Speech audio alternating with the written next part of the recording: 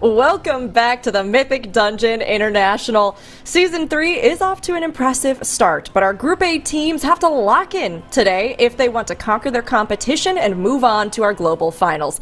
Trust me, you're not going to want to miss a second of the action once our runs get going.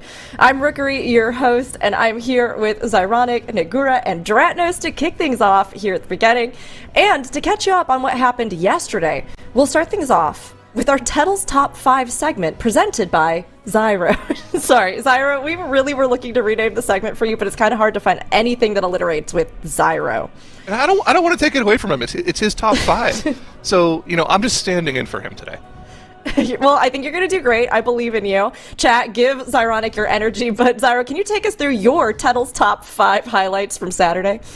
Let's give it a shot. Let's go into the top 5 here from yesterday. If you missed the action, I Do It, unfortunately, was our team that got knocked out yesterday, but not before showing us some of the coolest runs in Ara-kara, clutching out 2 back-to-back runs on 20 and 21. This first one, it looked like they weren't going to be able to get it done, but they went overtime and still timed the key. Due to the round down rule, they were able to get that key done, move on to the 21. And again, in the 21, on Kikatal the Harvest Art, it looked like they had no time left, but with a burst of damage at the end, they were just able to get it done in the last 5 seconds. Very impressive runs from them. In the number 4 slot, we have Destro Warlock damage in the Operation Floodgate from Polish Mountain. When the cooldowns run out for the Hunter and the DK, the Warlock keeps accelerating. Is this potentially going to be a tech pick that we'll see from some of our other teams today in this Floodgate to get higher and higher key levels done? We'll have to see if they're going to be able to pull that one off today. It looked very, very powerful for Polish Mountain yesterday. In the number 3 slot, a few clips here from Holy Method. First off, in the Ecodome Aldani. Tettles already showed this off yesterday, but I wanted to highlight a particular double skip that made this run so consistent for them. Gingi pulling these destroyers that they skipped earlier on in the key off to the side with Turtle. Whippy walking ahead to the Sentinel here, pulling that also off to the side, and then Shadow melding it off, allowing the team to skip through and skip those dangerous high health mobs, really put them far ahead in the key. In the number 2 slot, again, Holy Method in the Operation Floodgate. They were able to deal with this 21 very cleanly yesterday, and part of that was due to the decisions they made after dealing with the Demolition duo. Normally your Ellie Shaman has to choose. Do I use my Ascendance on the Demolitionist pack, or do I save it for Big Mama? Method says, neither. We pop it on the Kelps, we pop the Ascendants here, we do the Demolition pack, and then we go to Big Mama afterwards, so we have Ascendants on cooldown. Yes, you delay the second Lust, but in the end it made the run overall faster. They got this 21 done a lot faster than anyone else yesterday. Can they maybe do that in the 22? We'll have to find out. And finally, I think the most important one today, Holy Method pushing the dungeons to the limit yesterday. They have this 23 Ecodome Aldani dead to rights, but it took them nearly 2 hours to even show us what the last boss would look like. So many of the pulls in this dungeon are incredibly dangerous, but with a little extra pulls, they could definitely get this done. And I think for our other teams, in order to be one of the top 2 teams to qualify through the global finals, which is the final play today, that's what you're playing for, I think you're going to have to get this dungeon down. Can Holy Method pull it off? Can Polish Mountain or Anti-Clockwise pull it off? Have to stay tuned to find out. I know, you gotta watch. We'll be watching, that's for sure. Seeing these 23s, seeing Holy Method as well, their Ecodome is so smooth. It's so good. And even with some of those deaths trying to get that 23, we could see it within their reach at the end of the day. So I agree, Zyro. I think we're gonna have to see some 23s as well. These teams are gonna have to really pull out all the stops. But while we know that Holy Method is looking strong, our second spot is something that is strongly contested over today, which is also a spot into the global finals. And only our top 2 teams will be moving on, so no doubt our players are keeping an eye on the leaderboards as much as we are. So Nagura, where are we coming into Group A on the leaderboard for our finals here? And what do we think our teams are working on today? Yeah, I mean, looking at the leaderboard, of course, Holy Method in that top spot with all of those keys being a world record as well, which is incredibly impressive. But then, as you said, the top 2 teams are going to be making it to the global final, so that's what they're aiming for here. Polish Mountain and Anti-Clockwise both on 108 scores, so this is going to be incredibly close between them. And I do also want to mention that Holy Method, even though they have all of these world records, they're only 1 point ahead. So I don't think this is going to be super easy for Holy Method either. With only 1 dungeon being announced, there's going to be a lot of high key pushing done. And honestly, anything can happen. 9 to 5, they are pretty far behind. They're going to have a lot of catching up to do. But with only that 1 dungeon is being added, even they technically can make it to the top 2 as well. Yeah, I mean, there's so much potential if you can really land those runs. So, Nagura, I'm excited. I can't wait to see. It's been amazingly close, and we are literally just in Group A weekend. So these teams are just bringing it right from the get-go. And while our teams have been dealing with the dungeons, dealing with competition, coming into this new season, they've also been navigating the mathematical pitfalls of our spec ban rule, which we introduced last season, but we've kind of refined for this season. So, Dratnos, you've kind of been in charge of this all weekend, so we'll let you keep running with it. But can you remind everybody about the updates to our spec variety rule? Yeah, so now that our teams are always playing for these 3 days, we're doing 2 restrictions. So after Friday, we're taking a look at your 2 most played specs, breaking the ties in the order of tanks and then healers and then DPS, and we're restricting those for the rest of the weekend. Then after Saturday, we're again looking at your 2 most played specs from Friday and Saturday that aren't already the restricted ones, and we're restricting those for Sunday as well. So that means going into Sunday, these teams have 4 specs restricted. They've done a lot of work yesterday and the day before to avoid restricting any of those kind of big meta specs for the most part. Although you can see 9 to 5 in particular may have some challenges today in that department. Yeah, they've got a little something they're going to have to work around. I mean, we can see here the actual bans that ended up being implemented. We had some speculation about it last night. But Zyra, looking at it, what did the teams end up banning out, and how do you think it's going to affect them? Yeah, I think the big stories here are Holy Method actually managed to work their way around the ban rule correctly this time. They managed to ban out none of the top meta specs. Good for them. Claps, everyone. Clap. No, but Well they've got their meta specs ready to go. Anti-clockwise Polish Mountain went through it a little differently, but they still have the top specs available for whatever dungeon we get today. They banned out the Boomkin instead of the Resto Shaman and the Marksman for Polish Mountain. Like Dratno said, though, 9 to 5, they banned out Frosty K. Not something you ideally want to ban out, but again, at the same time, 9 to 5 is very far behind in the competition. They would have to have some sort of Herculean effort today in order to catch up.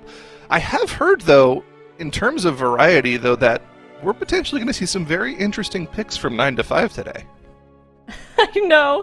I loved yesterday you're tossing out that Og, Og Evoker or Evoker is something we haven't seen here yet, although we've seen a lot of specs. So Jisoo may be promising to give the people what they want, or at least some of the people, the Evoker players in chat. So we'll see. I always like seeing the variety, and hey, if you are playing that catch-up, why not have some fun with it and give it your best? I know 9 to 5, no matter what, they know how to put in that work. They do it every single day, 9 to 5. So I think they can get some work done today too. But they're going to have to tackle our dungeons, not only the ones that we have already seen in the pool. We had 3 on Friday, 2 more got added in yesterday, and today we have 1 more to go. So Nagura, dungeons, what are they going to do? How are they going to approach them? And what sort of challenges will they bring to the teams? Yeah, so there we are again, but it's going to be our last dungeon for today. It also does start 1 key level higher, so it's going to be a plus 19, which means that they're not going to be spending too much time in Gambit, right? Now, Gambit is a key that can go really high, and that's also something I'm wondering about. Like, is the 23 something that is actually a requirement to be able to make it to the top 2 and to make it to the global final, with the tiebreaker in mind as well, the highest key tiebreaker? Yeah, I think Gambit is going to be very interesting. I want to see those teams do the highest key levels. Maybe even 24 is something that is on the table as well. That would be crazy. I would love to see that. That would be amazing. I mean, Tazavesh, of course, being the mega dungeon that we've seen broken up into these 2 portions, but each of them kind of carry their own challenges. I don't know, Dratnos, what do you think is the potential highest key out of all of these? Well, so if you look on the live servers, none of these keys have been done higher than 22, but the key that has the most 22s on live is, in fact, Gambit. So that makes me think, we saw Ecodome was very clearly possible at 23.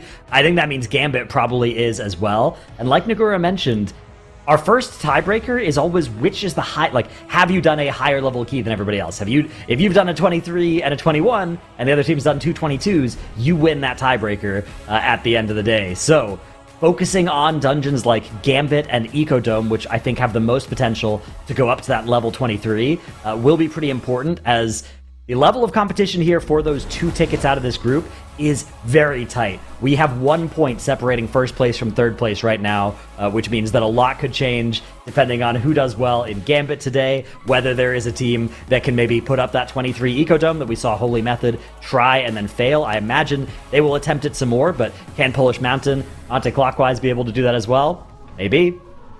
Maybe. I mean, that's the thing. You got to turn that maybe into a, yeah, we did it. Although we did lose I Do It in our team pool, earlier this weekend. But I think the other teams can kind of pull off the same spirit as well. And we will be getting into our runs here in just a moment. Bazyro, since you'll be leaving the desk, let me toss you a little curveball question here. If you had to, with the teams we have today, pitch to our audience, our viewers, how they should cheer for and why they should cheer for these 4 teams, what would be your short, sweet pitches on each? I just wanted to say, we have Gambit as part of the pool today. Tettles was throwing back references to a Team Ha and Quasi and Norcom potentially timing that key. We are in, but I'll make this quick. There was a little-known team back in the very first TGP called Team Echo. You might have heard of them. That were able to win the very first TGP by getting +1 score in Gambit over other team. Obviously, Echo isn't here, but now in Gingi we're part of that team, and they're here. Holy Method, I don't need to sell them to you guys. They're going to be in the same team. Anti-Clockwise, these guys have been playing fantastically. They're a new team, but they're veteran players. Cheer them on. Polish Mountain has been ramping nonstop. They're awesome. Show them off. But I want to direct your attention to 9 to 5 here. Is that an Augevoker? Cheer the Augevoker on, guys. Looks like it. There it is. All right. Well, Zyro, we will see you later on today. We'll toss it over to Nagura. We got that Evoker in here, so we're kicking off the day in fashion. Yeah, so 9 to 5 bringing in that Evoker. Of course, had a little bit of an issue with the spec variety rule and got their some of their specs banned out.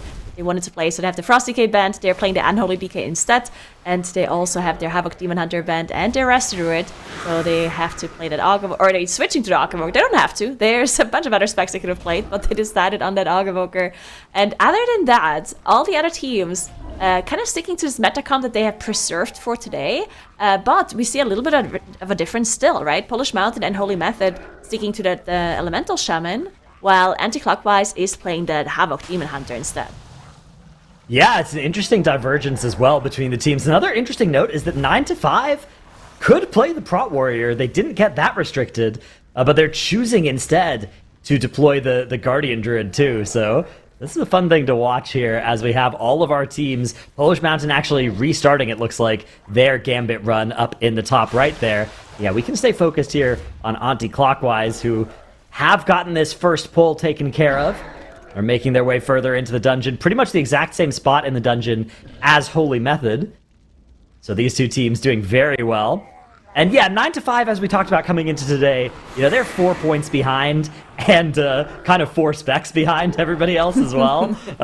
They're gonna be in some danger today for sure. But I'm excited to see them show off what they can still do in these dungeons. I think they're under no illusions. I think given the way that they played the last couple of days, they really aimed to get here to Sunday, and they've accomplished that objective. So I'm very, very proud of them, and I'm excited to see what that augmentation evoker can do. But yeah, the really, really tight competition today is going to be between Polish Mountain and Anti-Clockwise, because these two teams are within a few seconds of each other for that second spot out of this group. Again, 2 teams will make it out of this group into global finals, which means Holy Method, the overwhelming favorite to be one of them, would only leave 1 spot for Polish Mountain or Anti-Clockwise. Yeah, and even though Holy Method obviously are the favorites, right? They still are only 1 point ahead, right? We've seen them struggle in that 23 Ecodome yesterday, and it is possible that they end up not timing it at all, right? It's such a volatile dungeon, and something similar could happen as well for the 23 Gambit potentially if they get there, right? So that is still something on the table as well. I do think that Holy Method also has very good time tiebreakers, so in case another team manages to actually reach the same score, or both teams manage to reach the same score as them at the end of the day, Holy Method would still have really good time tiebreakers. So it would be a little bit insane if Holy Method ends up not getting one of the top 2 spots, but it could technically happen. So we're gonna have to keep an eye on that as well. They can't just AFK and do nothing. They definitely do have to work on their score and their tiebreakers a little bit as we go on throughout the day. But we do see Holy Method being one of the first teams to reach that first boss. Actually, yeah, pulling that boss first. And we do see Anti-Clockwise being close behind Holy Method, though, also engaging that first boss now as well.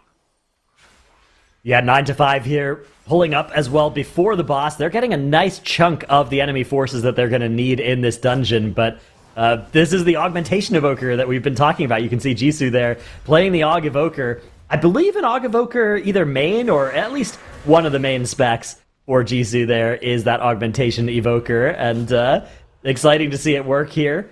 A little bit changed since previous versions. You now only buff your DPS players with that Ebb and Might, with that powerful main stat increase, so a little bit less power on the defense for the rest of your group than in the seasons where it was super meta. You can see Holy Method here already getting into that first sanitizing cycle on Hillbrand. 73% as it entered that phase, and they're able to exit it. This is going to be one of those bosses that there are some keystone level breakpoints where you get an extra intermission, and it's going to mean that you add an extra 30 seconds to the dungeon every time that happens. So it'll be important to see when that happens and if teams are able to just barely kill it right before it reaches that full energy. Yeah, we're going to have to keep an eye on that to see if there's certain teams that can skip a phase while the others do not. Especially maybe on the higher key levels. It's going to be more important there for sure.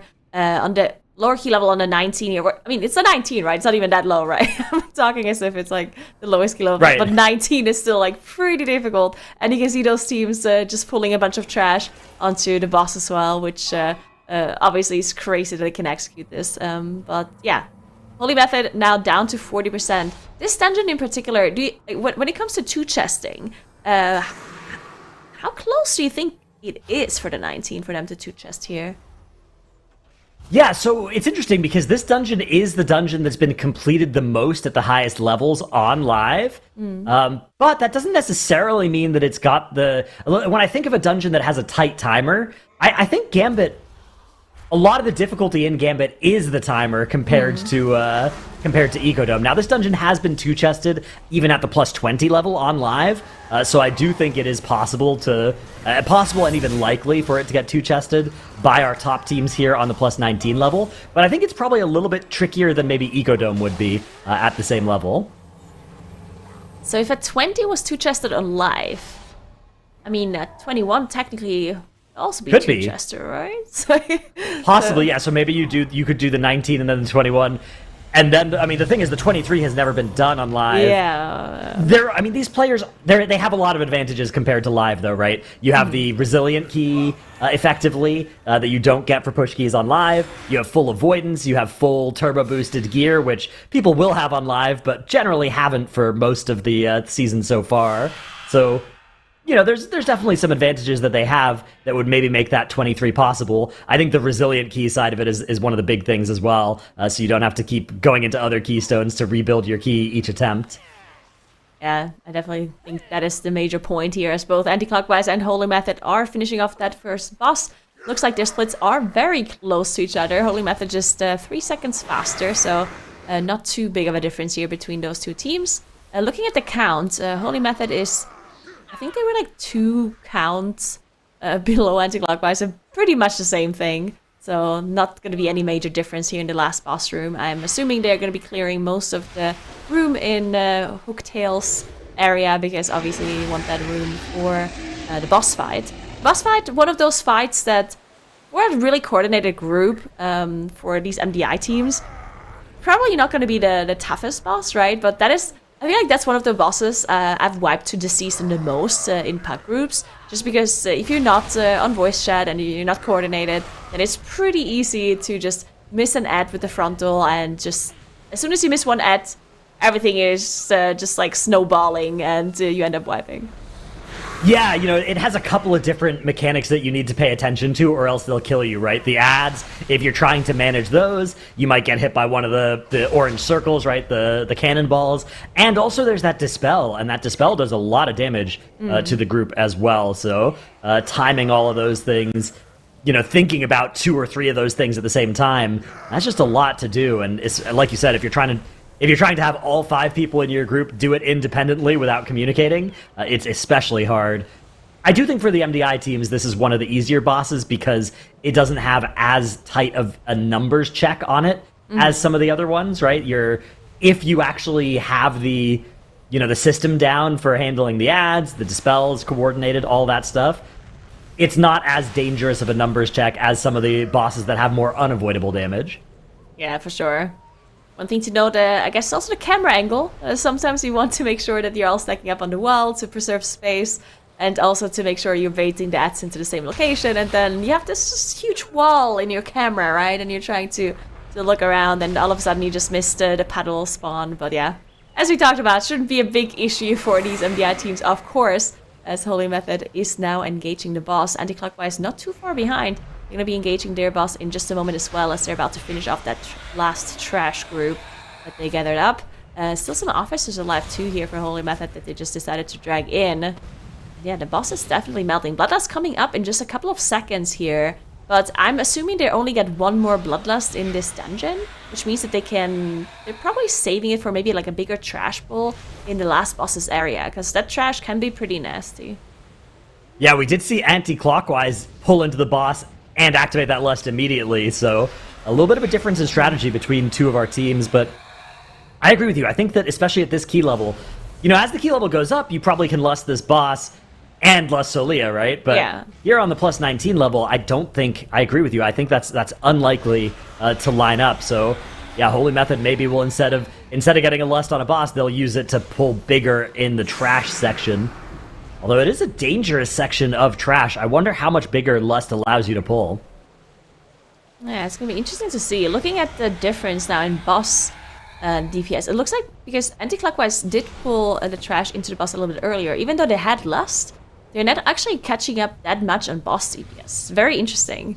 So even though Holy Method held on to their cooldown, I guess another point to make is if you press lust on cooldown because you feel like you have to get it back up, it kind of also means it's not going to be as efficient as if you would line it up perfectly with all of your offensive cooldowns, right? Because if you just press it on CD, yes, your damage dealers can say, hey, we're going to press last on CD, I'm going to save my cooldowns, but that's not always something you can do, right? So yeah, pressing last on cooldown, sometimes it seems like it's the most efficient thing to do, so you get one extra last. But if that means that two of your bloodlusts are going to be less efficient, then it might not actually be an advantage overall. Yeah, exactly. It's one of those things where you can do this sort of mental gymnastics to convince yourself that this should be better, and then you just run it. You run the two dungeons. You're like, oh, wait a second, this one's actually 30 seconds faster. Okay, I guess we were getting a little too fancy here. Yeah, we see the boss here nearly dead for Holy Method.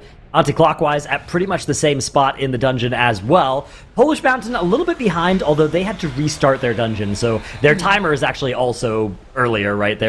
It's not that they're slower in this dungeon by a lot, it's just that they had to reset.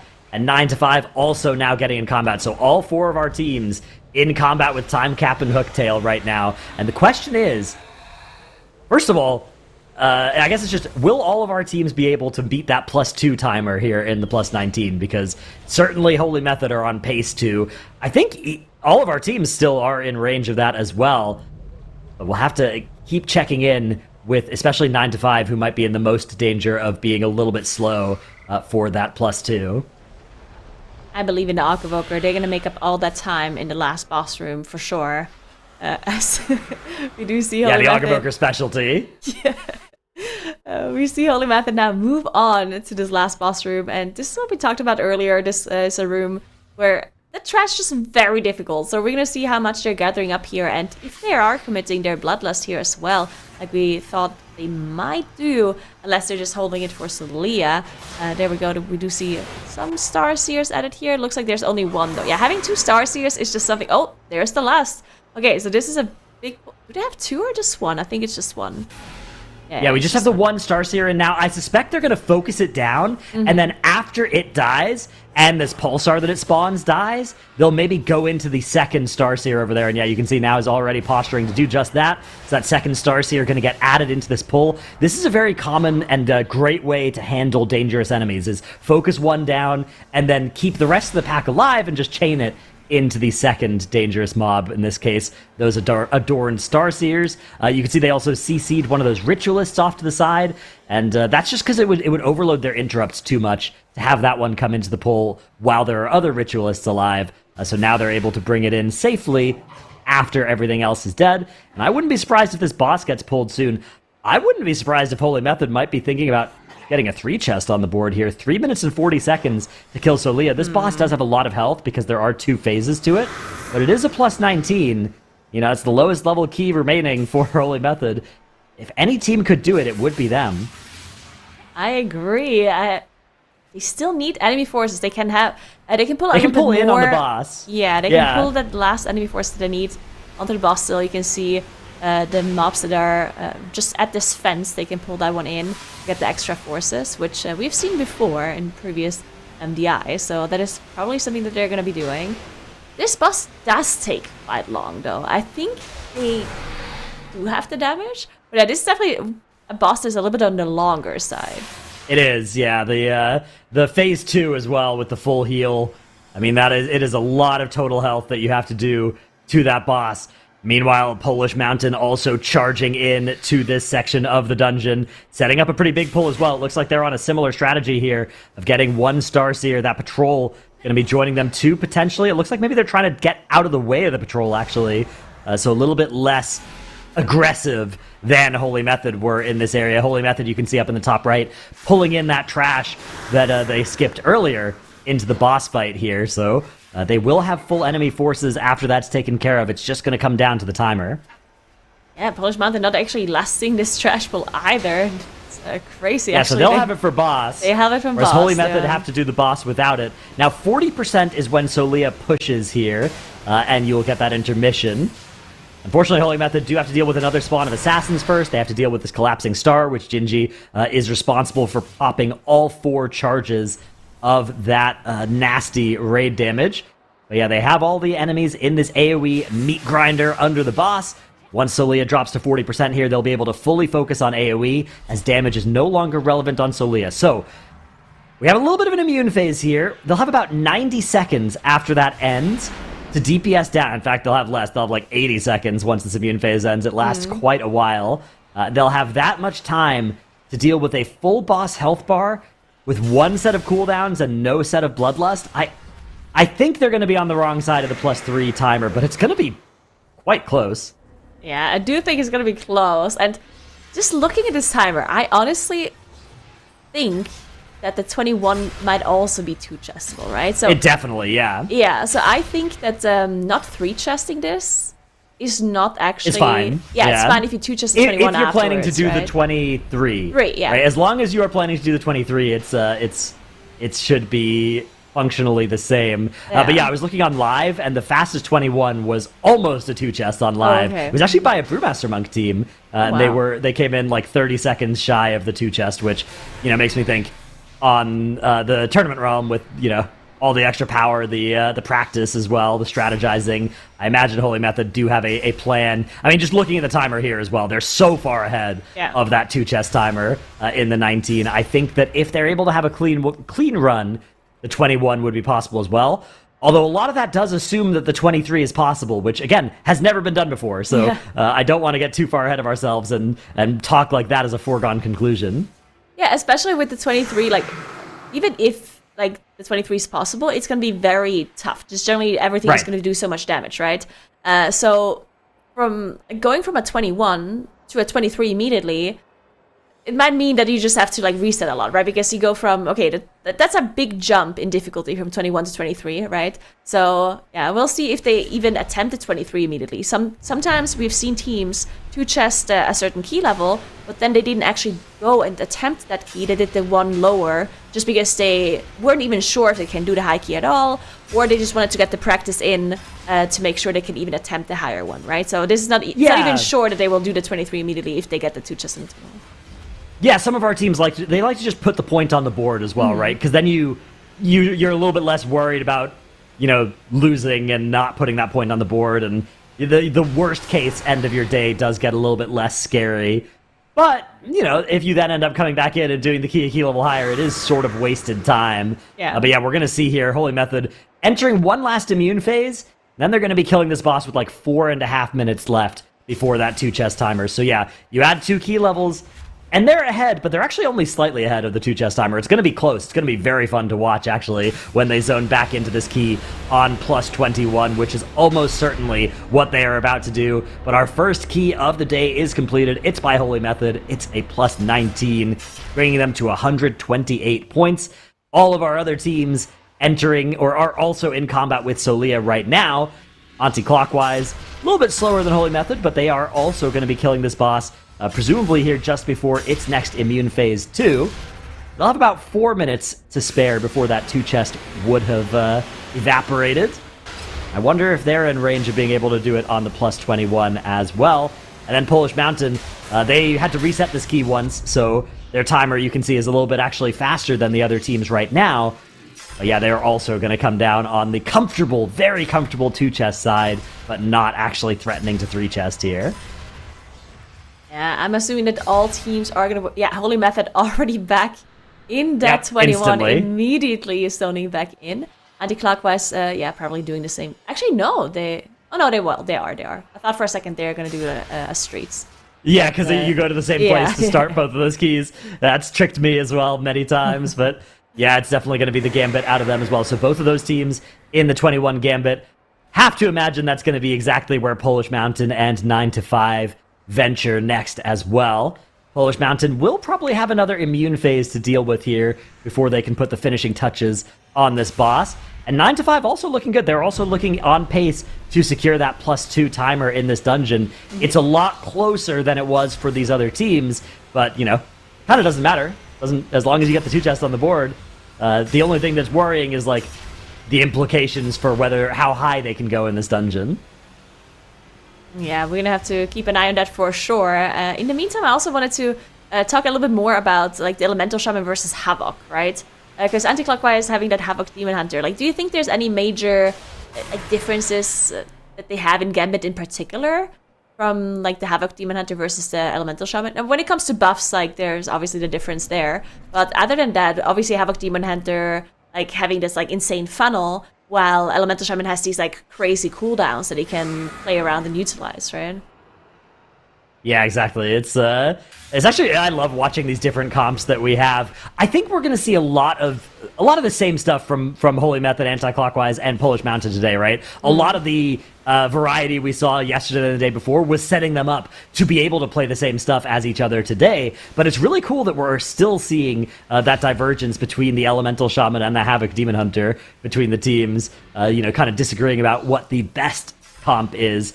Always a sign of a healthy, interesting. It's really hard for that to be true, right? In the high level of M+. But we do have a replay of how they set up this skip. This is Holy Method skipping past that first Adorned Starseer with Gingi's Turtle and Feigned Death there. That's how they skipped past that annoying one at the top of the stairs that you kind of don't have to pull. And they only pull the minimum ones, right, to get these two that are down here. Yeah, very cool. I do think most of the other teams also skipped that Starseer, so I wonder if they also did it with the Hunter. If they probably a different idea.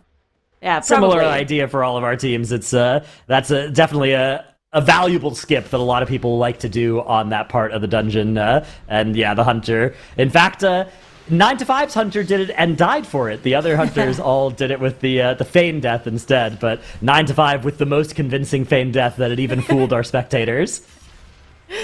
Alright, so 9 to 5 actually, they have 18 seconds left, so they're gonna be on the wrong side of this. Yeah, not getting the 2 chests in here for them. Very unfortunate.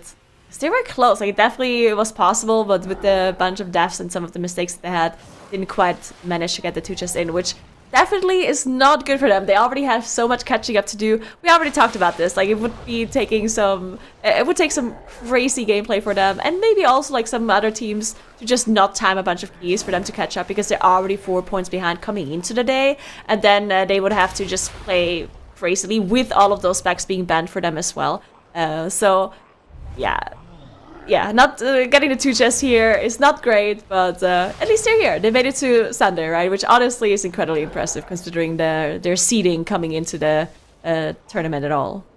Yeah, not just their seeding as well. They had a last-minute replacement player that they've had to swap in for their weekend here too. So, I mean, 9 to 5, you could look at it and be like, oh man, they're going to have a tough day today. I would look at it as this is a victory lap day for them already. Yeah, even making it this far, especially with the adversity that they had to run into, right? Having to swap out a player at the last minute. I think they deserve a lot of credit there. And I think, it's they're pretty close to already toast for making it out of this group. But it's fun. It's going to be fun to watch them play today. I think they're changing the Evoker. I think I saw the Evoker just leave the group. So Yeah. I wonder if they're going to switch it out to something else. They're like, you know what? We tried it. It's like, we don't like it. Let's do something else. Yeah, I mean, I'm seeing multiple players leave the group, so maybe they've got other... maybe they'll... I mean, the thing is, a lot of the meta specs are already restricted for them, so maybe they've got some other pocket picks to pull out here as they go into the plus 20. I would Yeah, love all of it our so other much teams in if the 21. if they just show us that you can do like the high keys, so like all those specs, just gonna fill up our specs that have been played in this group, which we always like to see different kinds of specs being played, right? And also show the audience that you can time these keys with different kind of comms, right? So that'd be super cool if they do that. Give me a Blood DK and a Survival Hunter in here. Oh, yes, please. I need those checked off on my bingo card.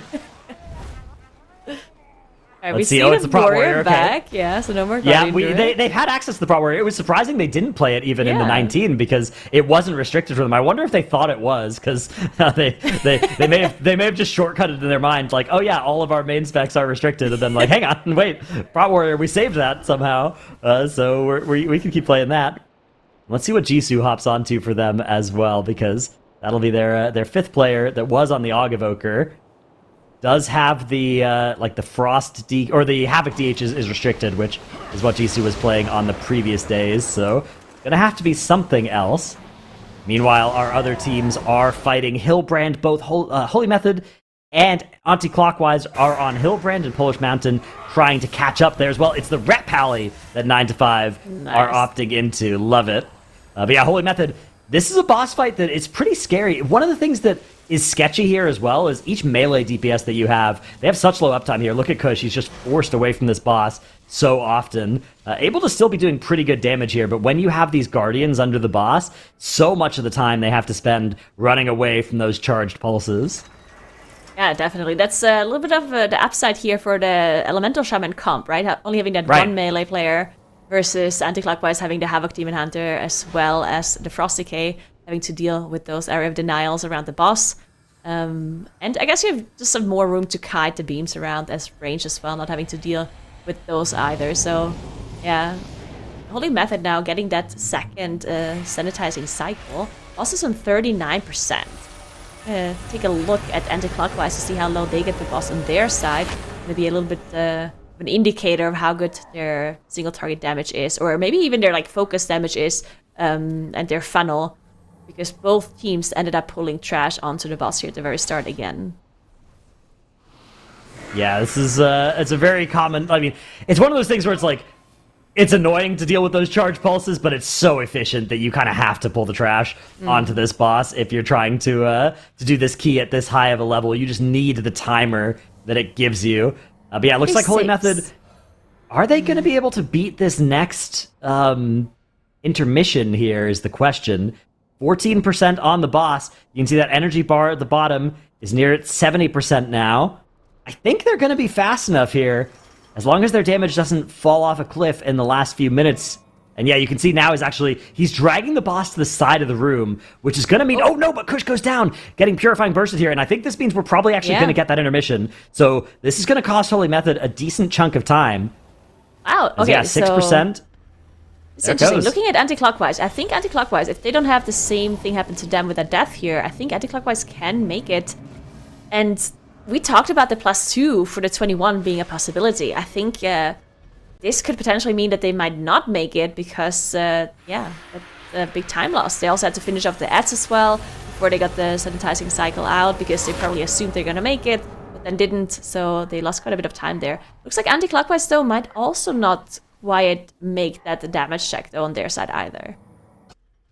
Yeah. That's. I mean, if they pull it to the edge of the room, no. Okay. Yeah. It's a couple of percentage points away. 3%, 2%. Oh my goodness! It's so close. It's so annoying as well when you try to commit to the boss and then you don't, and then you have to, like you said, kill those purifiers off before you can deposit the orbs. Good news for Anti-Clockwise is that they've done it really quickly. Polish Mountain wiping though. Oh yeah, no! This is a reset, I think, for Polish Mountain. Like, technically, you could argue that maybe if you get an Anki in here and you rest, that they could maybe continue and still get the one chest, but they're definitely going to be set out of the 2 chests now. And it looks like they are town portaling.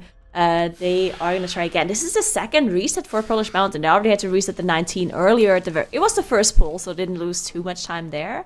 But yeah, you can see, I mean, Polish Mountain are now quite a bit behind. And this is not great for them because anti-clockwise and Polish Mountain, they're so close. We do have a replay here. You had the desk go down to just a bolt going through from the Purifier. And then, yeah, they didn't have a Battle Res available.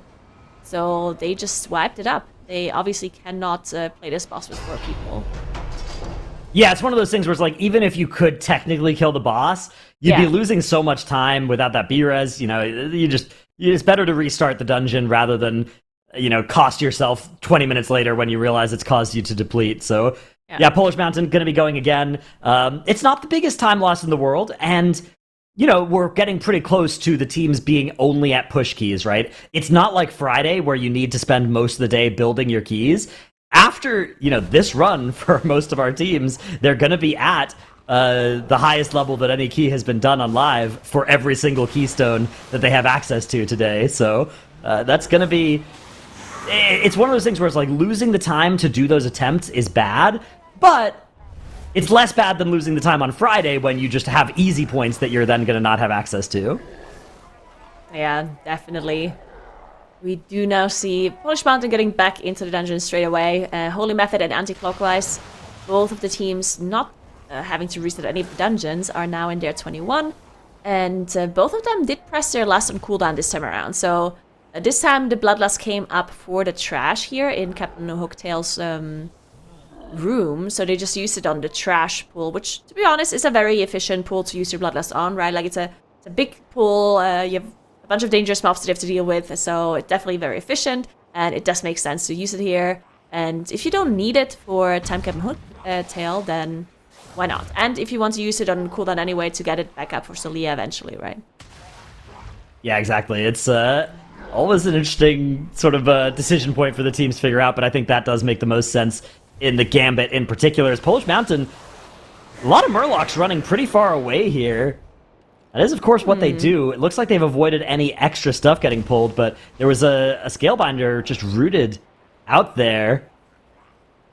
Looks like there's a fish stick as well that's just going to be channeling in melee. Okay, looks like they've killed the mob that spawned it, so it has despawned here. Polish Mountain looking okay. Yeah, all right, the pull is probably a little bit slower than they could have done it if everything had gone perfectly, but it's very hard to control all these Murlocs. Yeah, one really cool thing that the rest of druids are doing here is when the Murlocs run away, you can root them, and they will basically stop their run away, and they'll just stand there. And then, of course, you can break the root by rooting something else, and they will just come back eventually. And you have to utilize that sometimes if it looks like one of those Murlocs is going to be walking into another trash pack and just gathering some more Murloc friends to help them. You see one of them, actually, this Shell Crusher, walking away here, and maybe we're going to see a root come out, or maybe they just hope it's going to be fine. They, of course, also have the grips coming through from the DKs as well to help out gather that. But what they would actually want to do is just not have them run away in the first place, right? Because obviously that's going to be a damage loss on those Murlocs if they're running away. So they want to try to prevent that as much as possible with the vortexes coming in and just using AoE stuns and disrupts as they drop low and they're about to run. Yeah, those vortexes, the binding shot, which binding shot is powerful, although it's a little bit less powerful than the pack leader hunters currently have it. The pack leader hunters get to have the binding shot that also grips the mobs into the middle. Dark Ranger's going to get that in Midnight, but as it stands right now, theirs is still a little bit weaker on the binding shot than pack leader hunters. So it is, you know, there's some other utility that the groups have, though. The Elemental Shaman random Earthquake stuns even can be pretty valuable in there too, not to mention, you know, the slowing totems, the stunning totems that they're able to throw out. So a lot of different ways that these groups have to keep the mobs under control. But those Murlocs are very, very hard. They refuse to cooperate with any of that stuff because they all start running at different times, and it's an absolute nightmare. But Holy Method are now all the way onto that time cap and hooktail, already nearly done with this boss, well ahead of the pace that I think they need. That they definitely need to time the dungeon. The question is, has that death cost them their chances at the +2 timer in here? Because as we know, that timer, it gets quite tight near the end of the dungeon, so Leah takes quite a long time. It's probably a 5-minute boss fight at this key level, so they're going to need quite a bit of time when they pull into it. Yeah, they had the death end. They did not skip that last sanitizing cycle there on the previous boss that they definitely could have skipped if push did not go down there. They also missed one of the ats here with the frontal, so they had to end up rooting it, which wouldn't be too big of a deal. It's going to die to this frontal now, so no problem. But yeah, actually they missed it again. Should be fine though. They can just control it. But yeah, I do think the timer might be a little bit close for them. We also just saw death come through for Polish Mountain as well on one of their pulls. I think it was an AoE from a Goliath that finished off their Elemental Shaman here. So that's going to be a little bit of a time loss for them as well. Anti-clockwise though, they're looking very solid. I do want to take a look at the boss split once they finish up the bosses here to see how close they are between Holy Method and Anti-clockwise here as well. Yeah, that's definitely going to be an important way to compare our two teams. Holy Method, it's going to be 1533 on Hooktail going down for them. And you can see anti-clockwise, yeah, I mean, they're basically going to be hitting that exact same timer from what I can see. I think so as well. So both teams very close to each other. Holy Method now getting into that last boss room, and they're going to be doing that skip again, the Hunter skip that we've talked about. There it is. Gingi pulling that mob to the side using Turtle and Feign Death in just a moment. And the boss about to go down for anti-clockwise. 1533. Okay, they're going to be a couple of seconds over, but it's going to be incredibly close. So really nicely done by anti-clockwise as well. And yeah, Holy Method. This is the pool that they used their lust on in their 19 earlier. This time around, they won't have the Bloodlust available. They will have it for Celia instead. Well, actually, it's still a 5-minute timer, so it's gonna be ready for Celia, but like pretty late. Yeah, the end of the boss fight, which should be okay. You know, Yeah. that's still a good time to press that lust, as long as you do it right after one of those immune phases, so you'll get the full value from it. But yeah, we're gonna swap back over to Holy Method, making their way through this trash section. Once that Starseer goes down, they should be able to pull into the next one. And as a reminder for everybody, or maybe not a reminder, maybe you'll be learning about this for the first time, we do have a player from each of our teams streaming, and if you're watching on Twitch as well, we're using the stream together function.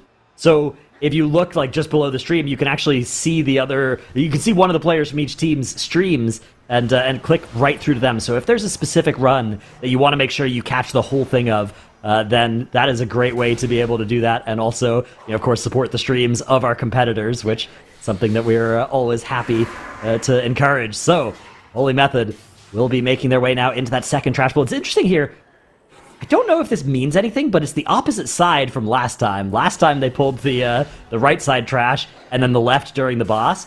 This time they're doing the left side trash now, and then they'll be doing the right during the boss. I think it's the same set of enemies, so I don't think it matters, but it's weird to do it differently from run to run. Yeah, that's actually very interesting. Yeah.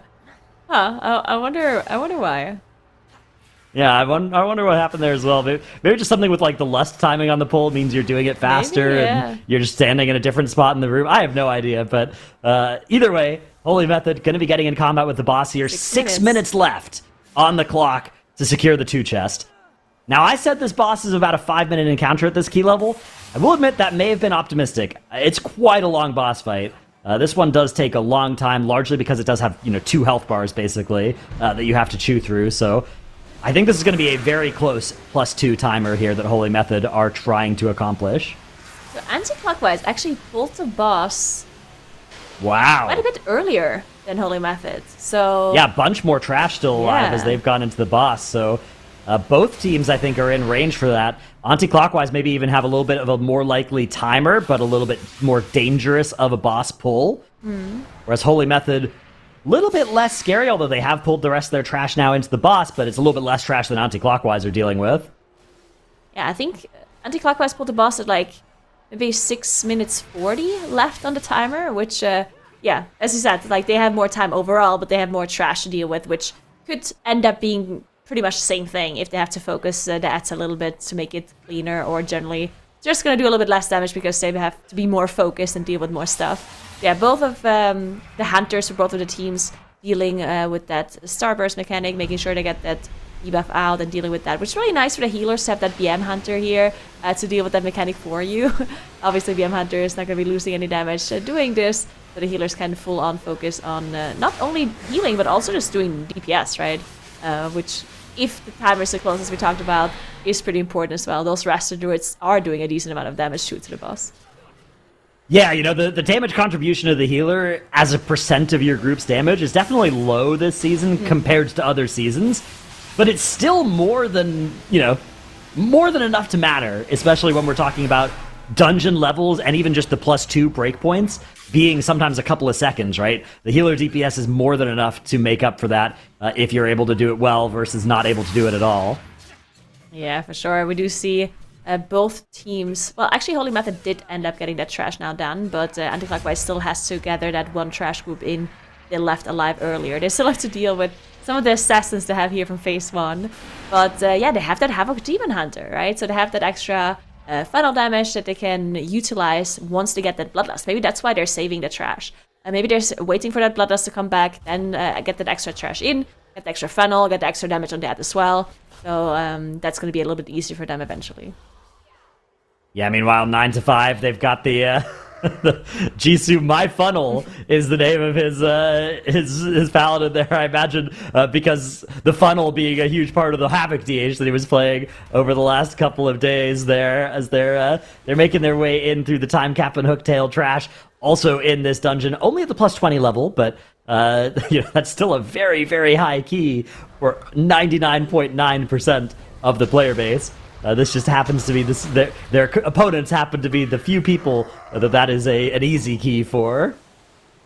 Yeah, Polish Mountain, though, interestingly holding on to their lust here. So both Holy Method and Anticlockwise did use their lust basically on cooldown to get it back up for the end of the Celia boss fight, while also still being within that +2 chest timer, right? You can see Holy Method and Anticlockwise both having used their third lust now as they use the second one on cooldown. Polish Mountain, though, they're 11 minutes 32 into the dungeon, and their last is just sitting there. So either they think they don't two-chest this. They have 12 minutes and 20 seconds left for the two chests, so as long as they press the lust in the next minute, they could still get another one in the two chest timer if they want to use it at the end of Solia. But yeah, so if they're pulling Hooktail in just a second or two here, they would still be okay as long as there's no deaths, and again, as long as they're okay with lusting the very end of Solia. Here comes that boss pull. Let's see if that lust gets pressed. There it is. Okay, yeah. So Polish Mountain will still be theoretically on pace for those two lusts. Meanwhile, Holy Method and Anticlockwise are nearing the end of their Solias. They're fighting for that +2 timer in this dungeon. Holy Method, 1 minute and 35 seconds left on that timer. One more immune phase on Solia, and they should be able to take the boss down before the next one. Their lust has now expired. They don't have an awful lot of cooldowns here, but 20% is pretty low for the boss to be here. I think they're okay on this timer. I do think so as well. So let's take a look at Anticlockwise to see how their timer is as they get the last immune phase in as well. The boss is a little bit higher for Anticlockwise in comparison to Holy Method here. But maybe they're also going to be in at 5% for Holy Method. And yeah, a little bit under a minute left for them. So looking pretty solid for Holy Method as they're going to unlock that 23 key level for the Gambit, which, as we mentioned earlier, has not been done on live servers before. So we'll see if they try and attempt it, or if they maybe just go and do the 22 instead. Either way, Anticlockwise also about to finish off the boss, and it looks like they might even be a little bit quicker than Holy Method even, and might have more than a minute left here as the boss does go down. What a great performance from Anticlockwise. Both teams there, you can see their timers pretty much identical at the end of that run. That one death for Holy Method representing the, actually letting Anticlockwise be faster at the end of the 21 Gambit. Both teams now have the option, 22 or 23 Gambit. Which will they choose? I kind of feel, I hope I see at least Anticlockwise go 23. I think that would be such a dominant choice to go with, such a strong move if they can actually succeed there, and that's the kind of thing that would mean they're actually maybe playing for first today, not just for second. Here it is, Holy Method immediately zoning back in, attempting that 23 Gambit. And Anticlockwise, as you said, I think they're doing the same thing. They're also straight back in there, queuing into that 23 dungeon. This is going to be so interesting to see if either of those teams can execute this 23 and put that world record on the board. I'm really looking forward to seeing if they can achieve it and keep pushing their way up. But this has been so close, and we're literally just starting the day already seeing these dungeons go up and the timers come in. We have a swap that'll be happening, though. So Dratnos, we'll see you later today. And Zyronic's going to be coming in. Bye, Dratnos. Good luck, Zyro. Oh, man. Bye. Hey, Zyro. So, I mean, there's a lot that's already happening. And of course, teams like Polish Mountain, Holy Method, their names a lot of people know. Polish Mountain in particular has been consistently improving, surprising us with sort of standout runs in past seasons. But Anti-Clockwise is a team that people might be a little bit less familiar with. So one of Anti's DPS Divine was formerly on Perplexed, but 3 of their members are first-timers in the group stages of the MDI, for anybody who doesn't know. But Zyro, in your opinion, as you come in, what have you seen from Anti-Clockwise's performance this weekend and starting out today? That's a good question. So, on day one, obviously, aside from Holy Method, they were probably the other standout team that we saw. They were extremely consistent. They locked in the second slot after day one, but yesterday there was a little bit of inconsistency, right? Obviously, like you just mentioned, there's a huge caliber of player on this team. Divine Field, one of the most decorated players in MDI history, getting second place countless times to whatever squad Echo put together in that season. Also winning an MDI with one of our broadcast producers way back in the day, back in Legion. Yont also, a rank 1 Mythic Plus player, has played in several MDIs as well. The caliber of player is high, but the consistency yesterday was lacking. They've started off the day fantastically in this Gambit, and it's insane to me that we're 45 minutes into the day, and these teams are already at the nosebleed level of keys. We're talking about 23 Gambit, and if Holy Method do want to get any further score, they only have one other 22 left to go for if this Gambit goes well for them, Nagura. Yeah, that's just crazy. And if Holy Method finishes this dungeon before Anti-Clockwise finishes theirs, then they will have a world record in every single dungeon that they've done, which is just absolutely crazy. And yeah, as you mentioned, just having a 22 across the board, except that Floodgate, this is insane. If they can do it, 23 is, as we talked about, not a key that has been done on live servers. And even though, looking at the timer, obviously they ended up 2 chests in a 21, which means that the timer for sure should be fine in this 23. But everything is just going to do so much damage to them. And the jump from a 22 to a 23 is pretty crazy from the amount of health that everything has and the amount of damage that everything does. We saw the stomps from these Goliaths coming in, dropping everyone so low, even though they have max avoidance. And just everything is going to do a lot of damage. Yeah, just looking at the damage values for every single potential killing button at this key level. On a 23 level, let me just throw these numbers out for you. A Purifying Burst, that's the rotational damage button that Hillbrand does to multiple players every 15 seconds or so. That does 25 million magic damage. Hyperlight Jolt, the just passive AoE damage that happens on Celia every now and then, that's 26.5 million damage. Tidal Stomp, the AoE ability that these Goliaths do every 30 seconds or so. That's 27.7 million damage on this key level. Now, of course, that is reduced by avoidance, but you pretty much need to have a defensive cooldown or maybe perhaps a Lumithar trinket or something available for every single one of these abilities, even with avoidance at this key level. That's why we did see, just recently, a death for Holy Method to one of those stomps. Yeah, Gingi going down to the title stomp, either not being fully full health or just having something else at him, not using one of those defensives we talked about that they need to even survive this, which is just crazy to think about. You have to coordinate your defensive so well to survive all of these abilities. But they should be able to still do it, as they did actually use their Battle Rush to get Gingi back up. Anti-Clockwise doing a pretty good job so far to be able to survive these tidal stomps from these guys. And they also just have so much health. Even with that battle from the Havoc Demon Hunter, it's just crazy to see how long it takes them to finish off one of those Goliaths. Yeah, on the lower key levels, on the 19s and the 21s, you can go into these polls with a consideration of okay, we probably need to live through either 2 or 3 title stomps.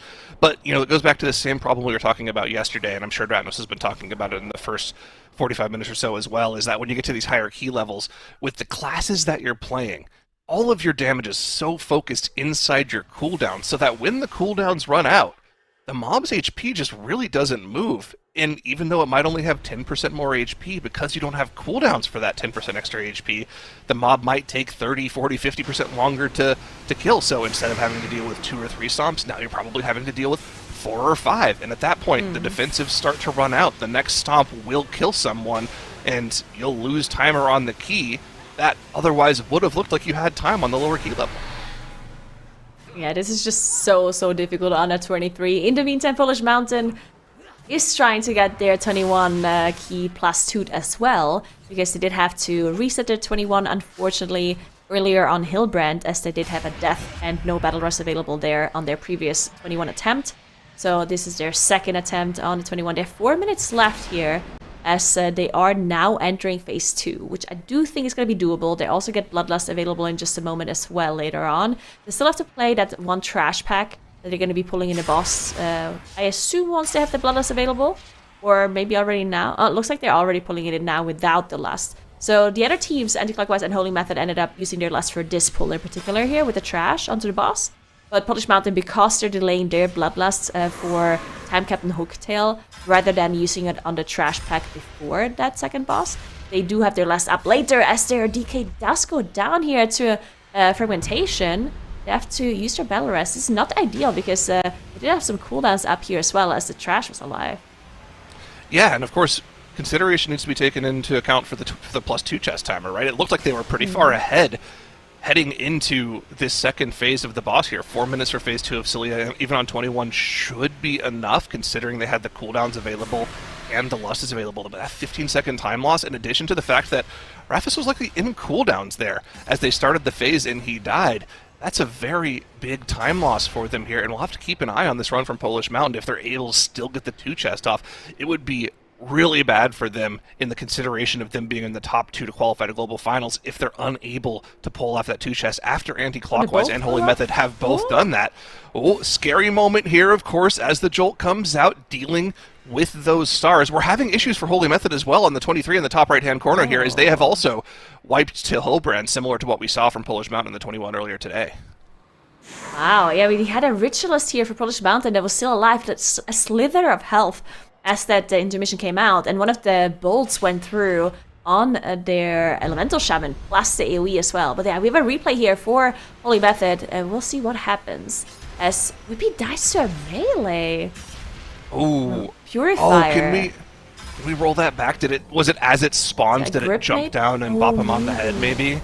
Is that can happen all the time? Yeah. Let's see. Ah, yeah. Yeah, look, it jumps down and he's the closest to it, so it just bops him in the head instantly. Gets healer aggro before now's available to get aggro on it. That can happen. Little unfortunate that happens in the first 23 attempt, but still, start of the day good for Holy Method. Remember, they're in the driver's seat. They still have that extra point over both Anti-Clockwise and Polish Mountain from their standout performances on day 1 and 2, so not too big of an issue for them. Remember, they were able to wipe in Ecodome Aldani for almost 2 hours yesterday, and still had a lead heading into the day. Big moment here for Polish Mountain as the Bloodlust is active. One final phase here to try to do as much damage to Cilia as possible. 1 minute left on the 2 chest timer. Can they pull this off? We're seeing the boss drop really fast with that Bloodlust running here, so I think they got it, as they have to dodge those bolts coming through. But it is looking good. They definitely are slower than the other teams. They had those 2 deaths, as we talked about. Obviously, those death penalties not ideal. The boss is dropping really quickly for them. Around 30 seconds left, so I think they're able to also go into that 23 if they want to. And there it is, plus 2 for Polish Mountain as well on this 21. Immediate town portal coming in. And now I want to take a quick look at Anti-Clockwise, as 9 to 5 also managed to get their 20 done now, which means that they are moving on to the 21. But yeah, Anti-Clockwise doing the 23 now. They're about to hit another sanitizing cycle here for Hillbrand. They're gonna have to play 1 more of those, and they're still in 0 deaths, so looking very solid. Yeah, and I love the strategy here that we're seeing from the teams on Hillbrand to give that Havoc Demon Hunter a little extra funnel on the boss. They've kept a Scalebinder from the previous pull alive so that it can spawn these invigorating fish sticks and give the Havoc Demon Hunter a couple extra targets to funnel damage onto Hillbrand with. It's a cheap little way to just get extra boss damage out. And look at this. Anti-Clockwise not only not wiping to this boss, but absolutely shredding this boss. Only 2 intermissions, and the boss goes down nearly at the 10-minute mark. Anti-clockwise looking fantastic today. I was worried about them yesterday. You know, they had a lot of wipes near the middle of the day. Were able to pull it back at the last moment and tie the score with Polish Mountain. But this is really the start to the day they need if they want to be one of our top 2 teams for Global Finals. Yeah, they're doing incredibly well. Now, obviously, because it's a 23, they're quite a bit slower compared to the 21 that they had earlier. So their Bloodlust is already available right now. It took them maybe like 2 minutes longer to... Yeah, 1.5 minutes longer to finish off Hilbrand here. So we'll see what they do with the Lust. We know that in the 21, they did use their Bloodlust on the trash pool, the second trash pool in Time Captain Hooktail's room. So we'll see if they're going to do the same thing here again. They have a little bit of a leeway to use their Bloodlust here when you consider the whole timer of the dungeon, but not too much. So they're going to have to use it eventually here in this area if they want to get it back for Celia. At the end. It looks like 9 to 5 actually are switching their third damage dealer again. So they went from the Hawk Evoker in the 19 to the Red Paladin in the 20. And now... Hold on. Oh, are they playing Fury Warrior? Maybe. DPS Warrior? Yeah. Hello? They're really giving us all the fun comps here at the end of the day. Hold on, let's take a look at 9 to 5 here. Let's get a closer look. Wait, their tank is playing DPS. Does that mean Jisu's going to be playing tank for us? Is that what we're going to be seeing? What is he going to be playing? I see him on the Demon Hunter there. You can see him. Demon Hunter? Are you going to invite him to the group? Is that what's going on here? All right. A little bit of a role swap, too. I mean, listen, the last time we saw this happen, it didn't go well for the team. That was Physical God Comp back in Season 2. Maybe they can pull it off a little bit better, though. We'll have to keep an eye on what they're doing. Let's check back in with Anti-Clockwise here. I'm going to keep it on them for a little while because this is the 23 Gambit. They are the furthest progressed, and this is the first time we're seeing this key on this difficulty this season. So let's see how they deal with these pulls. Every single one of these pulls, like we were talking about, the difficulty is just amped up like crazy. The packs are going to live longer. The abilities do more. A single brackish bolt goes off on a player, it could one-shot them. Not to mention the random sword tosses that the officers do in this pull as well. You really need to focus on making sure you're spread out and not cleaving any of that damage on the players here. And this is just so dangerous. You can see how they're trying to get everything interrupted and disrupted, but it's so tough because they have so much health that you're just running out of interrupts. You're running out of disrupts. It's just very difficult to handle. You're running out of defensives. So Yonte has to start kiting. You can see him engaging that second pack already because they have to. There's a certain amount of time that they have for 23. And even though you managed to two-chest at 21, all of a sudden on the 23, everything takes so much longer that, especially like the bosses as well, that I think the 23 timer is going to be pretty close for them. And they're playing these pulls aggressively, right? This is really good, although a brackish pull does go off right as I'm talking about it, and it takes out the DK. The tankiest member of the group had the AMS available, but obviously wasn't expecting a bolt to be hitting him in the dome there, so a little unfortunate, but they do have the battle res for him, and he wasn't in cooldown, so it's not the worst type of death. But look at the AoE damage from these melee players stacked whenever those throw swords come out from the Corsair officers. They really need to make sure they're topped for those. Yonto also in danger as he's still tanking the deckhands that they've pulled in from that previous pull, making sure they get maximum funnel value for the Demon Hunter so they can kill these officers and Tide Sages as quickly as possible. And it wouldn't surprise me as well if, once the officers were dealt with, they actually just pull these Tide Sages on top of the boss as well, trying to maximize that funnel, making sure they can deal with the boss as quickly as possible. Because, remember, the timer's a huge consideration here. Even though they two-chested the 21, if you start factoring deaths in, the timer on this 23 is going to be very tight, so they need to maximize their boss damage as much as they possibly can. Yeah, 100%. It does look like they want to finish this off, though. It looks like it might be a little bit too spicy for them to have some of these Tide Sages up as the boss is also engaged. So they did finish it off, did now immediately afterwards engage that boss. This boss is going to have a lot of health of them on this key level. So we talked about this earlier, that this boss, for an MDI team, they are going to be able to coordinate it. They're going to be stacking up, making sure all of these ads are funneling into the same spot to make it easy for Yonte to hit them with the frontal. They're also going to be able to put the puddles into the correct spot to make sure the area of denial isn't covering the whole room. But still, one mistake and things can fall apart really quickly here, especially if it takes so long that you have to, at some point, you just don't know where to stand anymore, right? Because you have to go through the whole room. There's puddles everywhere, so yeah, this is still going to be a difficult fight for them on a 23. Look at the way they're playing these debuffs, though, by the way. Did you notice? Robin isn't even dispelling the debuff off of the players here. Nezro's just fell off naturally. Went to 30 stacks of that debuff. Of course, you want to try to keep it on your players as long as possible, but it is a buff. It gives you a ton of extra haste, so it's very nice to have active on the players as long as you can. Of course, it starts to tick for a heavy amount of damage, and of course, when you dispel them, they do a lot of damage. But look, again here, debuff on Divine Field, 20 stacks. I think Robin's going to let that expire naturally. Let Divine Field enjoy that haste buff as long as possible. Of course, the players that have the 2 new debuffs are going to be in a little bit of danger when that finally does get dispelled, but nothing that Robin can't deal with.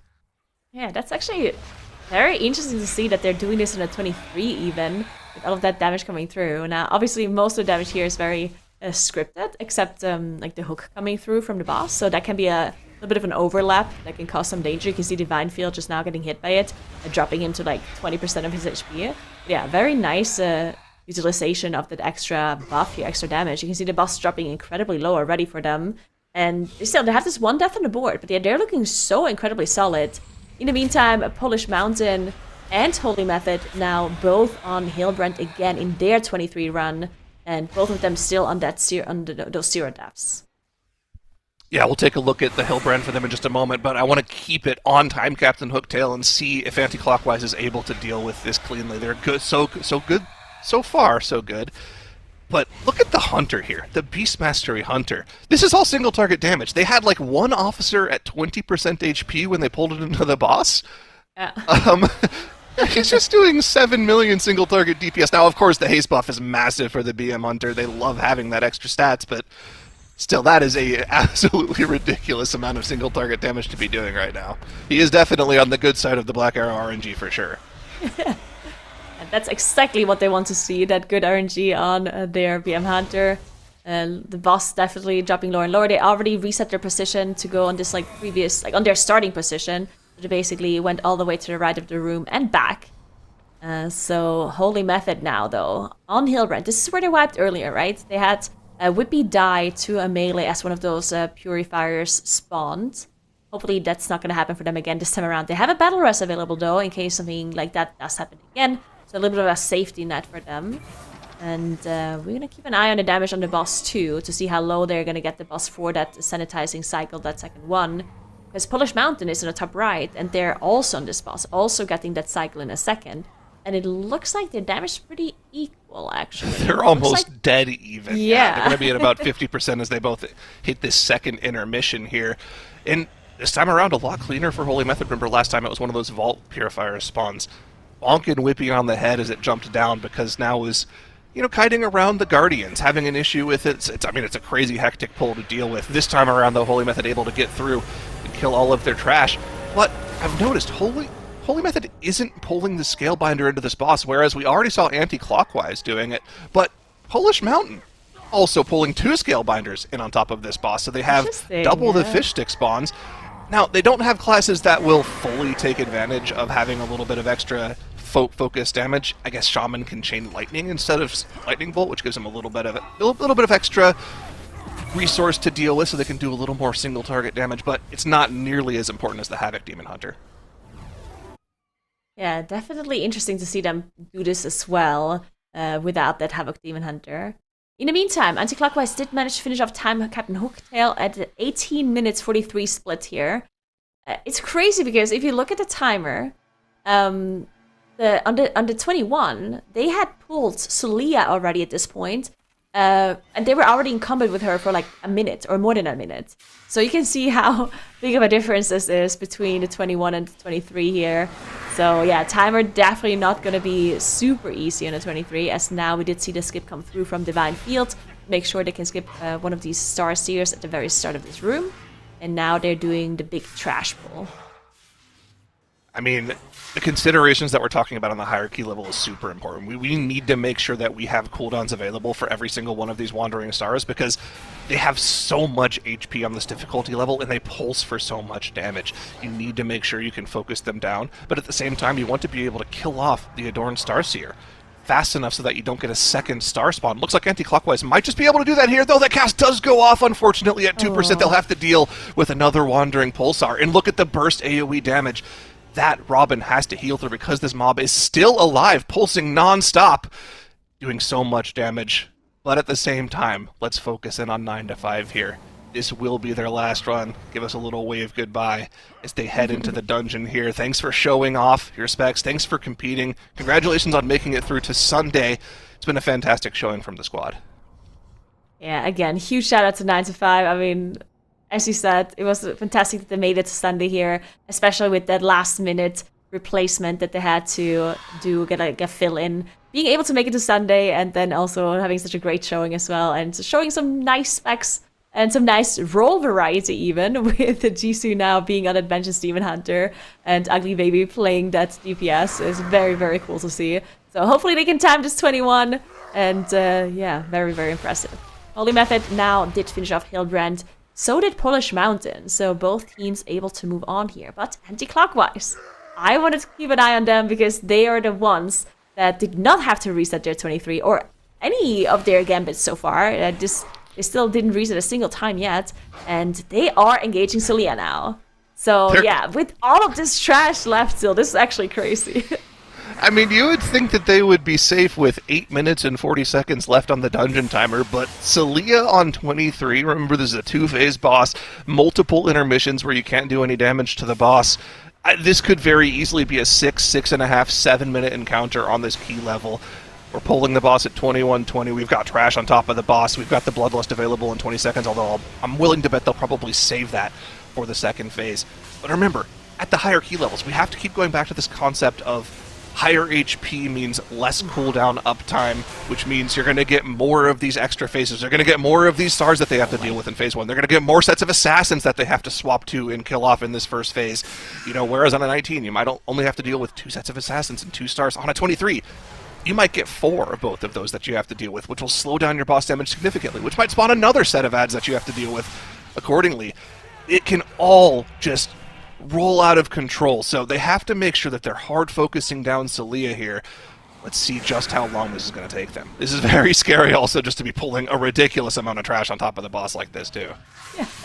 Yeah, I was just looking at the damage the group is taking here from the boss mechanics on top of having to deal with all of the trash, plus the assassins that are jumping out is crazy. Look at Divine Field here, going in to trigger the debuffs here. It just does so much damage. Just look at everyone dropping so low. I'm sure they're communicating and making sure that Robin is ready to heal this dot away, but still, just so dangerous. And they want to pull this in. It looks like it. Okay, so they get another Ritualist in. Didn't pull the whole trash pack though, so they're gonna have to deal with one more interrupt here. Okay, but I imagine they pulled that Ritualist in when the other one was already dead, so they only have they only have one kick to deal with.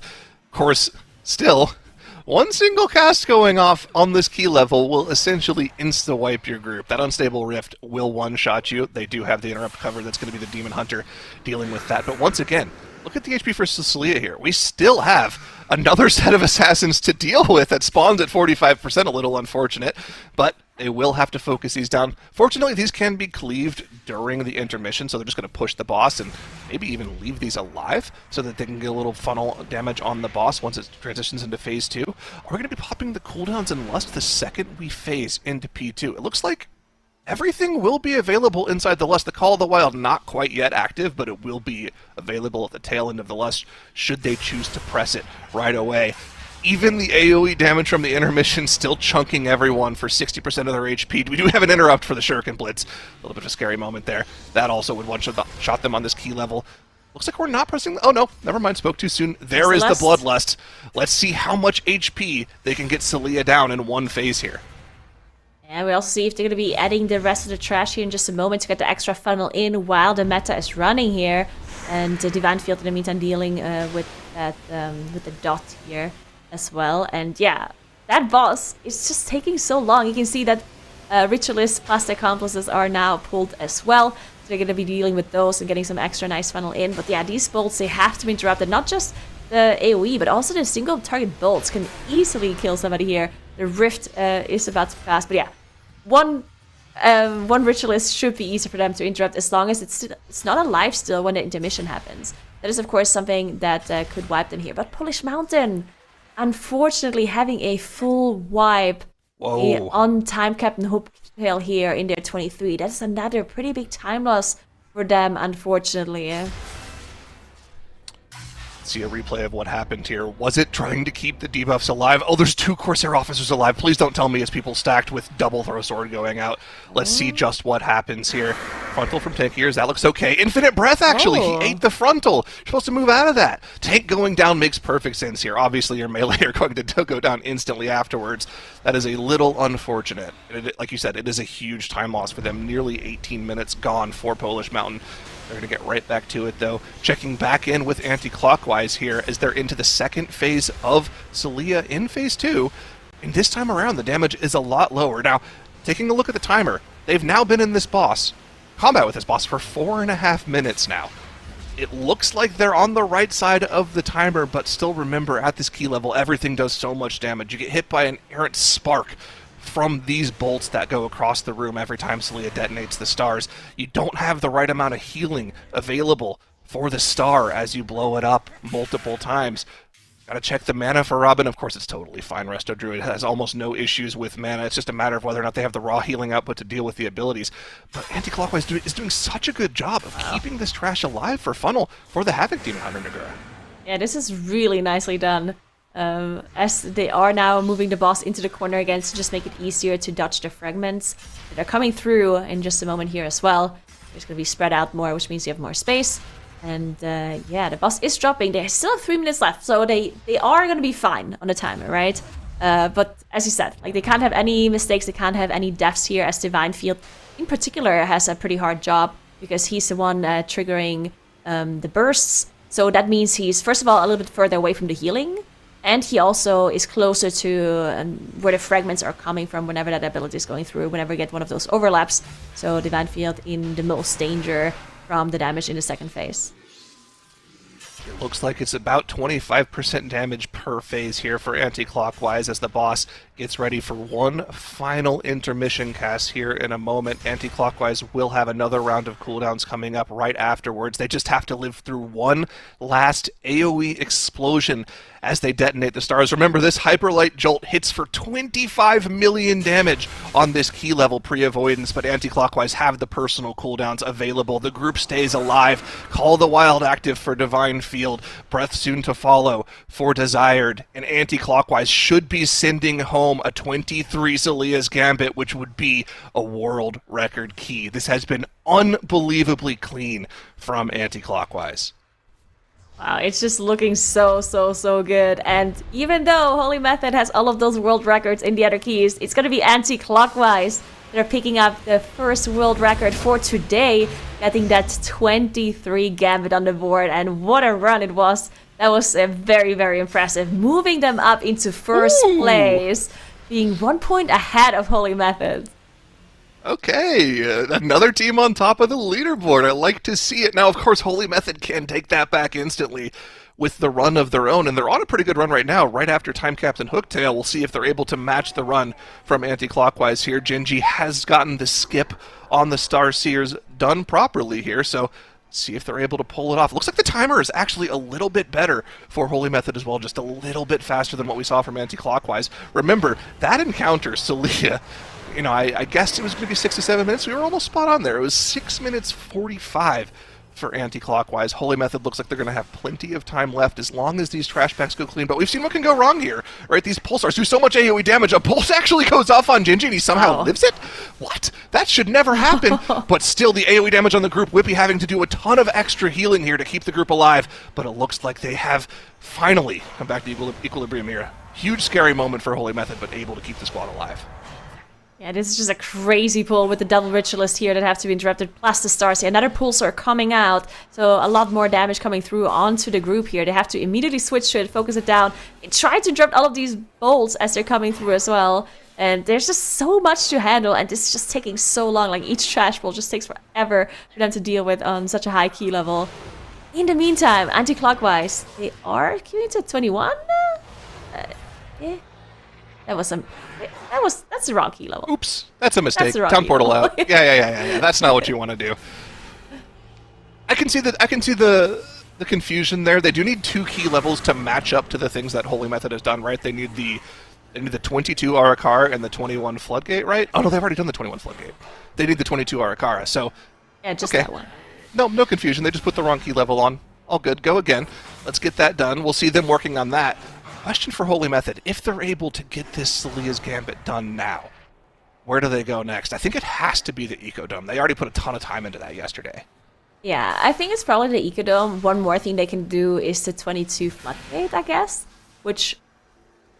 like, it's probably doable, but I guess it's really hard. But yeah, I'm assuming that they would just go to the Ecodome because that was the first key they chose to do yesterday, so I'm kind of assuming that that is the key that they want to do right after this Gambit here.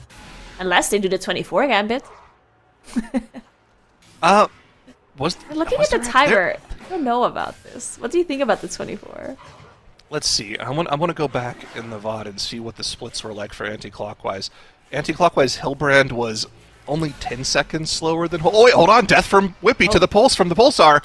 Looks like it was the final tick that took him out. If that Pulsar was still alive when Whippy goes down, it might have actually been a wipe for them, but because the Pulsar was already dead, the team will still be able to continue on. They're now pulling Salia about 20 seconds faster than what we saw from anti-clockwise. So the timer is good, but still, there is so much that they have to deal with in this particular pull. A single Ritualist Unstable Rift goes off, they could die. A Shuriken Blitz from these assassins goes off, they will die. Gingi accidentally soaks 2 stars, they could die. Of course, that would be a weird way to wipe. We've never seen that one happen before, but, you know, sometimes things happen in these keys that you've never seen before. So you still have to be perfect throughout the rest of the key in order to get this key timed. Yeah, 100%. You saw one of those assassins casting a Shuriken Blitz at like a slither of health, but sometimes when that happens, when you have like a mob that is on 1 HP, right, and it casts and you're like, it's gonna die. But then it doesn't, and it just wipes your group. But Holy Method does not just assume it's gonna die. They did throw SSC out there, and even a grip from Kush as well to make sure it's gonna go down and it's not gonna happen. So very nicely done by Holy Method, as they still have to deal with a second set of assassins here, and they're already pulling in the Ritualist here. That's interesting. All right, so they're not committing their Bloodlust here, but still making sure that they're dealing with all of the trash. So they are not saving it for phase 2 like we've seen anti-clockwise do. But, like, look at this. This actually makes perfect sense because all 3 of the DPS cooldowns came up at the exact same time there. Call of the Wild for Gingi, Ascendance for Clicks, Breath for Kush. They pressed all of those the second they pulled those ads, so this is just perfect lineup of everything here. And then, of course, they can burn through these casters as quickly as possible, so they don't have to worry about an Errant Bolt going off or an Errant Unstable Rift going off and killing someone. One final Star Soak here for Gingi here. They're probably going to let the last one go off. There it is. And, yeah, they're back to equilibrium here. This has been really good for Holy Method. And I went back and checked the splits here, Nagura. Surprisingly enough, the Time Captain Hooktail split for Holy Method, nearly a minute faster than what we saw from anti-clockwise. So, technically speaking, the timer for 24 is there. Can they live that key level, though? And is that something that they would want to do before they actually go into another key on the 23 key level? Unfortunately for Polish Mountain, it is yet another full wipe on Hillbrand for them. They're just not having a good start to the day here, Nagura. Yeah, they're really not liking this Gambit so far. Having to reset all key levels that have been in so far, and now the 23 twice. So no! Definitely not ideal as... Looks like he managed to recover here as the shield wall is running for now. But yeah, very scary moment. Bloodlust is available now. They're going to be waiting for their cooldowns to come back up, as they are going to be popping that in a second. They have the trash done. We talked about this. They don't have any of those final class. They don't have the Havoc Demon Hunter, so they don't need that trash to be played around with their Bloodlust that comes through. So they just finished it off and made sure that it's only the boss left now, and that's all they have to deal with. And their Bloodlust is going to be perfect, be fully lined up with all of their CDs, and full-on focus on that boss whenever that comes up. Yep, super clean from them so far. Scary moments here for Holy Method and the remnants of the key, but no major mistakes, just the one single death on Whippy. But I want to talk a little bit about Polish Mountain again, because the real story coming into the day, right, is the top 2 slots. We've been talking about this all weekend. The main focus of this weekend is qualifying for global finals, and that is something that only our top 2 teams for the weekend get to do. Throughout the entire weekend, Holy Method has been clearly in the driver's seat. They have 5 world records, are on pace for a 6th here. if this run continues to go as clean as it has. And really the story is anti-clockwise versus Polish Method. Well, Polish Mountain, rather, sorry. Polish Method, funny. Which of those two teams is going to be our second qualifier? As the board list goes off for Holy Method here. Polish Mountain, they looked great yesterday, but they're faltering today, and that's letting anti-clockwise really careen ahead here.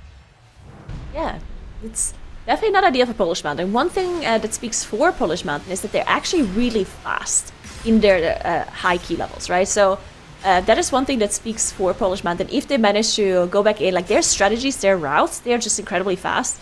If they manage to execute them without deaths, though, obviously. And we might end up getting to a point where they're going to be rerunning some of those keys without those deaths coming through and just putting those tiebreakers on the board. And I do think that Polish Mountain has been looking really good with how fast their routes are. But if they're not executing the routes, if they have deaths here and there, then that's not going to be holding up against anti-clockwise, especially with how clean they've been playing today. Like, they're just really, really showing up today.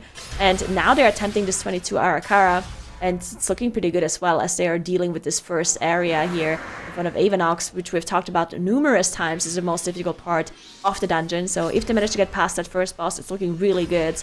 In the meantime, though, Holy Method down to 30%. Still more than 3.5 minutes left here, which means they're definitely going to be fine on the timer. And this might also be a point where the timer really matters. But if we're not seeing the 24, which I think that'd be crazy to see the 24, right? But if we don't, that means that this key is important for a time tiebreaker as well, in case both Polish Mountain and anti-clockwise manage to get the same score. And Holy Method at the moment looking better than anti-clockwise on the timer. Yeah, I mean, there's a reason they're holding all 5 of the world records. Not only have they gotten the highest keys done the fastest, but they've also done them fastest on the timer as well. So time tiebreakers are looking good for Holy Method if they are unable to get any plus score for the remainder of the day.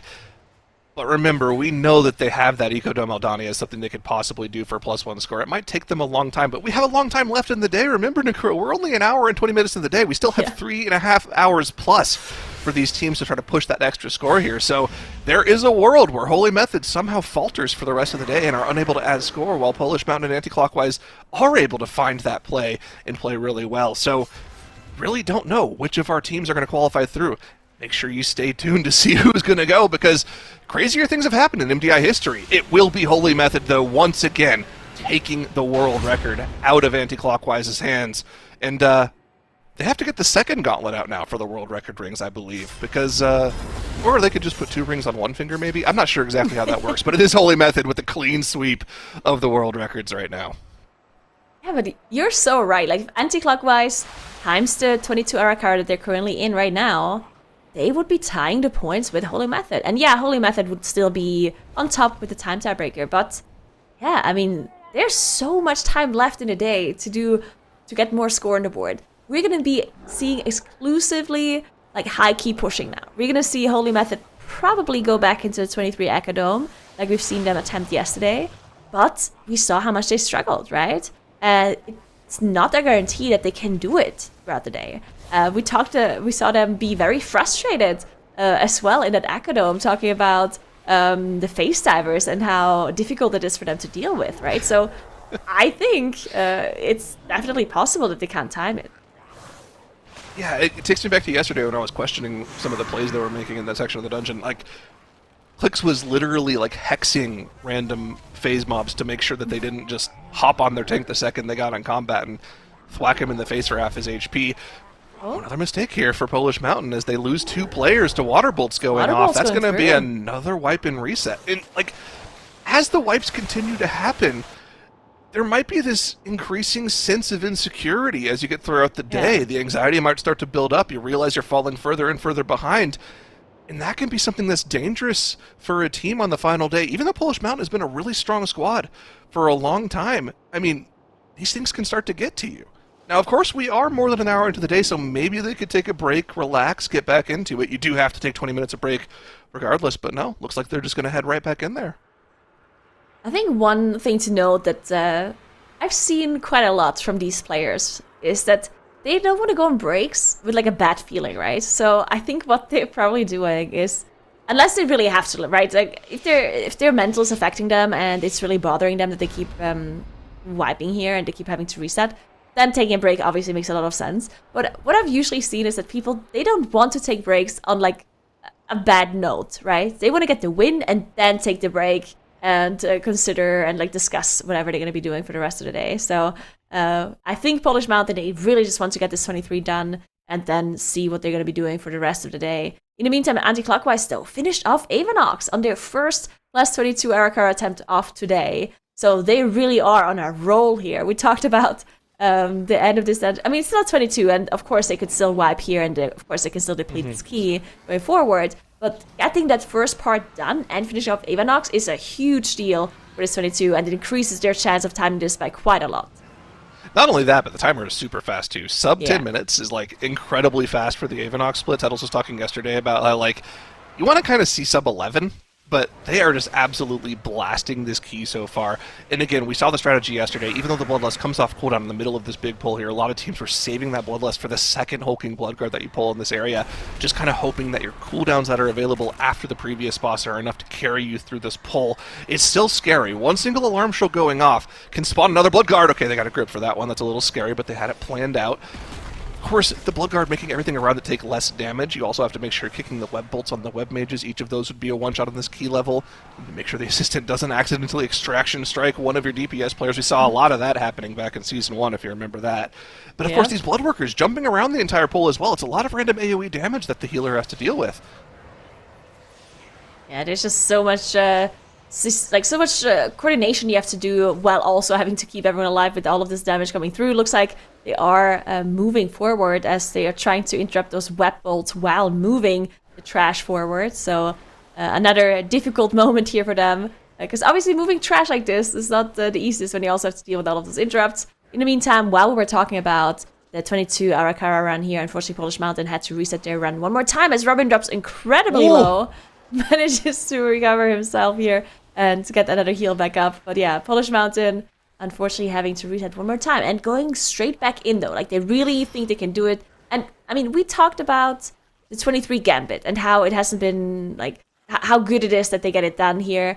And honestly, I think it looked almost, like, easy for Anti-Clockwise and for Holy Method.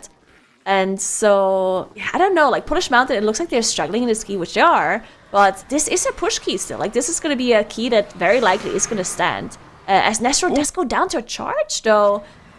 Did they? Oh, another death here on Robin. No. This is going to be very difficult to recover. I think this will be full wipe. No, this is heartbreaking for them. They managed to get through Avanox. Yeah. The thing with these Bloodworkers, right, is the more targets they have available, the more spread out the damage is. So if one player gets targeted by multiple charges, they can instantly get one shot, and then the next rally of charges is going to be more focused because there's less targets for them to split across, and that's what we saw happen there. Nezro got unlucky, charged down by probably 3 or more of those charges, maybe a bolt went on him as well, and then of course the remaining charges just had less targets to choose from, so players got focused fired down. Unfortunate moment there for Anti-Clockwise, and that was probably the only part of that pull where they were going to wipe because they were still gathering up that next set of pulls. The Bloodlust was going to pop and help stabilize them afterwards.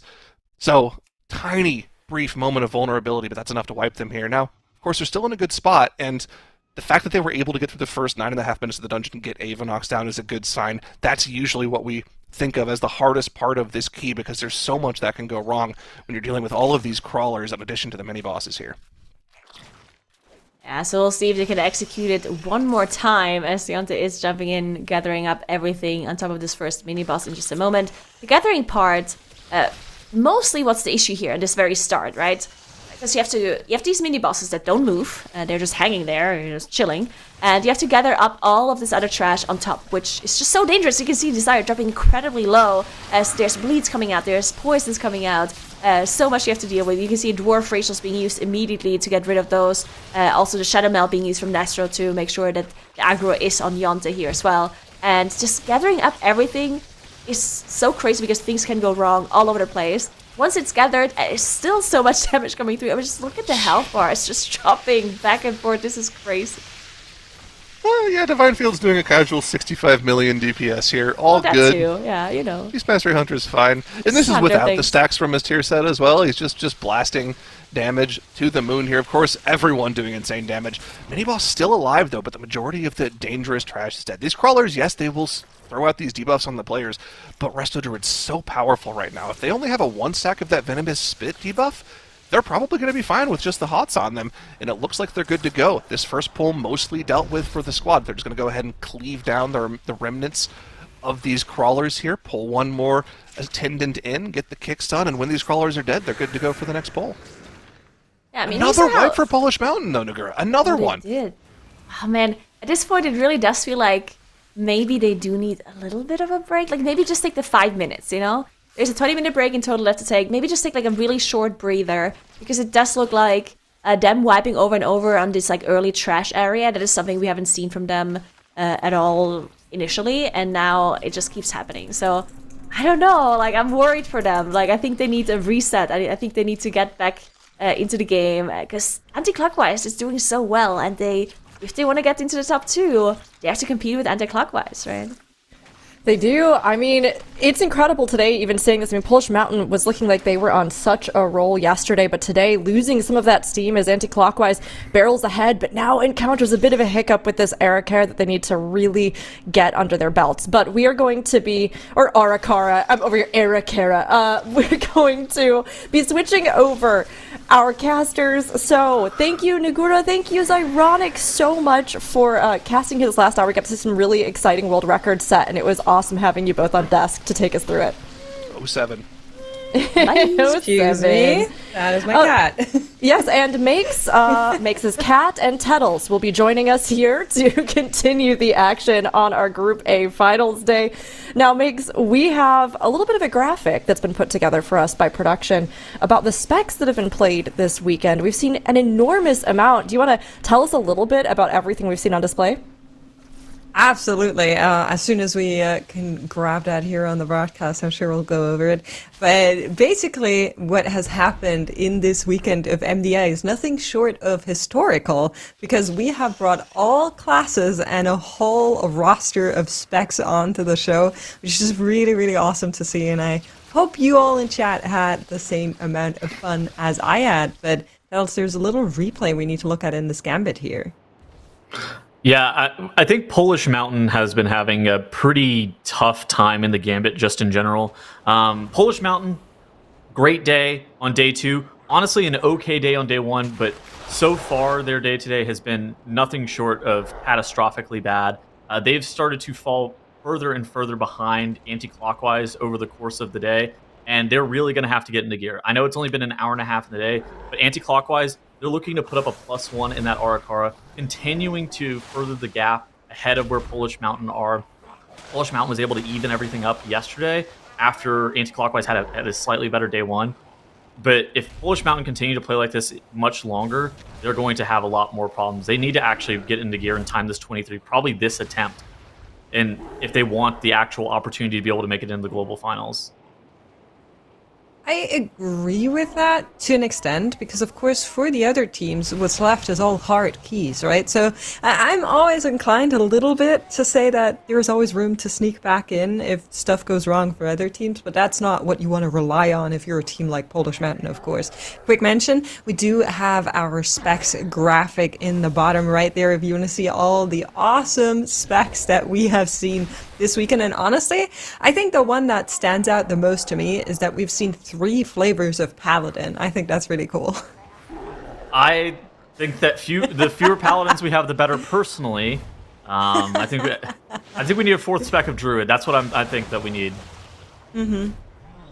I mean, I wouldn't be opposed to it. You heard Ari earlier; she's ready. So bring in the feral. I think that we would all like to see that. But yeah, shout out once more to 9 to 5, bringing in that AUG earlier. That was really cool. But Polish Mountain working away on this 23. We were just talking about how important it is that they basically one and done this one. Yeah. Now, we already saw a couple of teams having a couple of issues. For me, I think after this area, the most important part is being able to get a favorable Hillbrand push, where you don't have him go into intermission on like 3% HP, right? That one always hurts. A favorable Hillbrand push, but like honestly, there's enough time in Gambit where, especially on the 23 key level, that you should be more than fine. I mean, we've been seeing teams finishing up that dungeon at like 27:30, and I took a look back at time trials. The fastest time trials time for the Gambit was a 27:15. That was put up by the miscount team of Kira, AJ, Hearthjax, Verb, and Yargi, but that was pre-turbo boost. I think that there's a world where 24 Gambit could, in theory, be on the table if it's required. Probably not by all of the teams this weekend, considering the timers that we've been seeing in that Gambit 23. I think that Holy Method would maybe have needed a 26x if they were really going to start pushing for the 24. In theory, though, if they wanted to start pushing for that 24 Gambit, I think that Holy Method would be the team that would be looking to do it. But I think that just kind of proves the point that there's a lot of time that's still available in that Gambit for Polish Mountain to even make some mistakes. But the mistakes that they've been making thus far have been catastrophic, right? They've been like wiping the trash packs, getting hit by frontals, by infinite breath frontals, just like random stuff. And I mean, you even see now they're wiping to water bolt casts in the top right-hand corner of the screen. And it kind of, to me, feels like they're a little bit on tilt. It's hard to say, right? Because obviously we can't look into their brains or hear their comms and see what's going on, but it definitely looks way more inconsistent in comparison to what we saw yesterday and the day before. I 100% agree with you on that. And, you know, maybe now that we are 1.5 hours into the day, this is just where you kind of call, hey, maybe we should take a little break. Like That's 5 minutes, saying. everybody just shake it off. Sometimes that can really make a difference for these teams, and we've seen that time and time again. So I wouldn't be surprised if maybe now or after a next attempt, that's kind of the call they go to. But it looks like they disagree. It looks like we're loading back in. Yeah, now is actually on the screen right here. He plays for Holy Method. Thank you, Tettles. Appreciate it. Something that's actually neat about Azakar, I actually really like how the Holy Method is doing this strategy. They're standing like dead center of the boss's hitbox.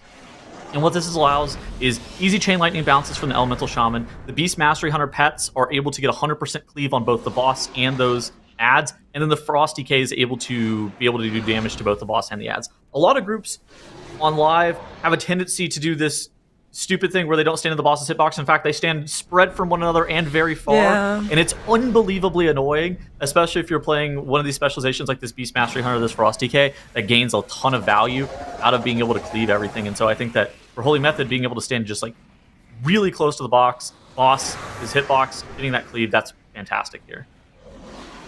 I understand where people are coming from, because obviously you do want to put the puddles in that kind of all directions square.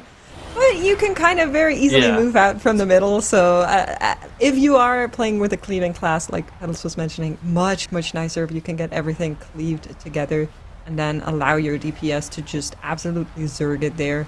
Very, very nicely done. You can also see right here that Push is just kind of dealing with one pack on the left-hand side, and then now was actually tanking the other pack over there, and everybody else was just trying to cleave on both sides here in Azakar. Yeah, and what Mix is talking about is those blue puddles. She was talking about putting them in cardinal directions. So if you put them direct north, south, east, and west, based on like the boss room, the adds only spawn on those cardinal points, so you actually can get them slowed. So those blue puddles, they do slow the adds by 50%. Now, you don't actually see Holy Method doing that. They don't need the slow. But if you were playing a composition that has bad ad killing power, let's say, and you might want a little bit more damage. Say if Mage was meta, if it was like Mage plus Ellie Shaman plus something, that would be a composition that has a really hard time of killing off those adds. And so you would really want the slows, whereas for Holy Method, they're like, whatever, who cares? Yeah, they're chilling, pretty much. But this boss is also dying right now, and of course it is the first 23 that we are seeing since the attempts from Holy Method yesterday. Yesterday, a lot for anybody that maybe wasn't able to watch, a lot of it was in being able to survive some of these packs. Like, there's just a bunch of random one-shots that happened all throughout the dungeon for Holy Method as they were traversing through the 23 yesterday. And I'm curious on how it's going to look today. We even saw maybe a little bit of a tilted tweet from Now referencing some of the mobs in this dungeon being being a little bit tilting perchance. So we'll have to see how they deal with that now as they are grabbing that next big pull together. So the mobs that now is referencing in the tweet that Mix is talking about were the phase blades, and those mobs, every single time your tank like touches them, they immediately snap behind you, like they port behind you, and then for obvious reasons, this is dangerous for protection warrior because getting meleeed in the back, you can't block, and so it's just very frustrating. And if you ever move out of melee as well, instead of them running towards you, they'll immediately teleport to you again, and you're like, oh my gosh, like the general strategy that you'll see from a lot of tanks is they'll love to tank up against a wall, but for obvious reasons, that's like a pretty huge damage loss trying to get a pack gathered against a wall, as opposed to, you see, trying to gather all of the packs in between where they spawned, where Holy Method is tanking them right here. So now has to be very, very careful. It's this pull is in particular dangerous, and there are like 2 or 3 pulls that are in the second boss room that are pretty sus, and then the last pull of the dungeon very suspicious with the phase blades. Absolutely. So they are making way through this pull, but of course in the next room they'll also need to play that one overcharged sentinel. If you're like watching around this room that you're seeing right now, you can see that they're really skipping all of the other sentinels that they do not have to play. Yes. It's a very, very mean mob that takes a long time and is incredibly lethal, but you do need to play one of them in order to spawn the second boss. And that is going to be, I think, the next huge pain point for them. So we'll need to keep an eye on that once it actually happens. But for anti-clockwise, there's stuff unfolding as well. They did have one death there. It looks like we were using our battle rush to try, I believe it was the Demon Hunter, get Nezro back up there as they are moving through the pack. Didn't cost them too much, but of course now down 1 res. What's how bad is it to die on Eldrachi Reaver Havoc? I mean, I think it's just generally bad to die. Yeah, okay, valid, yeah. So, as long as you are not in the middle of cooldowns, like let's say you're a DK and you just used your breath and you die, that's tragic, right? It's not as bad if you're playing Eldrachi Reaver, because you just generally have pretty good damage output all throughout, but still, it's a couple of seconds that are going to be counting against your timer, and of course you are losing maybe a CC, maybe an interrupt that was planned there, so that's usually not optimal if you're trying to time keys. Catch me for more high elo analysis.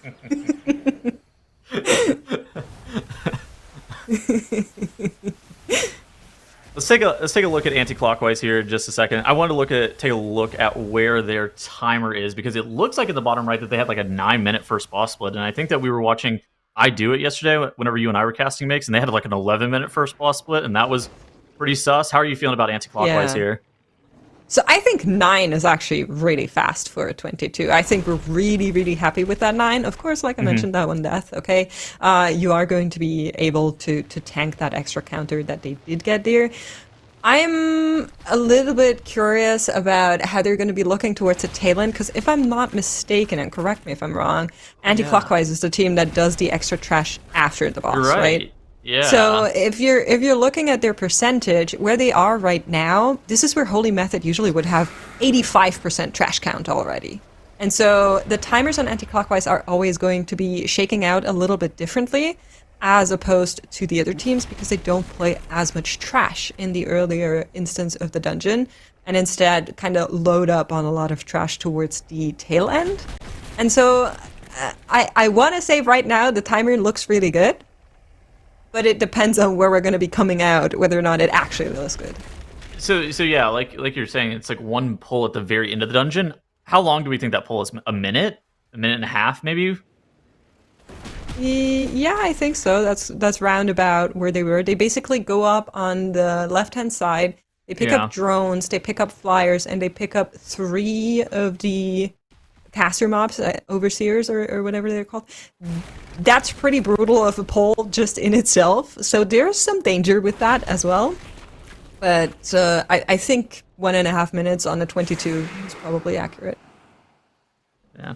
I'm interested in seeing where they bloodlust too, because I think that we've been seeing them bloodlust the last pull of the dungeon in the 21 and in the 20 that we saw from anti-clockwise. But is that going to continue to be their strategy? Is that something that they always plan on doing, or are they going to be looking to press it on Kikatal if it comes up on that fight? Because now we're starting to see the run like fully develop in terms of the timers, and so I think that like where that final lust is pressed is something that's going to be pretty interesting for their strategy.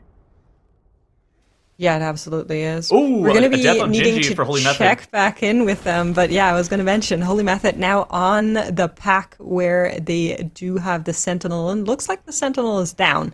So danger avoided, although it has cost them a life here, if I'm not mistaken. But the boss should be spawning soon. And now what you're going to be seeing is now actually going all the way back there towards the outer corner of the room. And he's just going to route around that little stone there to try and get everything caught up, make sure that they're basically not in line of sight, so that all of the mobs are going to be running in, allowing his team once more to just get really nice little cleave on everyone. Look at that, he kept putting his back to the rock and his back to that, I don't even know what that is, a cannon maybe? Some missile thing? Scientific device. Regardless, very sciencey. he was putting his back to it as Gingi was misdirecting the mobs in.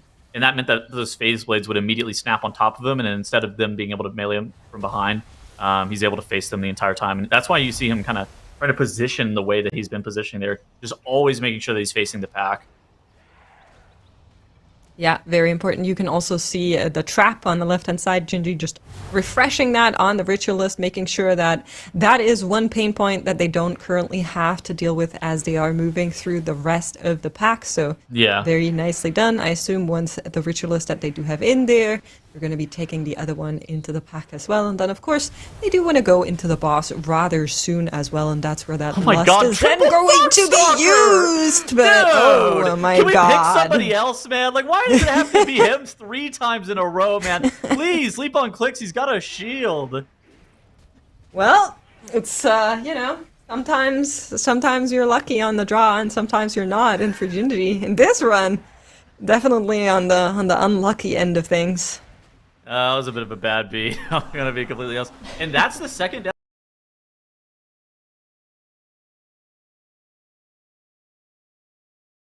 Now, both times, like, deaths on Hunter, on the Hunter's individual damage are not normally too bad, but they lose stacks of the unyielding Nether Prism. And depending on when Gingi was looking to press that, that can make some pivotal moments of this dungeon way more sketchy now. I think that there was a decent opportunity for Gingi to press his Nether Prism on this Bloodlust pack while he's also pressing his Forge Weaver Araz trinket.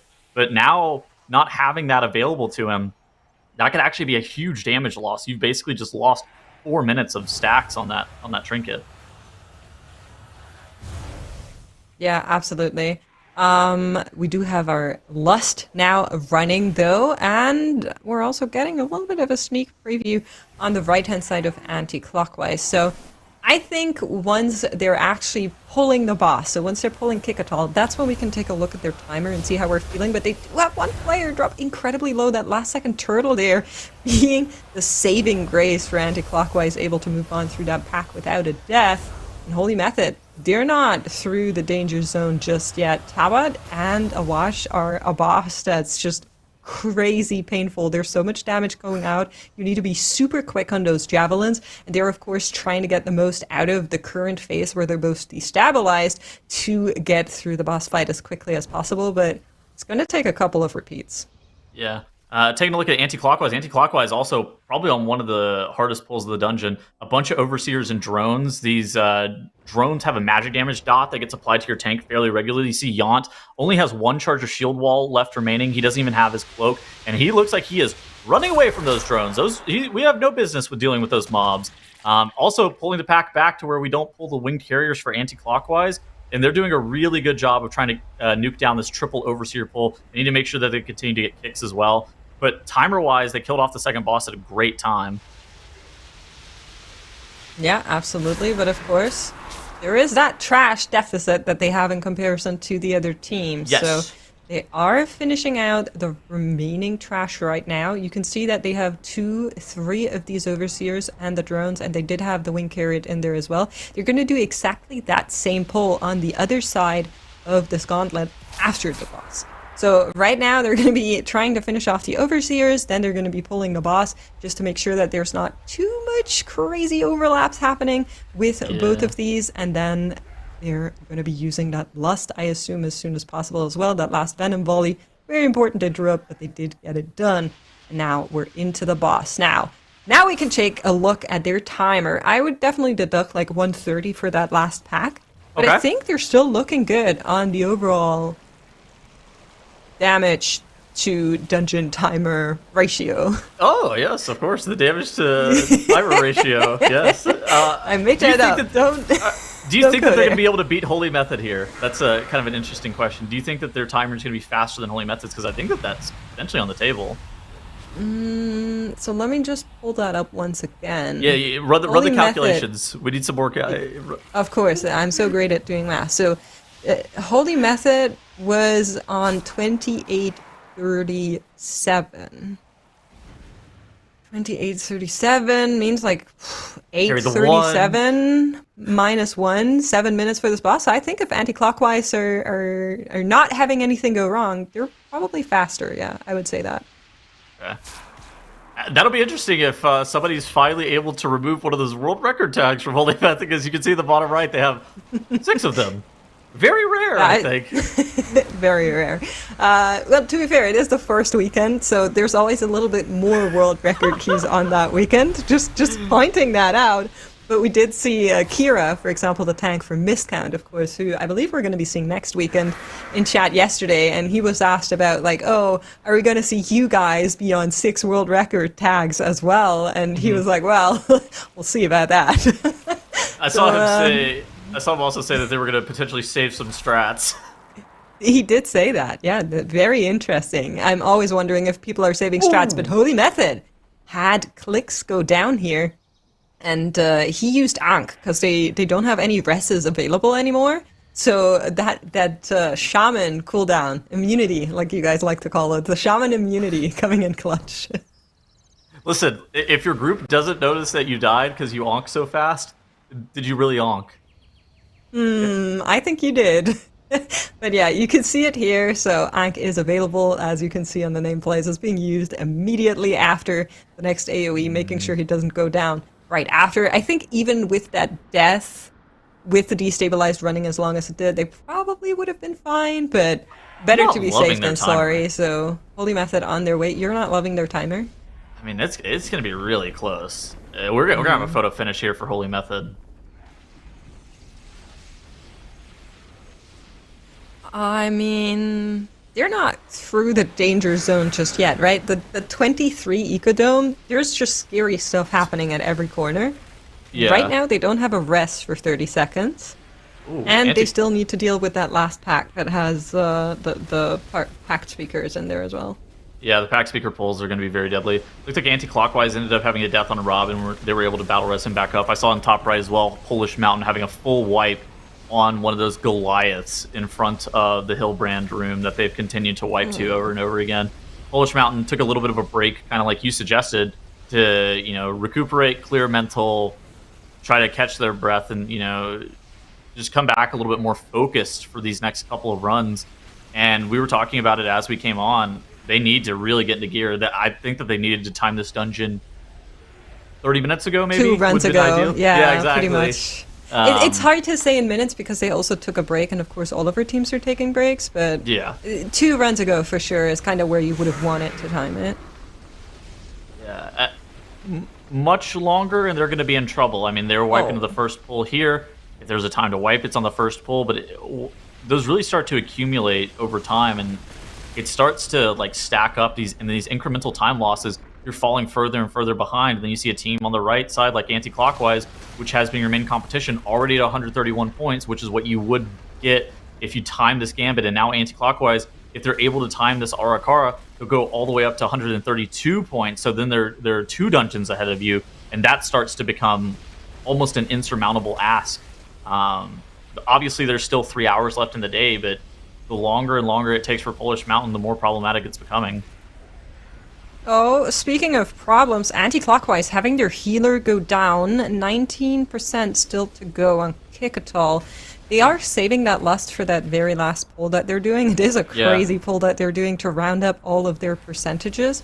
But with the 2 deaths that they had during this boss fight here, of course, that did put their timer a little bit on the slower end. They have about 2 minutes to be faster than what we saw from Holy Method, and at this point I think it's going to come down right to the wire. It depends on how fast they can finish up the pull that they're still needing to do with the utilization of that lust. But Holy Method on their way, and we did get some math from Zyro. He said their boss split 2 is almost exactly the same as their best run yesterday. And they engaged Soulscribe yesterday with exactly 5 minutes left, and 5 minutes is how long the boss took to die on 22. He also gave us the analysis of Holy Method, 100% do not have time. So you're going to need to floor it also. Yeah, so this is the pull that has been wiping them over and over again. So for them to be able to time this dungeon on a 23 and see how that performance looks, they need to get through this trash pack. This is a trash pack that they've largely been doing without a ton of offensive cooldowns and without a ton of firepower. It feels like this pull just continues to drag on and on and on. You even see Gingi trapping a ritualist off to the side. You saw Holy Method, they were like dragging some of these creepers and farstalkers from that middle section, and it's a great combine whenever you're also factoring in the patrol. But their ability to be able to live that pull has been tenuous at best. And if Holy Method are able to pull it off and have 530, I think is what we would like to budget for the last boss, then it should be possible. We're going to see if Zyronic's math is correct. Gingi going down, that's looking even worse for Holy Method. They've now lost a minute to the death timer. I think it might be over. I think that they should continue to try to see it out. Well, trouble strikes the board twice. Gingi going down for Holy Method took a little while to pick him back up due to the additional damage going out. Anti-clockwise also having their DK go down here, and they only had about a minute to finish this pull here to be faster than Holy Method. They sat at 28:37, and I am unhappy to say that that is the timer that we just hit here. So anti-clockwise not going to be able to steal away that world record tag from Holy Method, but at least they're still looking like they are going to be timing this key. Yeah, and I think your caster math was mostly correct. Like, if they didn't have those 4 deaths, if they didn't lose that full minute of time loss on Kikatol and now, they probably would have taken that world record tag. I think so. I think they definitely have the potential. So it's always good to know for these teams, right? Dawn might die here. Oh my gosh. He's still not out of the woods yet. These reinforced drones are still beating on him. The stacks are like ramping up. You can see it. Up to 12 gets cleared. Make sure the volleys stay interrupted. Yep, here we go. Definitely kind of dragging out this pull as well. Yeah. Oh my gosh. 27 seconds still. We're going to be on the good side of this, even without one Overseer having a little bit of extra HP. I think it's good for teams to know. Oh, wait. Wait, did they need these extra carriers? They must have missed them earlier. That's not good. That's not where you want to be. So they must have missed something, because usually that pull on the left-hand side is enough for them. So something was not right. Oh my god. I wonder if these carriers are supposed to be in that pull that was on the left. Oh my god. No, so they usually leave the carriers up. They must have missed something, I assume, in the very first area and no one noticed. Because the way their tail end of the dungeon looks is do everything on the left-hand side, do the boss, do everything on the right-hand side, and on the lower level runs, that has worked out for them. So the math was fine. I remember sitting here on, I don't know if it was yesterday or the day before that, but I was sitting here with Dratnos and talking about the math, because we were both kind of like, oh, is that enough? 15%? But they needed 17 here. So they actually messed up on their routing earlier, and now, of course, they lost so much time. Only silver lining that I can find here is they can do it again and potentially be faster than Holy Method, which would be nice to prove, but of course it's a huge time loss. It is Brazil, that is a good point, so they could run it again. That is, losing 30 minutes to a dungeon that should have been timed is brutal, and I mean, it actually came down to those deaths that we saw from Robin. There was a little bit of a missing count is what it seems like, incident, but For anti-clockwise, they're just going to have to run it back again. You see the vision. I see the vision. It should be timeable. And for Holy Method here, they're going for the 23. They're going for the Ecodome Aldani. Zyronic said that the numbers were impossible for Holy Method to be able to kill this boss. They had 445 whenever they pulled Soul Scribe. They have a bunch of trash. Bloodlust has already been pressed. Are Holy Method going to be able to clutch this up and be able to time this dungeon on 23?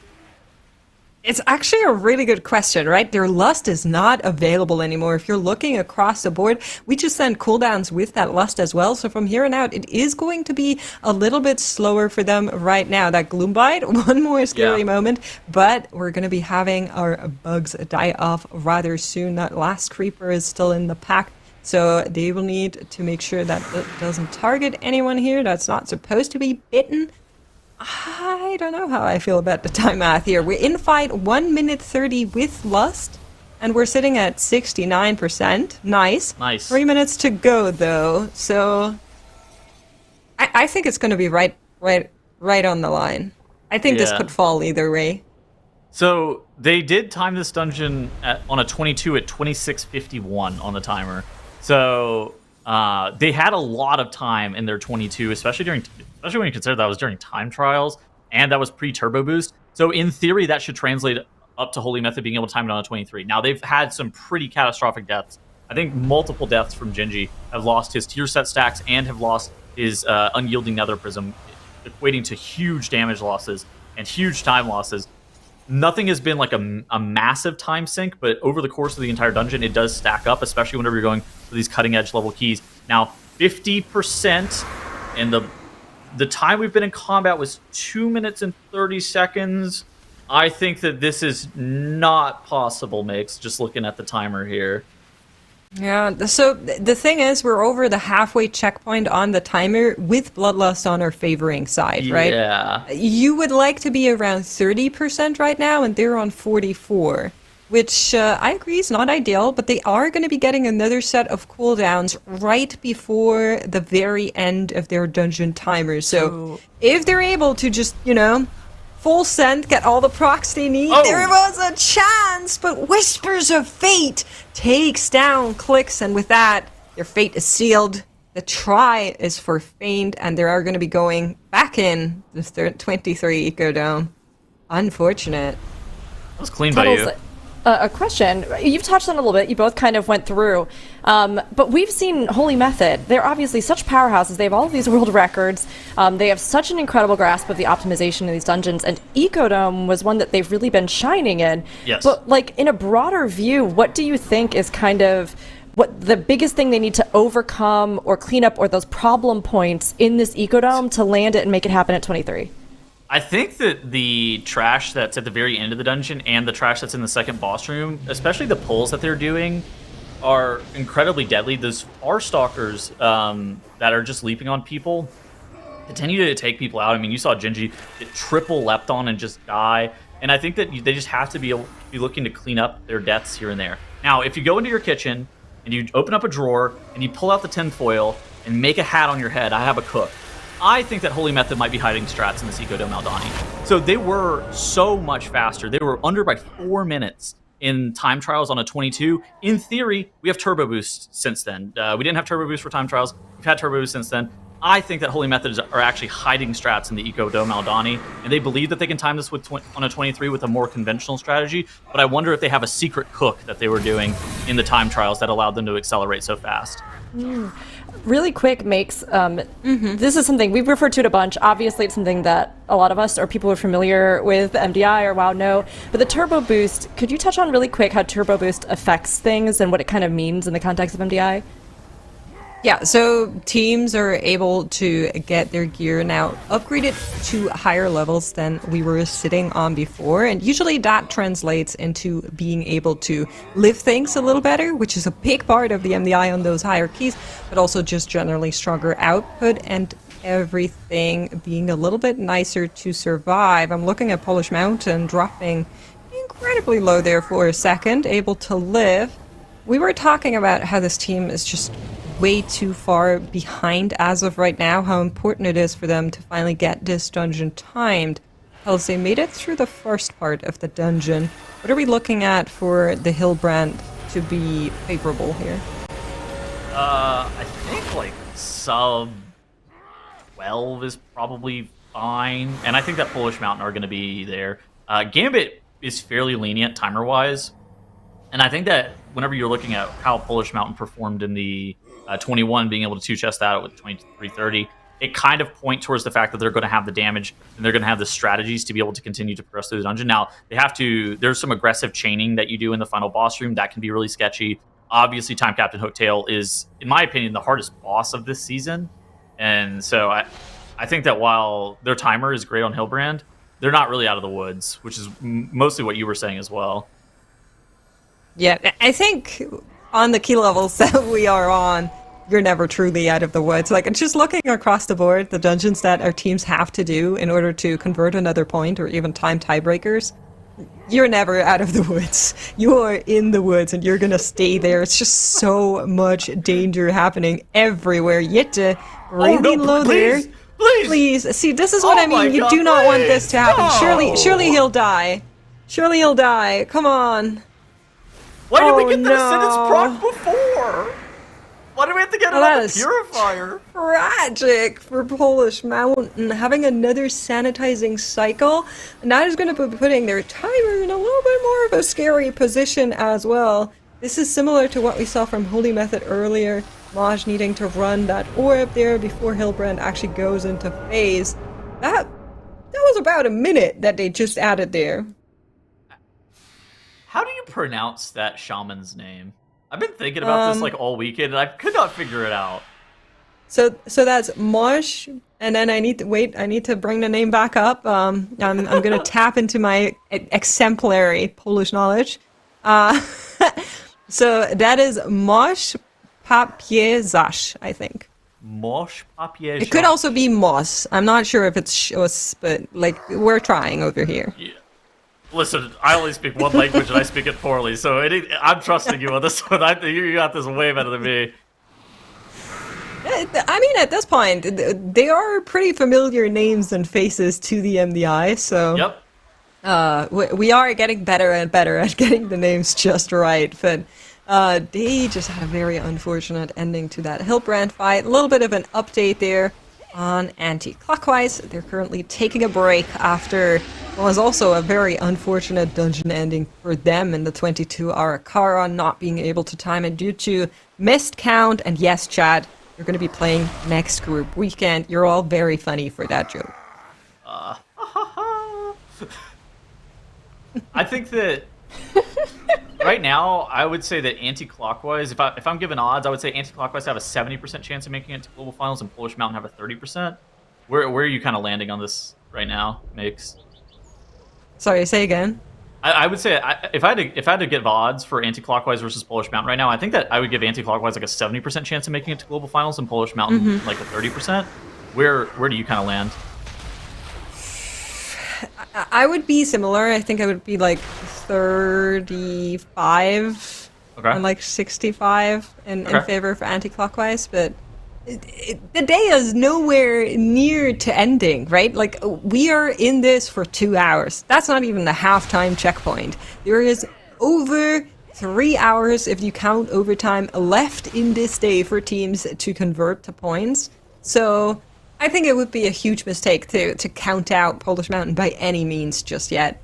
They can definitely claw back. The only issue I'm seeing is that usually per day you have something like a trend, right? If a team starts really strong, then they're kind of working on that momentum, and usually that favors them for the rest of the day. And the same is true if the start of the day is just a little bit more wonky. And unfortunately, that's what we're seeing for Polish Mountain. So the biggest aspect for whether or not they have a chance to claw back here and qualify to the global finals is whether they're going to be able to have a stronger mental and be able to shake off the issues that they've been having in this 23.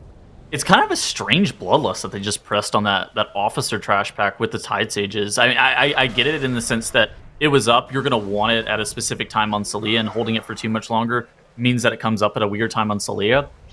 But Time Captain Hooktail is generally seen as the hardest boss in this dungeon, so Polish Mountain ripping that bloodlust right before the boss and pressing all their offensive CDs. Mozzarella Pizza there on that Elemental Shaman. He's not even going to have his Ascendance for the very beginning of the boss. it's just going to drag out this boss even longer. Absolutely is. Can you grab the timers from the 23 that we saw Holy Method on just now? Yes, give me a second. So we'll we do can that. have something to reference for the Ara-kara split, because of course we know from yesterday and from today that their overall dungeon time without the deaths is probably fine, but with the deaths, it was over the timer. Okay. Either way, I don't think they were able to time that dungeon that we saw them in there, despite the cooldowns being able to come back up. So what's the timer we need for them? So, Holy Method killed Hillbrand at 9:53. They killed Time Captain Hooktail at 17:36, and that allowed them to kill off Celia at 27:08. So, they were, 708. So we're looking for a 17:36 was the Time Captain Hooktail split for Holy Method. They ended up killing the boss off after 4 minutes and 20 seconds. Oh, no, I'm talking about the Ecodome 23. Oh, you're My talking bad. about the Ecodome. Sorry, Oh yeah, my we were goodness talking, gracious. I was like, huh? Holy moly, I thought you were talking about the Gambit. No, so both are actually good. So 726 is what Holy Method had in the 23 here? On Hooktail? 17:36, yes. Okay, so we'll keep that in mind. Everybody write that down, chat. It will be on the test, 1736. And then we'll try to get the Holy Method split, but it looks like they had just something go wrong. Because I can see a loading screen, and that usually means deaths. And the same is true for anti-clockwise. They're back from their break. Immediately had a little do again in their 22 Ara-kara. So both teams on the right-hand side are resetting their dungeon runs. Polish Mountain works through Hooktail. Also, chat corrected me, and apparently it's more like Mots, I think, to pronounce our shaman on Polish Mountain correctly. I'm Mozzarella trying. pizza, that's right. Yeah, that's it. That's what the that's not mozzarella it. pizza was supposed to be. That's his name, yeah, mozzarella Chat pizza. and very all right, mozzarella pizza. Okay, I don't know what's going on, and I don't think I want to know. So I'm You going don't to be need to moving know. on and focus on Polish Mountain. You said 1736. I don't yes. think they're going to be on that. I think we're going to be over that. But of course, we know for overall dungeon timer completion, that's still fine, right? Yeah, I think that they probably have 2 minutes to spare. Like if they put up like a sub 20, it's probably doable. Going to be a little bit tight, but definitely doable. I did end up finding those Ecodome timers: 6-minute Azakar and then a 1930 Tabat and Awazj split. Lizard and guy who rides lizard. Yeah. I actually really like their names. Tabat and Wash just sounds cool. I don't know. I call him lizard. I don't want to call that guy. That's the lizard. Just silence. It's lizard boss. Okay, Tattles. I feel like we need a separate competition where Tettles has to pronounce a bunch of words and names from WoW, and then we all just get to witness it. I think we should maybe do that. We'll run that by production. Yeah, don't ask me questions about lore either. Because I don't know anything about the lore. Okay. Can you not tell me about the lore of Time Captain Hooktail? How he became Our a pirate? captain's a dragon. Yeah. Why did he choose to be a pirate, Tuttles? I would really like to know. Well, pirates are really cool. Bakes. Fair. Honestly, great reasoning. Can't argue with that one. It's kind of a good-looking hat, no? I mean, that's like the average outlaw rogue mog, so I think that kind of makes sense if you really think about it. He started off as an outlaw rogue, and he was born again a dragon. All right, no, And our I captain's a take it. dragon. I think that is acceptable. I hope Chad accepts that answer as well. I will let that one fly. Now, something that's equally as acceptable is this timer on Time Captain Hooktail. I think for Polish Mountain here, they're going to be killing this boss off around the 10 mark, and that's going to be more than acceptable for them to be looking to time this dungeon. They are going to have to avoid any of the landmine pulls. There's unstable rift casts that could go off in the last area. There's wipes to Celia that could happen. There's pulsar incidents that could happen. But assuming that they're I like able how to you're being avoid those, so positive. That's great. yeah, I think we're in a good state for Polish Mountain. We're already through the hardest parts of this dungeon. Well, we're going to be seeing about that as they are moving on. Anti-clockwise having another trouble strike them. Nezru going down during that pack, battle rest being used. And then there was a second death, unable to recover that one as they're going to be getting another 3-minute reset. And honestly, if you're looking at Holy Method and if you're looking at anti-clockwise, that is exactly what Polish Mountain are hoping to happen, right? We're going to be Yes. skipping here, by the way. Same thing we've seen from the other teams. Polish Mountain are hoping that the other two teams are just running against a wall, which allows them to catch back up with the time and hopefully the point that they're planning to make here in their Gambit.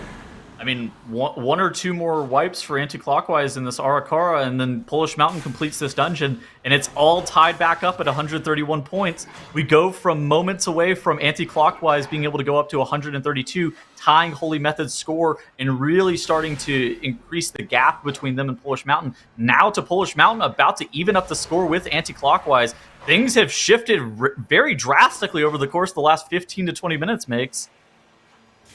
They absolutely have, and I think if we are revisiting our percentages, that if Polish Mountain is able to convert this point here, I would put it back to 50-50, very much so, for these two teams. But let's not count our chickens before they hatch. Polish Mountain still need to get through this dungeon, and while a lot of the danger is behind them, it's not all of it just yet. So Leah still holds some spice, especially when it comes to healing and being able to survive that fight. And of course, we also need to get through the remaining packs of trash that are still in this boss room. And honestly, every single time we're in here, I just get really nervous because teams leave up some trash in the back corner of this room.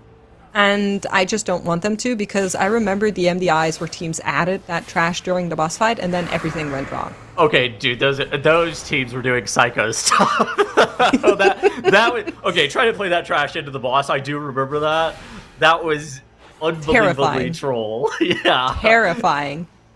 This is probably the last terrifying pull of this dungeon, though. You have the Adorned Starseer, and you have that patrol where it's got two caster mobs. You need to really make sure that you're getting a lot of CC and just damage on the Starseer. At the same time, these pulsars, depending on where they spawn, they can actually become problematic. Now it looks like Polish Mountain's starting to get a little bit close to Celia. Yeah, now they're dragging that Starseer back a little bit to make sure that there's no incidents where the pulsar just spawns a little bit too close to the boss and it accidentally gets body pulled.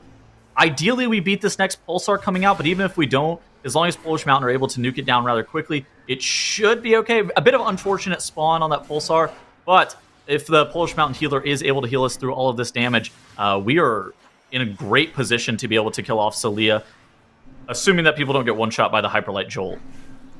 That's a lot of assumptions, but you know what? I feel like Polish Mountain, they're starting to get their groove again. They've come back after a break, and they are giving it their all to try and catch up here. But we're going to have a swap over here, so Makes, thanks so much for your commentary, but we're going to be bringing Nagura in. We'll see you a little bit later, all right? Bye. See you later. And Nagura is coming back to the desk. So obviously, right now, we are watching Polish Mountain trying to get this plus 23 Gambit. We have Holy Method trying to finally land that plus 23 Ecodome they have been chipping away at. And then, of course, Anti-Clockwise trying to improve their Ara-kara and put a plus 22 up on the board. Keeping an eye on this, Nagura, who do you think is going to break through first and grab the points they're aiming for?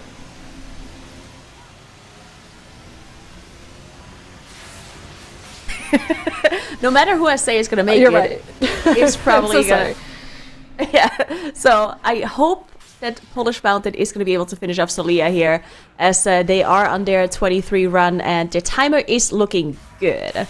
So they have only that one death on the board, and they struggled so much to get this 23 done. I mean, we're now 2 hours and 15 minutes into this tournament day, and they're just now trying to catch up with the 23s that the Holy Method and Anti-Clockwise have been putting on the board. So yes. I really hope that it's Polish Mountain, and I'm rooting for them. Yep, I mean, this is going to be pretty close here. Polish Mountain doesn't have count yet, but they do still have a Ritualist on top of this boss. I don't even believe that this will be count. So I think that they're going to have to do what Makes was hoping that they weren't going to do. And I think they're going to have to grab that 3-pack of trash also into this boss. In phase 2. Mm-hmm. Yeah, I mean, they have the Lust ready, right? Which... Yes. Yeah, what we've seen Anti-Clockwise do is they put the trash into the boss in phase 2 whenever they had Lust, but they also have the Havoc Demon Hunter, right? So they had they kind of wanted it in phase 2 for the funnel. While Holy Method, on the other hand, they just finished off the trash without Bloodlust with the Elemental Shaman's Ascendance in phase 1.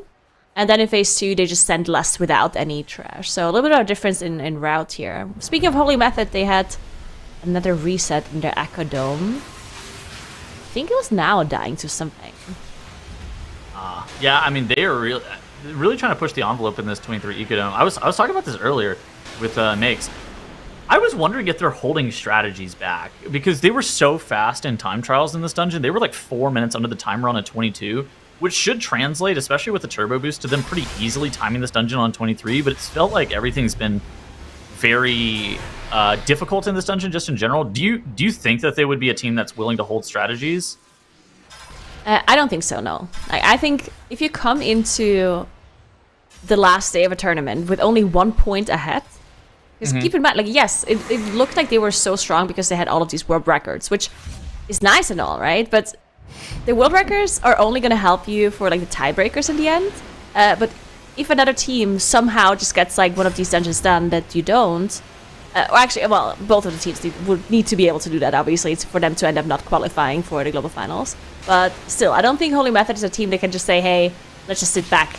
Like, I definitely think they have to be attempting this 23. Once they get this 23 done, then I think they're going to be sitting pretty for quite a while. But I think this 23 at least they have to do, and I don't think they can hold back strategies on a 23. Like, I think this dungeon is too hard for them to kind of sit on some strategies. Unless they feel like the only thing I can consider is they feel like they don't need to do this strategy.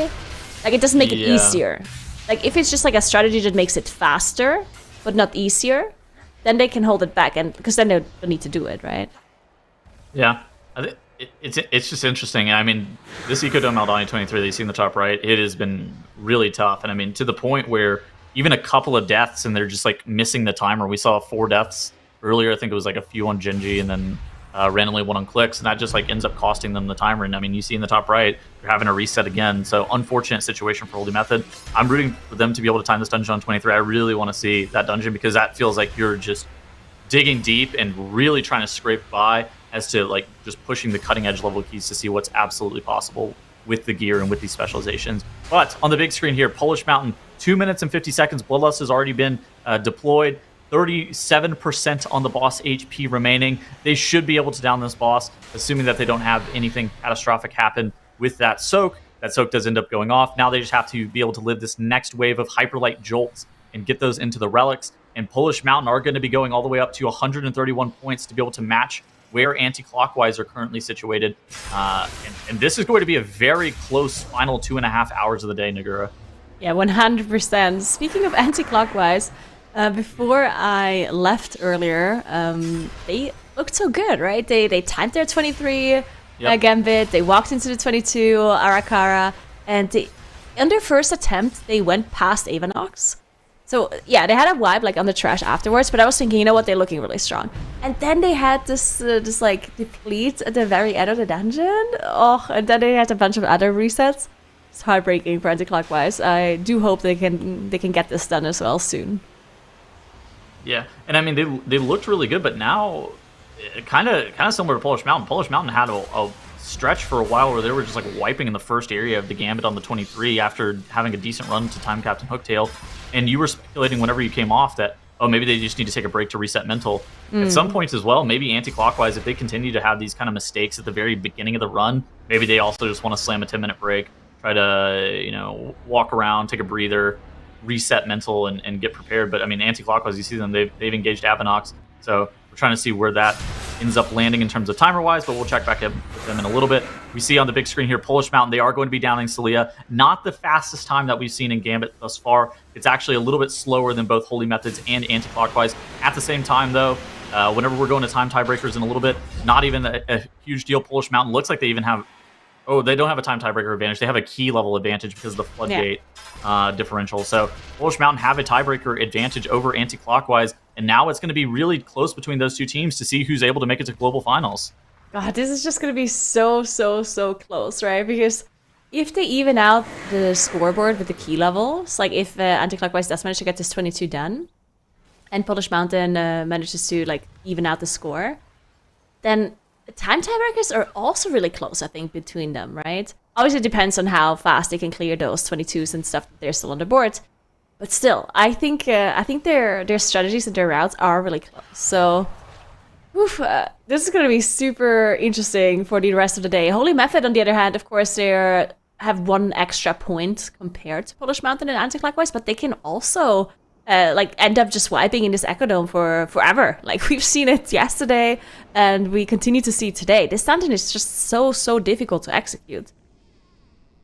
Yeah, I mean, it's a tough dungeon, and it makes me wonder if Anti-Clockwise and Polish Mountain even could time this dungeon. Like, it's one of those things that it looks so hard. I just question Polish Mountain and Anti-Clockwise' ability to time it, because it's like, oh, this feels like one of those keys that you watch global final teams do, and it's like, oh yeah, this is the win. This is the make or break key to win the global finals. That's how this dungeon kind of feels so far.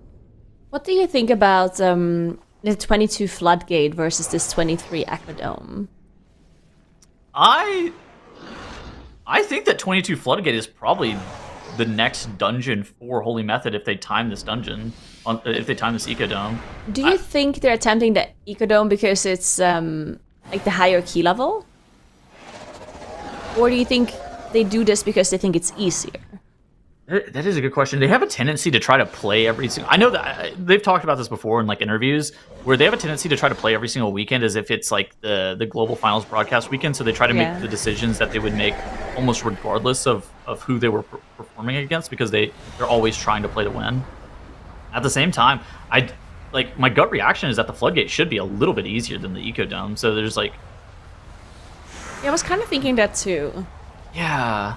That is also my gut reaction, but I think that there has to be a very solid reason for Holy Method to want to do this Eco Dome, whether it be... And if it's similar in difficulty, then of course you would want to choose the Eco Dome, because if you're playing for winning, then the 23 would be better than the 22 for the tiebreaker, right? So that's why I'm wondering, if this Eco Dome is a little bit harder than the Floodgate, then maybe Polish Mountain and Anti-Clockwise would actually be attempting the 22 instead of doing this 23 Eco Dome. Once they've done their keys, which we still have to see if they can even do that at all. Yeah, I wouldn't be shocked if Holy Method ends up doing both the Floodgate and the Eco Dome. Yeah. There might not be enough time in the weekend now to see them do both, depending on what the consistency of the Floodgate looks like, and depending on how much longer it takes them to get this Eco Dome down. But I mean, coming into today, I would have thought there would be decent odds that they could actually attempt and get both. Yeah. I kind of want Holy Method to time this now, so we can just see whatever they're attempting next. But yeah. So earlier they depleted a run, and they actually just did not have enough time, right? Yes, I think they've depleted like two runs to the timer effectively, where they pulled the last boss in Soulscribe, and they just have 4.5 minutes to kill the boss off, and it's a 5-minute encounter. And they just they ran out of time because they had like mistakes here and there, like a death or something like that. Yeah, it was like I think the second boss room has been very tricky, because it's like Farstalker leaps on people. They have like a pull that has like 3 or 4 Farstalkers in it, and then we saw Gingi earlier just get like triple selected, and he was just pick to die, I guess. Go GG, battle rest me, I guess. I choose you. Yep, exactly. Selector for death. That's unfortunate. Either way, they are finishing off this boss now, and so far so good. I mean, I guess in general this first part hasn't been looking too hard for them to execute. It's that the trash that's coming up after this boss plus the second boss that I think is the most dangerous. So we're gonna see how they're executing this and how they're doing the skip as well. We've talked about the skip before. They are doing a little bit of a sentinel skip here with Shadow Melt potions and all sorts of strategies. You can see Gingi jumping through here with the turtle and the Feign Death to skip these destroyers for a second time. The first time around, it was now that actually pulled them and then used the Shadow Melt potion for the rest of the team to enter that room. And now we are gathering this pool that can be incredibly dangerous. Yeah, and I mean, look at this. Gingi's misdirecting now, tagging some trash mobs to allow him to make this pool even bigger, because for some reason 3 packs of trash wasn't enough. We had to get a 4th one in. Now we're going to be pressing all of our offensive CDs. You see the Ascendants getting pressed, the DK's cooldowns. Actually, only Pillar of Frost. Breath of Cindergross is only available in 10 seconds. Maybe Kush presses this. Gingi's also doing 30 million DPS here, not even having the Call of the Wild. And Holy Method just trying to burn down 4 packs of trash all at the exact same time. And Gingi here ends up pressing his Dwarf ability to try to get some Fizz DR and dispelling one of those Ritualist circles off of them at the same time. So Holy Method, a very dangerous pull, even though it's not a ton of casters and there's no Sentinel here. There's obviously tank deaths are still possible and getting leapt on at the same time. Dangerous. And the Gorger's Smash is a huge tank buster. Yeah, well, Holy Method is trying to get through this pool. Unfortunately, Anti-Clockwise did have a full wipe and has to reset their 22 Ara-kara once more. They're struggling quite a lot in this key here. Not sure what exactly happened. It looks like they already had Avanox dead, so it was definitely some trash pull afterwards. Polish Mountain, on the other hand, is still in their 21 Floodgate. They're trying to time that Anti-Clockwise and Holy Method already have on the board from the second day, from yesterday. So they're going to have to get the 21 done. It looked like the 21... I mean, it was also hard for the teams for sure to get the 21 done. But it was more like the timer wasn't like the biggest problem. It was more like just good execution, right? And Floodgate is a very difficult dungeon to execute perfect. I think I'd rather be in Polish Mountain's position right now than Anti-Clockwise position. I think so too, yeah.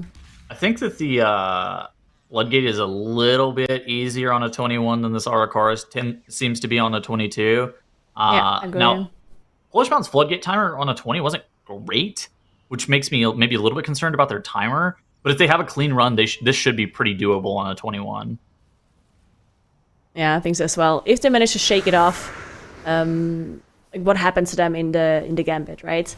Yes. Having to reset it so many times, it can affect you mentally. But I guess now that they see that they're in the same scoreboard as Anti-Clockwise, and Anti-Clockwise is struggling so much in 22, like, maybe their success of getting the 23 done helped them to recover and, like, get back into the game and not have any of those, like, mistakes anymore that we've seen in the Gambit. So, yeah, hopefully they're going to be able to get this 21 done quite quickly. Taking a look around here, we see Polish Mountain. They are making their way into the Demolition Duo, pulling the double Shredinator, double Surveyor pull. You need to make sure that you end up getting those Surveyors CC'd. Make sure that their Throw Dynamite doesn't cast at the exact same time. So things like Asphyxiate or Stormbolt, being able to separate those out, are obviously optimal. You could also Grip just to make sure that somebody's not getting double Throw Dynamite. At the same time, you have to watch out for the Shred Nation. You see that Axe, the DK was standing in that Saw Blade for a couple seconds while having that Crab Bomb debuff on him, and that could actually be problematic. Look at him just trying to navigate through all of these Saw Blades. Like, it's just so much area of denial in melee. This is crazy. Now, sometimes I'll feel bad for melee DPS, but I will. You'll never catch me feeling bad for a Death Knight. That thing does not.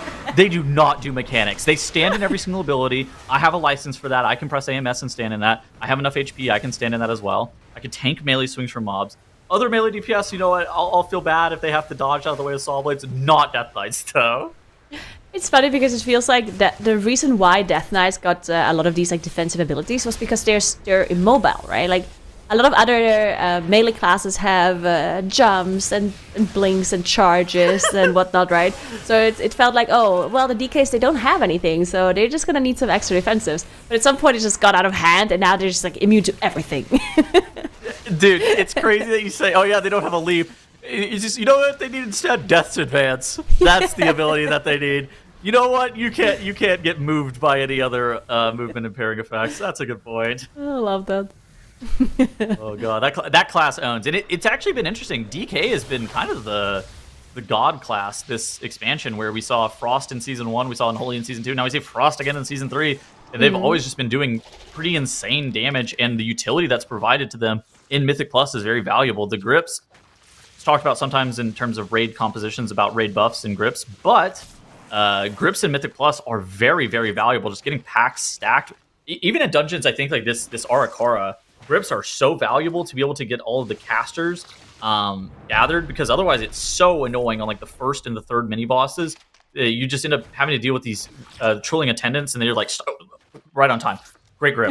Now we get the attendants already stacked on top of this entire pack, and we could just start cleaving it down. Otherwise, you'd have to like kick it multiple times to even get group. Yeah, and we keep talking about how difficult the gathering of a pool is for these huge pools, right? Like once all of the mobs are already in, that's when all of these AoE interrupts and the AoE disrupts are going to be used, and that's where everything is going to be a little bit more controlled. But when you gather a pool, that's where the difficulty lies. So having those extra grips to get casters in and not having to like single target interrupt some mobs or some random mob cast in a corner or stuck behind somewhere is super, super valuable. So definitely agree on those grips. While we were talking about that though, we did have one death on Holy Method's 23 Ecodome run. They did have, I think it was clicks that went down on a trash pool. They did manage to get him up immediately, so they are able to recover this, and they should be able to time it even with the one death on the board. But yeah, it's still a close timer, so they need to make sure that they don't have any major mistakes going through the rest of this dungeon. I think that this might be one of, if not the hardest trash pull in this dungeon because of all the Farstalker leaps that have happened. Whenever Makes and I were watching this pull earlier, this is where Gingi ended up going down twice because he got triple leapt on by Farstalkers multiple times. And I think that yesterday, whenever they were making an attempt at the 23, this was also this is the pull I think that wiped them like 2 or 3 times just individually, where they'll have like tank deaths or just individual DPS dying. And then once you have your players go down, things can really start to spiral out of control, whether it be loss of resources, whether it be, the pull ends up lasting a little bit longer than you initially anticipated. And it's just so deadly because, I mean, look at this. Holy Method are kind of using this pull to sandbag, more or less. Look at this. We're just waiting for our Ascendants to come back up. It's finally arrived. We're waiting for our Pillar of Frost and our Breath of Cinder Ghost to come back up. That's coming up in 10 seconds. Our Call of the Wild has just now recently come up. And then once the pull finally finishes, okay, now you pull into the boss with all these javelins and all the increased damage taken, and you press the Bloodlust. And so you're just kind of sitting there for a minute and a half, sandbagging, waiting for all of your offensive cooldowns to come back up.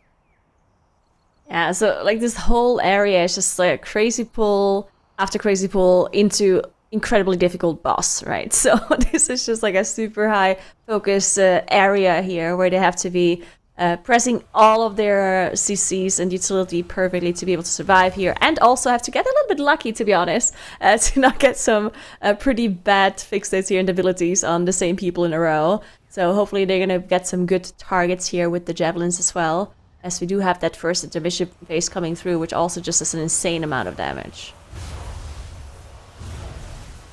I think, yeah, this intermission can be brutal. Now, this is one of the powers of the Resto Druid, is the Resto Druid just... it has so much raw HPS, and so they can kind of heal through anything, even if you're looking at things like Swamp Face and Giesel Giga Zap and like Floodgate and whatnot. This is the kind of the situation where the Resto Druid excels at. Whippy, I think he only had 20% mana whenever we saw him last in human form, but he doesn't need mana. His mana will probably go back up over the course of this entire boss fight, funnily enough. Yeah, we also do have more faceplates being pulled into this boss, because why not just make it a little bit more difficult, right? And add a little bit more damage to it as the javelins are coming out, doing a crazy amount of damage to Clicks here, as we see the Iron Bark being used as well to make sure Clicks can survive this one. And speaking of surviving, I was just about to say that Avanox is going to go down for anti-clockwise, and the first part is done and they can move on, but then they wiped at the very end. Avanox surviving, of course. Yeah, Avanox. Yeah, that's what I meant, yeah. Yeah. Anti-clockwise, I mean, now the tides are starting to turn a little bit. I think that I'd rather be in Polish Mountain's position than anti-clockwise, which is crazy because I think an hour ago, I was unbelievably worried about Polish Mountain's position, given the fact that they hadn't even really started a Gambit, and they weren't even looking like they were close to timing the dungeon. Now, I think that Polish Mountain have a little bit of an easier path to being able to get all the way up to 132 points and tying up Holy Method, where they just have to time this 21 Floodgate. And you see them on the top right on Big Mama at 56%. Their timer's looking okay. It's not like the fastest Big Mama split that we've ever seen given their route, but it's still going to be more than acceptable to be looking to time the dungeon. And anti-clockwise continuing to have problems in the first 10 minutes of Ara-kara. It's the first 10 minutes are known as the hardest part of this dungeon, and for anti-clockwise to kind of throw away 2 really deep runs, that has to feel terrible. Yeah, for sure. So even though this is still a little bit away, right? But I still want to ask what you think about Polish Mountain's rest of the day. Like, so let's assume their timing is 21 now, and they're moving up to 132 score, tying Holy Method here. What do you think they should be doing? Like, there's still going to be a decent amount of time left in the day, but seeing how Holy Method's struggling so much to get that extra point here on the board, do you think Polish Mountain should attempt to get another point somewhere? Or do you think they should work on their tiebreakers? So, kind of just hoping that anti-clockwise will not get 2 extra points. It's kind of brutal. Maybe you go 22 Floodgate, kind of like you were speculating. It's kind of an interesting decision point that maybe that's going to be a little bit easier. Because watching Holy Method in this 23, it's been kind of this tale where this second boss area that you're seeing right here, all the trash in here is brutal. Even though Holy Method only plays 1 Sentinel, that Sentinel is harder than some of the raid bosses. And the only way to make it safe is to really, sync Ascendance, Breath of Syndragosa, and Call of the Wild. But you don't really want to be sinking all of your offensive CDs into a Sentinel like that, because then you start sitting on them forever. And there's a weird question as to when you're supposed to pull the boss. And it's like, as the key level goes up, the difficulty of this dungeon just becomes exponentially more and more insane. Even though the timer, you'll look at it at the end and it's like, oh yeah, the timer's not too bad. Maybe it is just Floodgate 22 for Polish Mountain. What about tiebreakers? Do you think that's should not even be an option for them to try and improve that? I mean, I think that kind of depends on how your practice right went. Now. Yeah, I don't know how it looks either. I'm trying to take a cursory glance at it. They have an advantage in the Ecodome. They have an advantage in the Halls of Atonement. They're 40 seconds behind in Streets. Their aura's likely to be. I think they'll be a little bit slower on the time tiebreaker, but I'm not 100% sure on that. It also depends how fast they do this Floodgate, right? And how fast anti-clockwise does their 22 as well. There's a couple of moving pieces. I think that right now they're going to be a little bit behind in terms of time tiebreaker, but it's not. That is assuming that the moving pieces are, which are the Ara-kara and the Floodgate, kind of go as expected. Mm-hmm. Yeah, it's a difficult decision, right? What's your read on it? I mean, do you think it's the Floodgate? Let's say Polish Mountain decides to try and get another score point, but then anti-clockwise immediately tries and goes and improves their tiebreakers. Yeah. Then Polish Mountain needs to get the point, right? So, this is definitely going to be a tough position for them to be in. Obviously they want to time this, and then they're still 1 point ahead, right? But they know that anti-clockwise can tie it up pretty quickly. Yeah, they're kind of at a stalemate. So if one of them starts to go for time tiebreaker, then the other one is largely supposed to go for time tiebreaker unless they feel like they can guarantee the +1. Whereas if both of them are going for the +1s, then I think that the team that is ahead is always supposed to try to continue to go for that additional score. So they're in a kind of like a prisoner's dilemma where the other person's decision actually matters a lot for what their results are supposed to be. This is going to be very interesting. I'm just really looking forward to the end of this day here to see who is going to be making it to the global finals here. Only the top 2 teams, of course, will be advancing. And Holy Method, even though, again, they are looking very good. Even Holy Method technically could get eliminated still, because Polish Mountain and anti-clockwise are just basically 2 points away. If they time the dungeon that they're in right now, and then also time another 22 Floodgate or whatever, they both would be a point ahead of Holy Method, which would be insane. I love your optimism. Yeah, I know it's unlikely to happen, but Holy Method, you're not timing this key. They've been in here for a long time. So for context, Polish Mountain and Anti-Clockwise are both the 6th and the 7th seed coming out of Time Trials, and Holy Method is the 1st seed. So that's why we think it's unlikely for Holy Method to get eliminated. Also, they're the winningest team in MDI and TGP history. So for other reasons, we think that they're unlikely to get eliminated. At the same time, though, it could absolutely happen. The thing is, it can only happen if the other 2 teams have 1 additional score, right? Because looking at all the world records they are holding, they are faster in every single key, which means the Holy Method would never lose a time tiebreaker, or any tiebreaker, for that matter. So the only chance of Holy Method getting eliminated at the end of the day is by being 1 point behind to both Polish Mountain and Anti-Clockwise. Yeah, which is likely how Polish Mountain? How it would have to happen. Ooh, Polish Mountain having a death to the Kelp cast, the Jettison Kelp AoE, causing them a second death. It also looked like a couple of people ended up getting knocked back. At the same time, though, their Hunter is going to be able to release and make it back to the group. you can start to run out of CCs if you're not super careful here with this pull for Polish Mountain, and it can spiral out of control. Especially the longer that this pull takes, that's the issue, because you have 30-second Thunderstorm on your Shaman, you have some other 30-second cooldown CC abilities. But once you run through those the second time through, then that's like, oh, okay, now we're in a lot of trouble. Yeah, looks like they did manage to recover though, which is very good to see. The Elves are dropping lower and lower, and they're able to get that pull done. So very good for Polish Mountain, because I think that's their first attempt, right, in the 21. So Yes. even though it took them so long to get the 23 Gambit done, they are now looking really, really good in their first 21 Floodgate attempt here. In the meantime, Holy Method, they are approaching the end of their 23 Ecodome. They still have to do a little bit of trash here, which can be dangerous. Their loss is coming up in a moment. They have the 3 battle rests, which is a little bit of a... Like, it doesn't really matter that they have the 3 battle rests, because if they have 3 deaths, they're probably not going to make the timer, so that's not actually going to help them very much.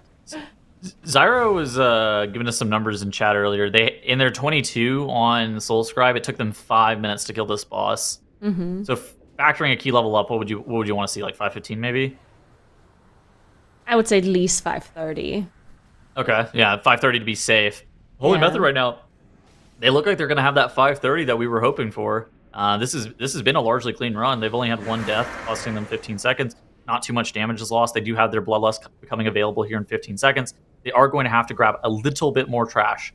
We do know that they grabbed some of the Farstalkers and those Crawlers into the boss to be able to finish up their last little bit of count. On top of that, Ritualist that is trapped off to the side. So it should be count for Holy Method, assuming that they didn't miss a mob somewhere. And the timer should be okay, but they're going to have to be able to live all the way through Soulscribe. But they've made it through the hard part of this dungeon on a world record level key. Yeah, it is looking pretty good. We do see now jumping back and gathering the rest of the trash that they still need here.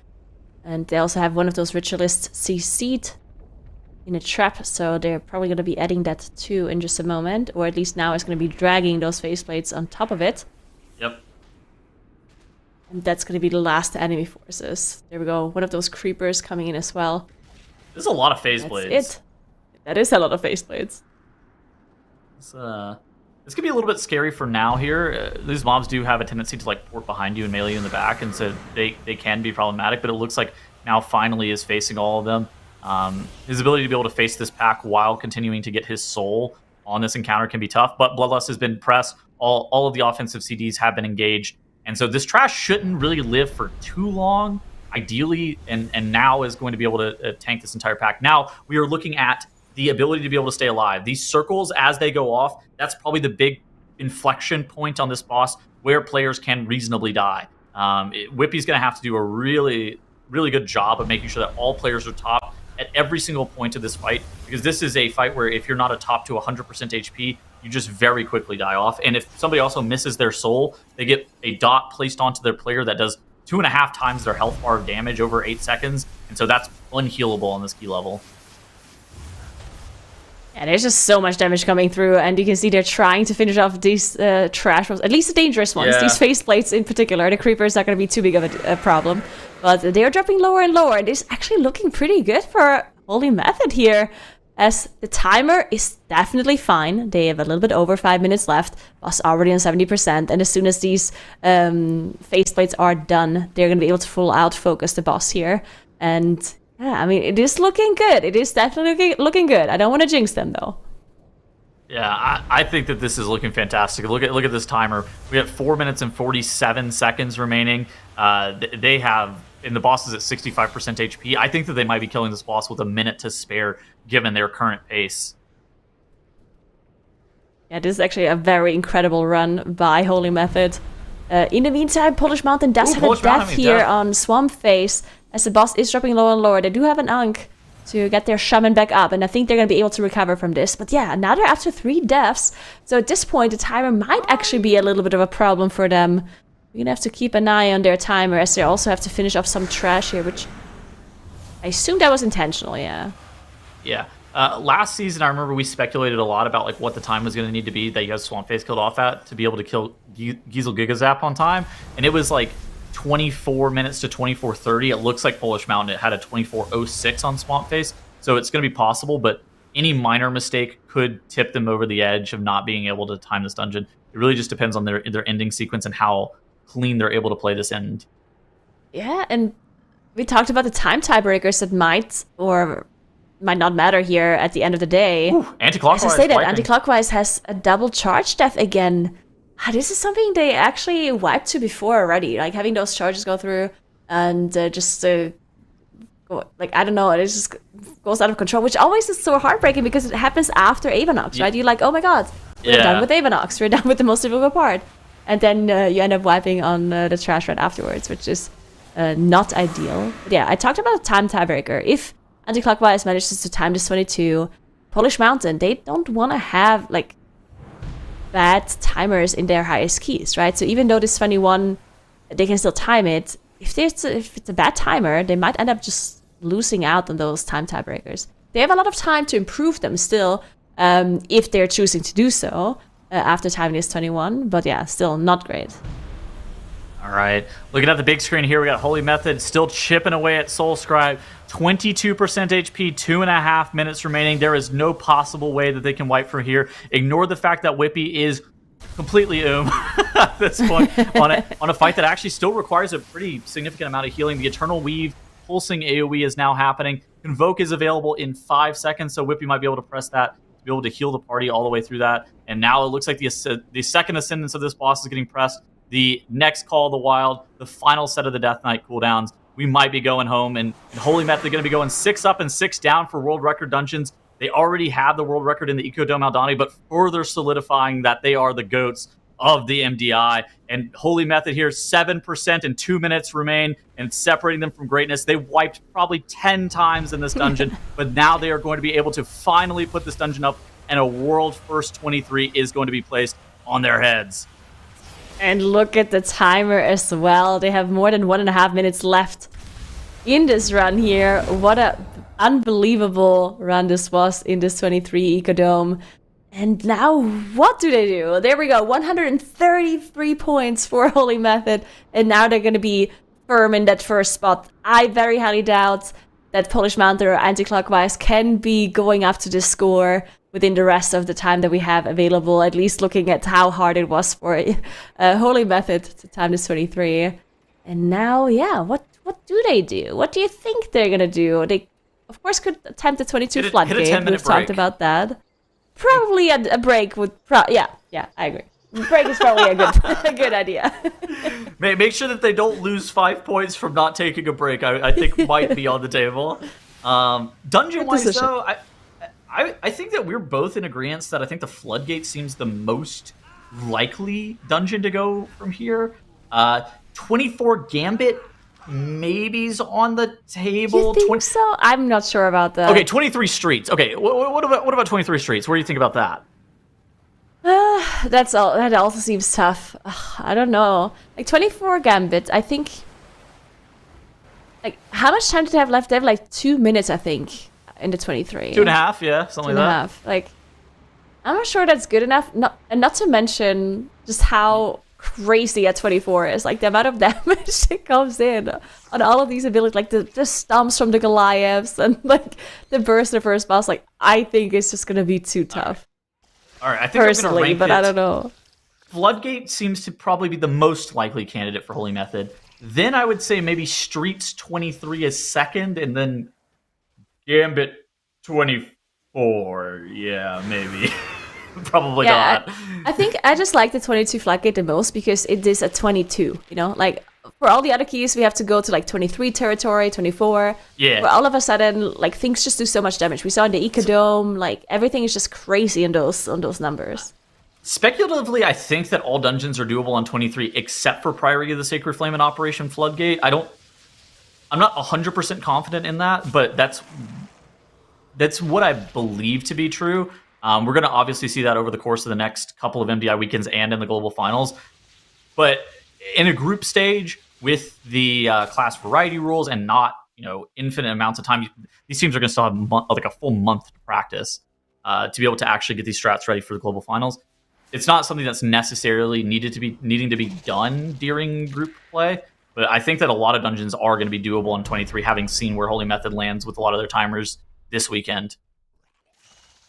Yeah, it's going to be interesting to see for sure.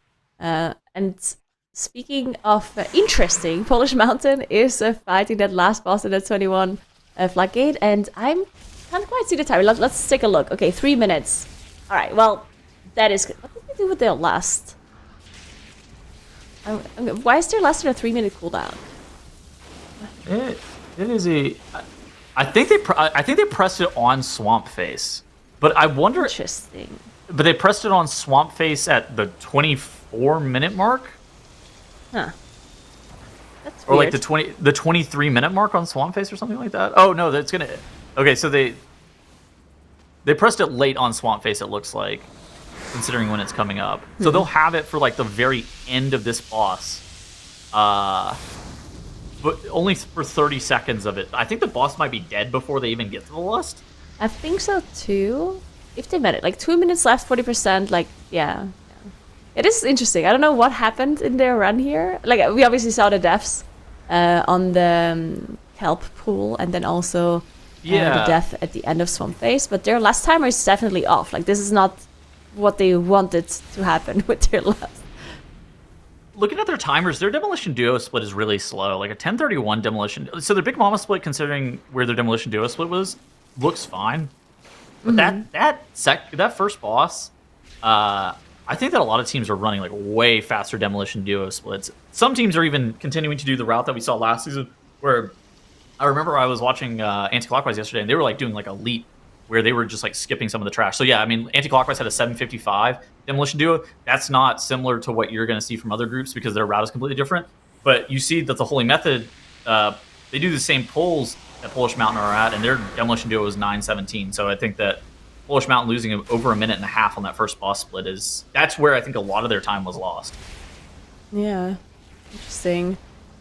All right, boss is now down to 14% though, and they do have a minute left, so yeah, it's gonna be close. Bloodlust is coming up in 15 seconds, so they're just gonna be pressing it as soon as it comes up. Still not gonna get that full duration in, but almost. So not too bad. Didn't lose a full Bloodlust here, but don't want to have any other mistakes coming through. The boss is at 5%, so press it. Press the Bloodlust. There it is. For the last 4%. Let's go. Dude, I love that our shaman just presses his ascendants without the bloodlust because he knows it would just be like totally grief to even just hold it that much longer. 27 seconds under the timer, and Polish Mountain go all the way up to 132 points, and they are now in the lead compared to where Anti-Clockwise are. And you see Anti-Clockwise in the bottom right-hand corner of the screen jumping off of Ara-kara again. It has been a catastrophic 2 hours for Anti-Clockwise that almost have timed this Ara-kara. They were on the cusp, and they just barely depleted to the timer. Now, Polish Mountain, they've been climbing. Have they reached the summit? Polish Mountain. I mean, and how everything turned around for them too, right? I was so worried for Polish Mountain at the start when they had a few depletes, and then it looked like they were, like, it honestly just looked like they were tilting. It really looked like their mental was affected by them not being able to get the key done fast, while Anti-Clockwise was performing incredibly well, right? Yep. And one thing to note is that even though they're not directly playing against the other teams, they can, of course, watch the stream, right? And they'll see what the other teams are going to be doing. There's a little bit of a delay, but they can still see it eventually. And if they're struggling in a key, and then they see, okay, their direct competition, in this case Anti-Clockwise, they'd managed to time the 23 before Holy Method did even. That must be really frustrating when you're struggling, right? And then they ended up making some mistakes that didn't seem super standard for them, and they ended up wiping so many times at the start of their 23 Gambit. Then they timed the key though, after 2.5 hours, immediately goes into the floodgate and gets that extra point on their first attempt. Well, Anti-Clockwise has been wiping on this 22 for so long. This must feel really good for them. But now they have to make this difficult decision on what they're gonna do moving forward. Because looking at the time, we have 2 hours left, and of course they can attempt another point, but looking at how difficult it was for Holy Method, they might think, okay, you know what, maybe we should increase time tiebreakers. Yeah, I don't know. I think it would be smart to do tiebreakers, honestly, but of course they would risk anti-clockwise, just timing to 22, then going somewhere else and getting another point somewhere. Something you mentioned was tilt. I mean, for me, the tilt almost doesn't have anything to do with how the other teams are performing, but depleting a key for me always just gets me into like a bad mood, especially if you're depleting it over and over again, where then the vibes start to become a little bit sour, and it's hard for you to stay like motivated and positive whenever you're constantly depleting a key, right? And then it's like, okay, we had the positive vibes at the beginning of the day. Things were going perfect for us. We timed that gambit super quick, and we were actually slamming this Ara-kara, and it felt like we were building momentum, and now everything's felt stagnant, and it's really difficult to kind of break out of that mold. Now, they do have Divine, who has competed, for years and years at this point, and I think that he's going to have to be able to kind of talk the team through that and try to make sure that they continue to stay forward-focused in what they're thinking and just not succumbing to tilt, because the same thing was happening to Polish Mountain, where it just seemed like they were kind of in a rut. They were kind of in a funk for no reason. They took a break. They came back from the break, and they started performing way better. And for anti-clockwise, maybe soon is the time for them to take a break and to try to help clear their mental a little bit. They are currently in this Ara-kara on the 22, and we know the first 10 minutes of this Ara-kara are by far the hardest. And if they're able to get through it and then not wipe to Bloodworkers dashing you at the same time that the Hulking Bloodguard slams, that's going to be important. But it still can happen. There's still mistakes that can end up costing you your run, even though the first 10 minutes are the hardest part. Yeah, I think you're right. Maybe they also need a little bit of reset in the moment. It also is possible that they don't tilt at all, right? Like, I said this earlier as well for Polish Mountain, like, even though it seems like from the outside, right? You're looking at this and you're like, oh, they're making some mistakes, like, maybe they're tilting. But it's also possible that there's zero tilt going on and they're full focus, because these are just hard keys, right? Like, this is there's zero tilt, they're just playing bad. No, like, it's just like, it's just difficult dungeons. Like, what I'm saying is, maybe they are just like, maybe this happened in their practice too, that they just ended up wiping on a key numerous times in a row, and it just happens. These 22 key levels and 23s. Look at Holy Method. You know how long it took them to get this 23 done, and we all know how good those players are as well, right? And I don't think that Holy Method tilted, right? When they depleted, or at least not at each other. Maybe at themselves. Yeah, which way the tilt goes is always a pretty crucial part of the overall group morale. But, I think it is something where there may be those dungeons that, just like you were saying, Nagura, you just have to find the exact right groove. It's possible, you can do it, but getting everything to line up, even for these high-end teams, can still be difficult at these levels. Now, we will be switching everything out here on the desk. It is that time again. So we will keep an eye on how the teams continue to progress and hope that they don't tilt in any direction, except for forward, onwards, upwards, towards group finals. So... Right. Yeah. Nagura and Tettles, we'll see you later. Thanks so much for the commentary. Bye. And we're getting Makes and Dratno saying, and since a couple of our teams are on break, I think we're going to play a little round of Whose Spell Is It Anyway? Ooh. The immediate excitement.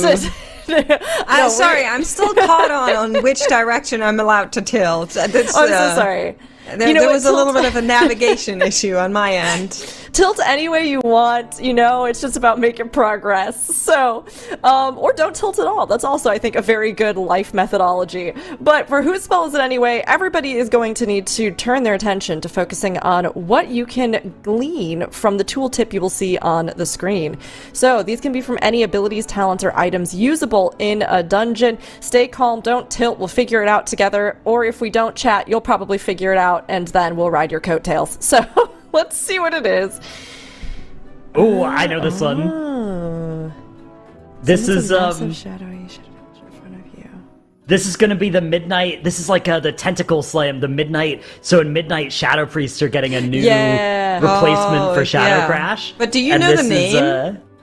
I think it's Tentacle Slam. Yeah, Tentacle Slam. Although I do like Tentacle of the old ones. I think that's very good.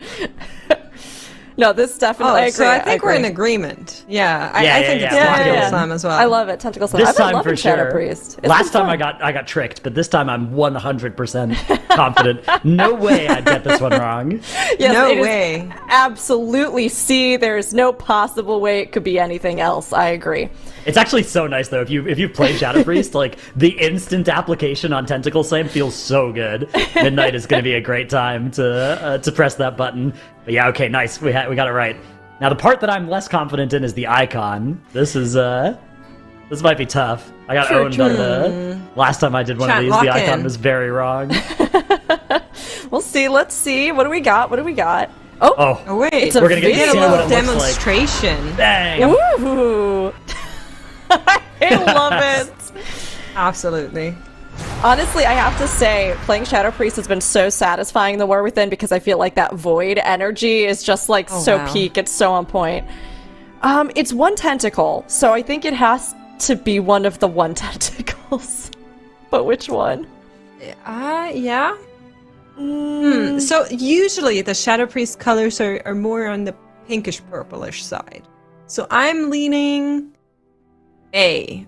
But what's the difference between B and D? D is lower down. The shape is slightly different. It's curving more downwards okay. to the right there. Yeah.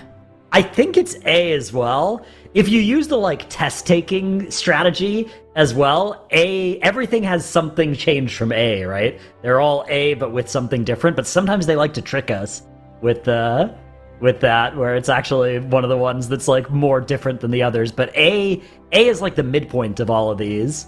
I like It's A. true. Mix, are you also on A? I'm on A. Yeah, I think usually Shadow Priest is more pinkish, but maybe we're wrong. I'm Okay. not as confident as I was on the beams. I'm gonna shake it up. I'm gonna go B, that little bit more purple, because there's still a little pink in there. Chat is saying B, so I maybe think B. Maybe it is B. Yeah. All right, I'm going B. Oh, Ah, Hey! it is B. Nice work. let's okay. go, Rook. Yeah, they tricked me. Good job, and good job, chat. I see a lot of B's in there as well, but don't worry, there were people that thought some of the others were contenders as well. But we'll get back to the action now. Dratnos, I'll turn it over to you. We actually did have a question in chat that I wanted to toss your way as we get into it. Dr. Dan in chat asked, how high do we realistically think Holy Method or other teams can take these keys? Will we see any improvements before the grand finals? All you, Dratnos. I think that we're probably at the ceiling for most of the keys on the list today.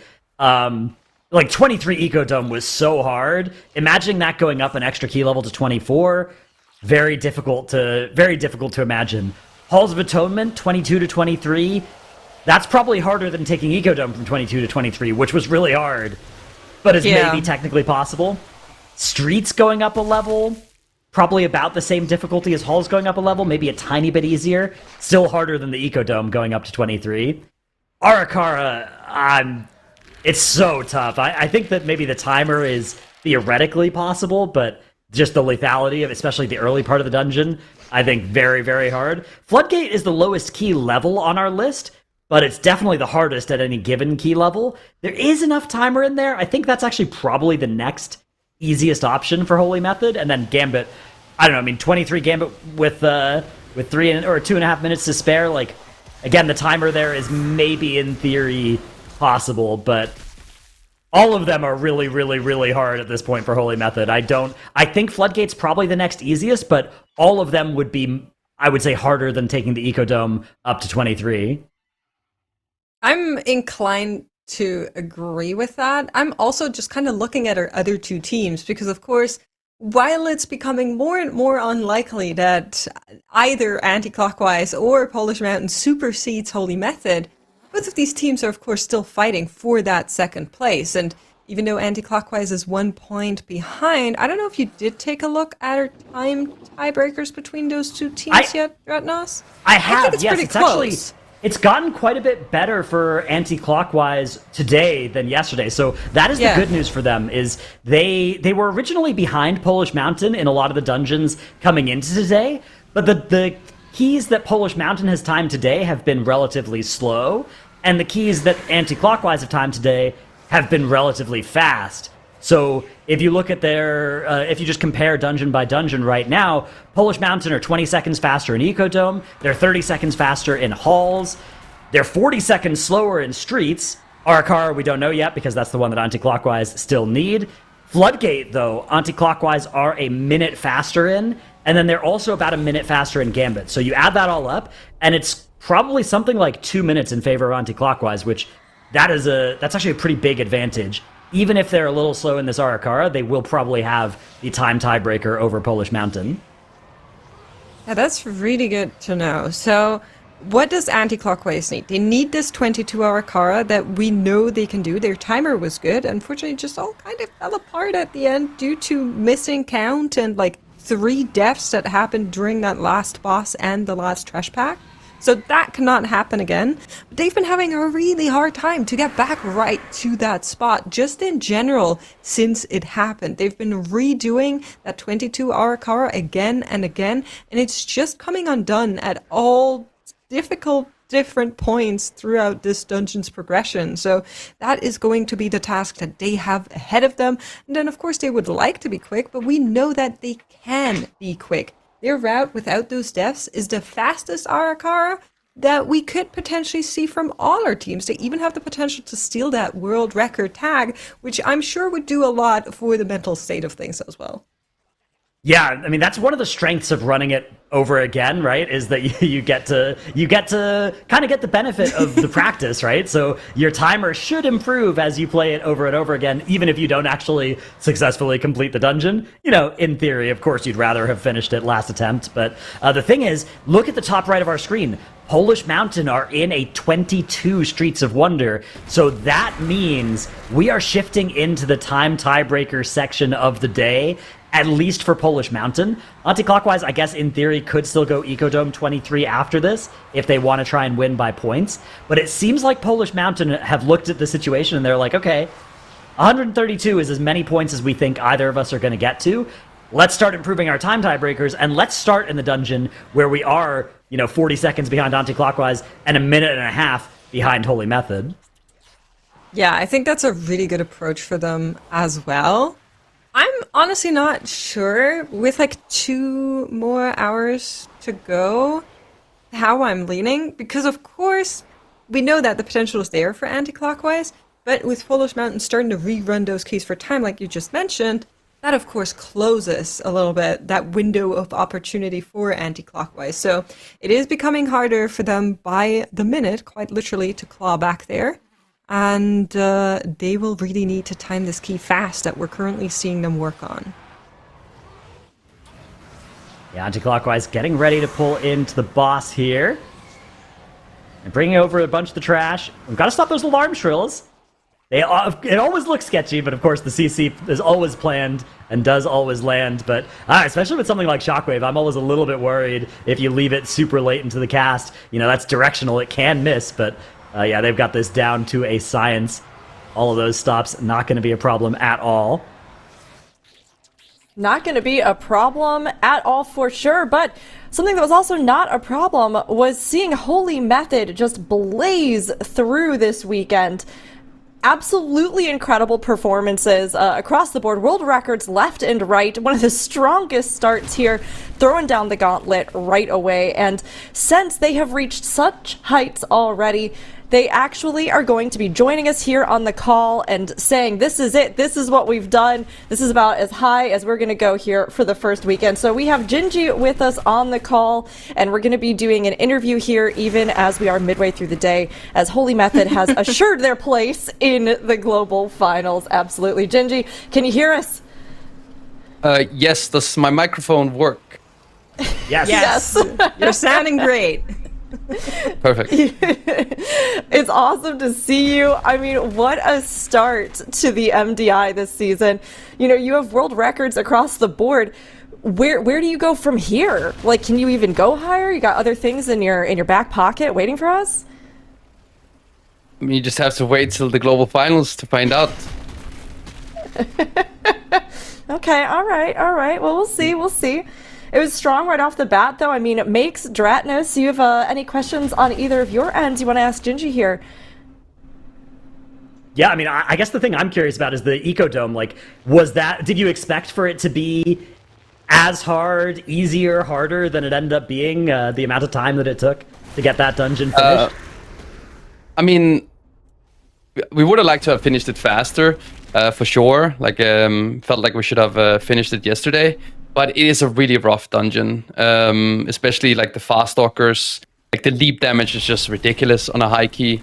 So sometimes you do get a bit unlucky and you get like back-to-back fast stalker leaps on you, and it's just a rough dungeon where a lot of things can go wrong. So it's okay. Yeah, we saw you kind of be on the unlucky receiving end on those fast stalkers quite often throughout those dungeons, where we were kind of like, come on, the target clicks for once, and it just kept going on you. But I do have a question about the other teams, because this weekend in particular, I feel like competition is closer than we've ever seen it in group stages, at least in the past couple of seasons. And between Polish Mountain and Anti-Clockwise, those are two teams where usually, I mean, of course, 5th and 6th seed, but usually we don't expect them to be such a big threat on the upper ending of the leaderboard. So how have you kind of perceived the other teams while playing? Yeah, I looked at it. I was actually, like you said, I was really surprised at like how good Anti-Clockwise and Polish Mountain have been. I think, I mean, Polish Mountain, I've seen that, especially here in the War Within, they have started competing. And I've kind of seen them progress as like a team throughout the expansion, and they are kind of just getting better and better every season. So that's kind of cool to see. So they've definitely improved a lot. And then, I mean, Anti-Clockwise, they have a seasonal player like the Vinefield, right? That probably comes with a ton of experience, having played Vex for a long time. And I mean, there's also a lot of players in there that have been pushing high keys consistently as well for many seasons. So I'm not super surprised that team is doing well, but and it's going to be interesting to see who of those two teams will go on to the globals, because honestly, I don't know if Anti-Clockwise times is 22 or Ara-kara going to be close. Yeah, because the time tiebreakers are in favor of Anti-Clockwise now, but Polish Mountain had the better runs for most of yesterday and the day before, like on any given dungeon. I think this is going to be a very close finish to the end of our day. It's cool to see the different specs that everybody's been playing as well. How did you feel about the new version of the spec variety rule, getting to play all the like MM Hunter and Mage in some of the dungeons, BM as well? Yeah, I think it's probably more fun as a viewer than it is as a player. So it definitely requires a bit of cooking as well, leading up to the tournament, right? To make sure that you are not banning the wrong specs. So I don't think it's too bad, but obviously as a player it's a lot easier to just go in there, play your meta comp, and then like not focus on anything else. But it makes you have to do a little bit of, let's say, separate practice as well, outside of just practicing the dungeons with the meta comp. You have to practice a little bit extra as well to prepare yourself for the builder keys with some of the off meta specs. So if it makes the viewers happy, I mean, it's fine to see that we're not just playing the same specs everywhere. I mean, Gingi, you know it's Twitch chat. They'll never be happy. But I do kind of want to ask you a little bit about the route on Anti-Clockwise in this Ara-kara. I'm not sure how much you've been seeing, but compared to you guys, basically they play a lot less trash in the earlier parts of the dungeon, as you can see by where they're sitting right now, kind of. And then they have to do the right side of this gauntlet after the boss. Now, that is quite unnatural, I feel like, to most hierarchies. Usually you want to end it out with the boss fight. So do you have any thoughts on this that you want to share? Yeah, I mean, I did see that route, right? Because technically the run was faster than ours if you deduct the death timers, right? And probably the DPS loss from the deaths. Yeah, I mean, it's always nice to see some of the other teams and what they have cooked. And I think it was good on them. I think it was great tech to just, but I don't think they did it afterwards, right? Didn't they pull it into the boss? No, like so late? they do what you see right here, and then they go into the boss, and then after the boss, they use Lust on the left-hand side, and they basically do the same pack that you're seeing right now with drones and triple overseer. They did. My bad. I thought you talked about count in the previous round. Okay, I thought you talked about Polish Mountain. My bad. Yeah, anti-clockwise. Anti. Yeah. I mean, we'll see it Polish now, so quite- maybe you'll Yeah. have any thoughts on it in a couple of Yeah. minutes. I mean, doing that poll is actually that was something that was pretty standard early on live. Actually, like the people did that, and then there's just a lot of random deaths when you did that poll when you played with the flyers and the leaps. So people just kind of like stopped doing it. Yeah, I mean that's basically what happened to them last attempt, right? So definitely makes sense to be a little bit worried about it, but hopefully they can get it done this time at least, because it's been tough to watch. The last couple hours. It's always really hard when a team has, is wiping for a long time, and then you get like a run that's almost there, and then you end up wiping again, and I don't know, it's so demoralizing. I don't know, you guys usually haven't experienced too much like that, or if you do, it's something where it's like the key level is high enough that you're already in first place, right, and you're playing for an extra point, and I imagine that feels a little bit less bad, but I don't know, do you have any experience with like a day or a weekend going badly and needing to recover from a couple of bad runs in a row? I wouldn't say like a lot of bad runs in a row. It's like maybe on the last day you have one run left and like you just didn't time that key, so you kind of feel like bad that you didn't get the maximum amount of points that you wanted to finish with. That feeling kind of sucks, but yeah, I mean it always is the worst thing to like deplete a key at the end of it. That's such a time sink, and that one feels way worse than, let's say, an early deplete, right? Yeah, for sure. Oh, go While ahead. we were talking there, Polish Mountain wiped at the start of their streets, and now they're swapping over to Halls of Atonement, interestingly, which this is kind of weird, because Polish Mountain are already faster than anti-clockwise in Halls, but they're a minute slower than you guys, so maybe they think this actually is where they can gain more time tiebreaker, because it would be crazy for them to put in the 23, right? Let's see what level this key is that they're starting up here. Okay, yeah, it's 22. So I guess they just think this will be easier to had get one some death. time in than Yeah. the streets. Yeah, okay. I guess that makes sense. Maybe just saying, oh, that death was really unfavorable. We lost a lot of time because of that, and so just trying to rerun that. I do want to kind of come back to the spec ban or spec variety rule, Gingi, because on day one we got notified that you guys actually ended up banning out something that was maybe not intended on the Guardian Druid, and you did fantastic with it, right? We were kind of expecting like, oh, we're not sure what's going to happen on day two, and you guys owned it anyway, but maybe tell us a little bit about what exactly happened there and how you guys recuperated. Yeah, so unfortunately our healer made a small mistake and locked the Resto Druid for a key where he was supposed to be in Resto Shaman, which made Guardian Druid get banned day one instead of day two. But it was not the worst adjustment we had to do. Just had to lock on Brewmaster instead, and do like a small change in a few dungeons. So it was not the end of the world, but yeah, we did actually mess up what we had initially planned. So, but it worked out. It worked out in the end. No harm was done. Yeah, absolutely. You had the flexibility, the skills, you worked with it, and we loved seeing you play. I mean, I know obviously some of you took a break for a bit, and it was so good and has been so good seeing you back in the MDI. I know you said in your interviews that you were feeling good about where the team was, everybody coming together, but are you feeling it here in Season 3? Are you ready? Are you out to prove something in our finals?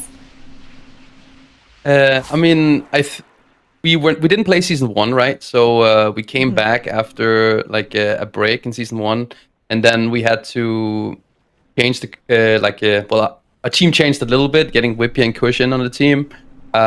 Especially Whippy, it was a big jump from where he was before in terms of like how strong the team was, and he made like a lot of progress, I'd say, from his first season to now, and also us being in it again for like a season, not being out of the competitive scene, and just building I would say we're like a way stronger team than we were last season. So I was very proud and happy that we managed to take the win last season as well. But I would say we're definitely coming in stronger for the finals. Well, we can't wait to see it. We're super excited, honestly. We can already see that strength at play. I mean, man, seeing those world records go up, seeing some of those runs, especially Ecodome, just some incredible things you were all pulling off there. And as you said, maybe there'll be even more to come, we can hope, in the global finals. But we will let you do any other shout-outs you want to do before we let you go for the day. Anything you'd like to say, Gingi? Yeah, I mean, just shout out to everyone watching. I hope you guys enjoyed the show. I'm also sorry for ending a little bit early. We obviously don't want to give too much away, right? If we don't have to. But so, I mean, you guys have world records in all 6 dungeons. Yeah, real bummer, you know. So sorry. Just had to push him about as high as you could. But no, please continue.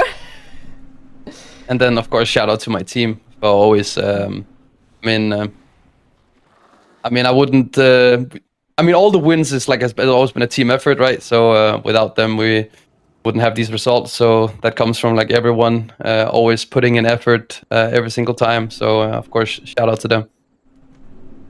Awesome. And then we love.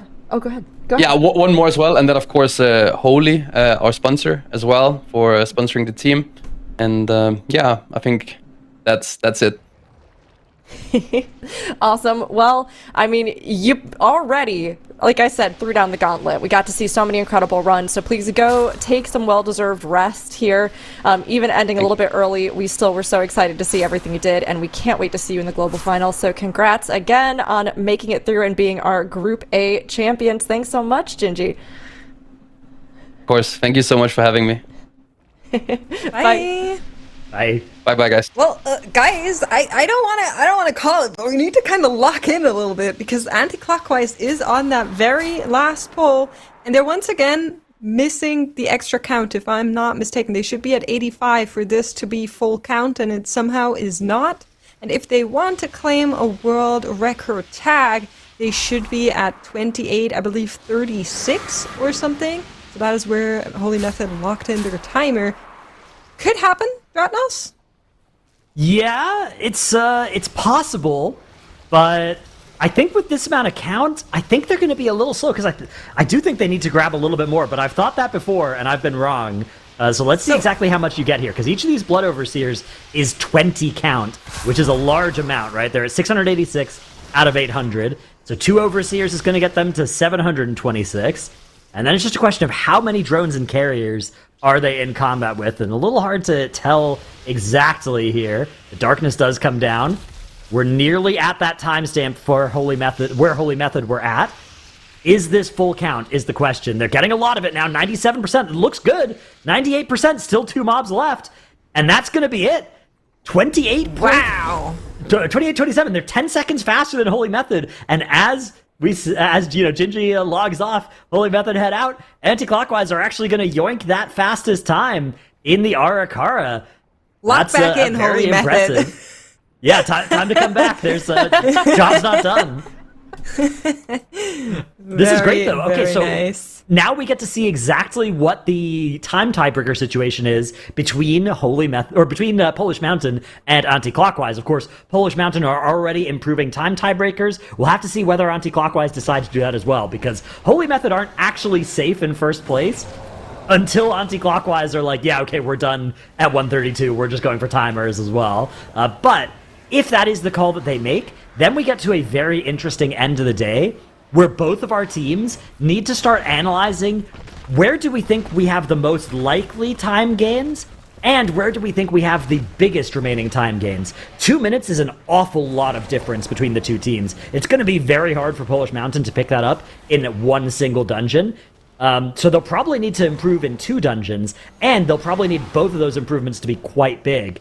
So Anti-Clockwise might look at that and might think, okay, if we can even gain 20 or 30 seconds, that might be all we need to shut them out. So they might, instead of looking for the biggest potential time save, start to instead look for the most consistent one. Whereas Polish Mountain have to go big, they have to go crazy. And it's going to cause them to wipe as they're doing just that in this Halls of Atonement 22. 8 minutes of their day going down the drain here, only 93 minutes left. So they really can't afford to do that very much more if they do need to complete 2 more keys, which I think that's probably the minimum amount of keys they need to get those 2 minutes of tiebreakers that they need.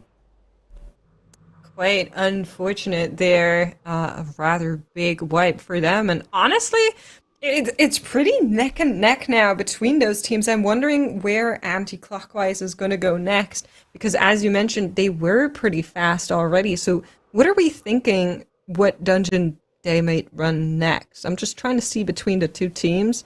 Their Floodgate was faster than what Polish Mountain had. Their Streets was faster than what Polish Mountain had. It could be the Halls of Atonement, or it could be the Ecodome.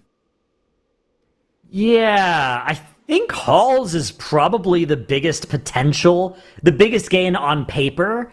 Just like compare, you look at the Holy Method time in there and you're like, okay, anti-clockwise have a minute and a half they could gain in that dungeon in theory. The question is, these teams obviously know what they've achieved in practice, right? So they can compare each of these dungeons timers to their best from practice, and they can make a more informed decision than we can by just comparing directly to Holy Method. Meanwhile, Polish Mountain going to be continuing in this 22 halls. So the information that anti-clockwise have finished the 22 Ara-kara is not changing the decision here for Polish Mountain.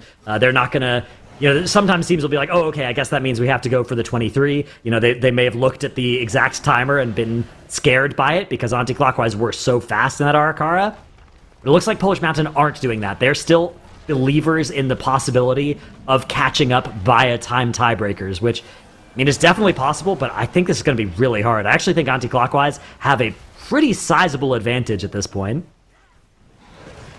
Yeah, I think so too. We'll need to see how and if Polish Mountain can claw back here to maybe make that time difference, actually, not point difference, time difference back against anti-clockwise. It's a team that we've been pretty much just, highlighting all weekend, saying how much they've grown. Gingi was saying the same just now throughout their competition in the MDI in the past couple of seasons. They have just continuously improved. But unfortunately, especially today, the beginning of the day was not going in their favor, which now put them in a position where they're a little bit with the back against a wall. This Halls of Atonement by no means is an easy key. We've seen a lot of issues across all of our teams arise as they were dealing with this key. And I'm not sure 100% if it was Polish Mountain, but I think it was them that actually in their 22 had the body pull right before the Echelon boss room, where they lost around 80 seconds on the overall dungeon timer due to their tank going down, the team needing to reset, and recuperating that entire thing. So that is the potential time that I think they're looking at to save here. Yeah, that is a lot of time that can be saved. I do think realistically, though, they're probably hoping to get like a minute out of this dungeon, maybe a minute and a half in an absolute best case situation. And remember, they are behind by 2 minutes and 14 seconds. So they're going to need to find another minute somewhere else, even best case, I think, in this Halls. Big pull, though. Currently underway for Polish Mountain. We're seeing those groundskeepers getting tagged in as well. Health bars are fluctuating dangerously, but it looks like they're going to be okay for now. The next Thrash cast, another big danger point here. And they got to make sure that Loyal Beast cast also doesn't go off, or else the tank gets in huge danger. Right now it's the healer that's in the most danger, but all is fine. The big raid damage has stopped. Everybody's able to dodge those swirlies. And we've gotten at least past the 3-minute mark here. Although remember, it was actually the 7-minute Shard of Halkia's pull that took them down last time. So not just the very first section of the dungeon, but a lot of danger throughout this opening area before the first boss. Absolutely, and it is going to continue just like you mentioned here, as they are making their way right on over there. I'm wondering what anti-clockwise are doing once they're actually going to come back from their break. So just letting you know, Holy Method, we heard from them just a little bit ago. They are, for now at least, stopping as they're pretty happy with their arrangement of the world record keys. And anti-clockwise is currently on their mandatory break. Stratos, do you know if Polish Mountain took their break yet? I don't know. I will ask right now what our break status is. Perfect. Because for let me Polish reiterate, Mountain. For anybody that's unfamiliar, before the final hour of the competition starts, all of our teams will need to have taken their mandatory breaks of an overall time of 20 minutes. If they do not, they lose 5 points, which is tragic on a format like this one. Very hard to claw back 5 points in any scenario, especially so in 20 minutes. So usually we try to make sure that everybody takes their breaks. There have been some weekends where teams, in fact, Holy Method, several of the players on that team were once far enough ahead that they could have lost the 5 points and still qualified. But look at this weekend, they certainly couldn't, right? 5 points away and they'd be in a distant third place. So the good news, though, is that all of our teams either have taken or are taking the last required break time that they need. Polish Mountain has already taken that break. Unfortunately, they're also taking their first death of this attempt. As the DH goes down, it's just one of those Houndmaster's random shoots. Going to be their first and only battle res for the next while here. And this pool doesn't even have a Shard of Halkias in it, but it is still quite scary. And yeah, anti-clockwise should be back from their break kind of soon. We can see from that green dot on the leaderboard UI down in the bottom right that they're currently zoned into an Ecodome. So be curious if that's maybe where... I don't think they would go for timer improvement there, but we have a death coming in for Polish Mountain, and this one is not resable. And this is really bad because it's a healer death as well. So the healer can release and run back, but yeah, everybody's kind of identified, okay, this is going to be deadly to our chances of success here. And once again, it's actually a little bit earlier than their wipe was last time, but around that 7-minute mark, they go down. They're going to have to reset this dungeon once more. Now there are only 87 minutes left in the day for our teams, which, you know, it's still a lot. You could still get 4 dungeon runs done in that time space, including the overtime, but if you're wiping and resetting, that time is going to disappear very quickly. Absolutely. It will just tick down from here on out, but I think it's nice to see a couple more attempts from Polish Mountain here in the Halls of Atonement, as they are getting ready to reset that dungeon. I'm wondering where our keys potentially ending up, because of course, Method saying, no, we're pretty happy with the score. We don't feel threatened enough to push any higher.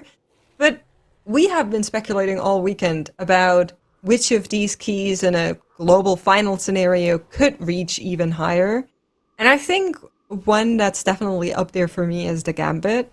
I would really like to see that key to go to a 24. I think that would be really cool.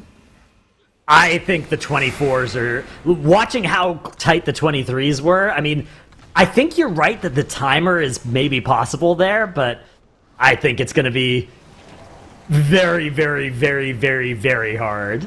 Like, even at global finals, I'm not sure we'll see it, but I'm also hopeful for it, as we can see anti-clockwise are zoned into that Ecodome. Their break timer expired now, and the countdown coming out for them starting their next key. So the question is, plus 22 or plus 23? Which way will anti-clockwise go? It is plus 22. Right. So they are playing to improve their time tiebreaker. As it stands right now, anti-clockwise are 2 minutes and 14 seconds ahead of Polish Mountain. Both teams are trying to change that. Anti-clockwise are trying to open that gap up even further. Polish Mountain are trying to close it and, in fact, overtake. They have experienced a death here on the very first pull. It is being B-resed. They're going to keep it going, but you could see there's some consideration. Some players started running towards the edge. They were maybe thinking about just jumping off at the first sign of the death. Looks like they've decided not to, but, you know, this early into a dungeon, it's a very tempting prospect to just reset and go again. It absolutely is, because of course we know that the one death they had in their 22 run cost them a little bit more than just being able to rest and the penalty. But at the same time, if you only lose 1 minute 30, you might as well just redo it and then have your battle rest available hopefully in the next run, because this is basically what their rest of the day looks like. They are going to be trying to cut down timers across all of their dungeons, and if something goes wrong from here on out, that dungeon on the timer perspective is a go again anyway. Like, they really need to make sure that these runs are as clean as possible, and a death as early as this, I can understand why they would kind of consider just running back out. Yeah, I mean, the thing you have to consider as well is they're trying to make up 2 minutes and 14 seconds. So even if they could still improve their time with this run, which they certainly can, they've lost at least 15 seconds of the amount that they could improve this run by, and that's a large amount, right? Like, they need every second they can get here, so I would definitely be very tempted to call the reset, even at that very first death, but you know, if you keep doing that, then eventually you run out of time left in the day and you also lose. So they're caught between two bad options here. They are going to keep this dungeon run going. And of course, anti-clockwise are in a great position. If they can improve in their Ecodome, even 30 seconds, that's going to make the gap between them and Polish Mountain so difficult for Polish Mountain to fix in 2 dungeons. And at that point, if they need 3 time improvements to make it happen, ooh, I don't know if we've got the time in the day for that. I don't think we have the time in the day for that either, so I'm really hoping that they would be able to do it in 2 dungeons, right? How many ever runs it takes, but 2 dungeons is where you need to shape up that timer. And then, of course, at the same time, like you mentioned earlier, anti-clockwise is trying to close that door. They are trying to make the 2 minutes something that they're behind even more, so that it becomes impossible for Polish Mountain to actually supersede that timer and claw it back. So very, very tough perspective for the team from Polish Mountain as they are trying to claim back that second spot. But their first step on the way there has to be getting through this Halls of Atonement. And that's why I'm kind of saying, I think if you already have that death, I think it's probably a go again, as I don't think you can afford it. I think you need the maximum clean runs in order to get as much time off of the timer to be able to claw back here. Yeah, exactly. It's a demoralizing position to be in. And if you're Polish Mountain, you've kind of got to be thinking, how did we get here?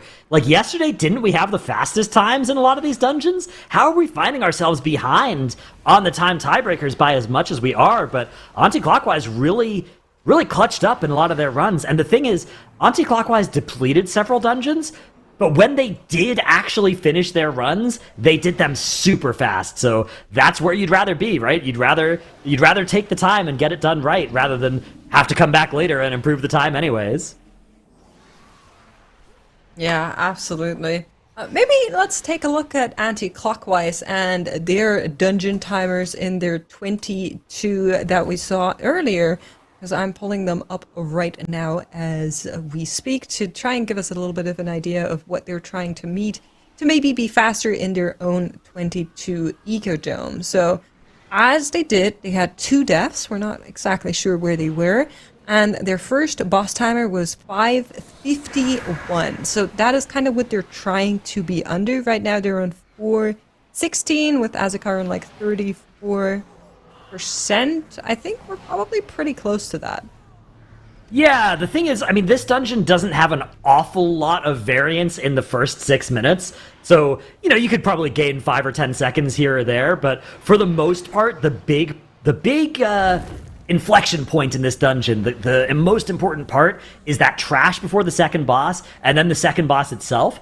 The rest of the dungeon as well is also still lethal, and there's also a lot of time-saving opportunities there, too, in the last trash section. We have seen a lot of wipes from Holy Method in the 23 at that part of the dungeon. Most other teams haven't wiped in the lower key levels in that section, though. It's mostly just been the second boss trash that has been the most lethal. So, yeah, I think anti-clockwise here, you're going to be reasonably happy with their first boss kill time.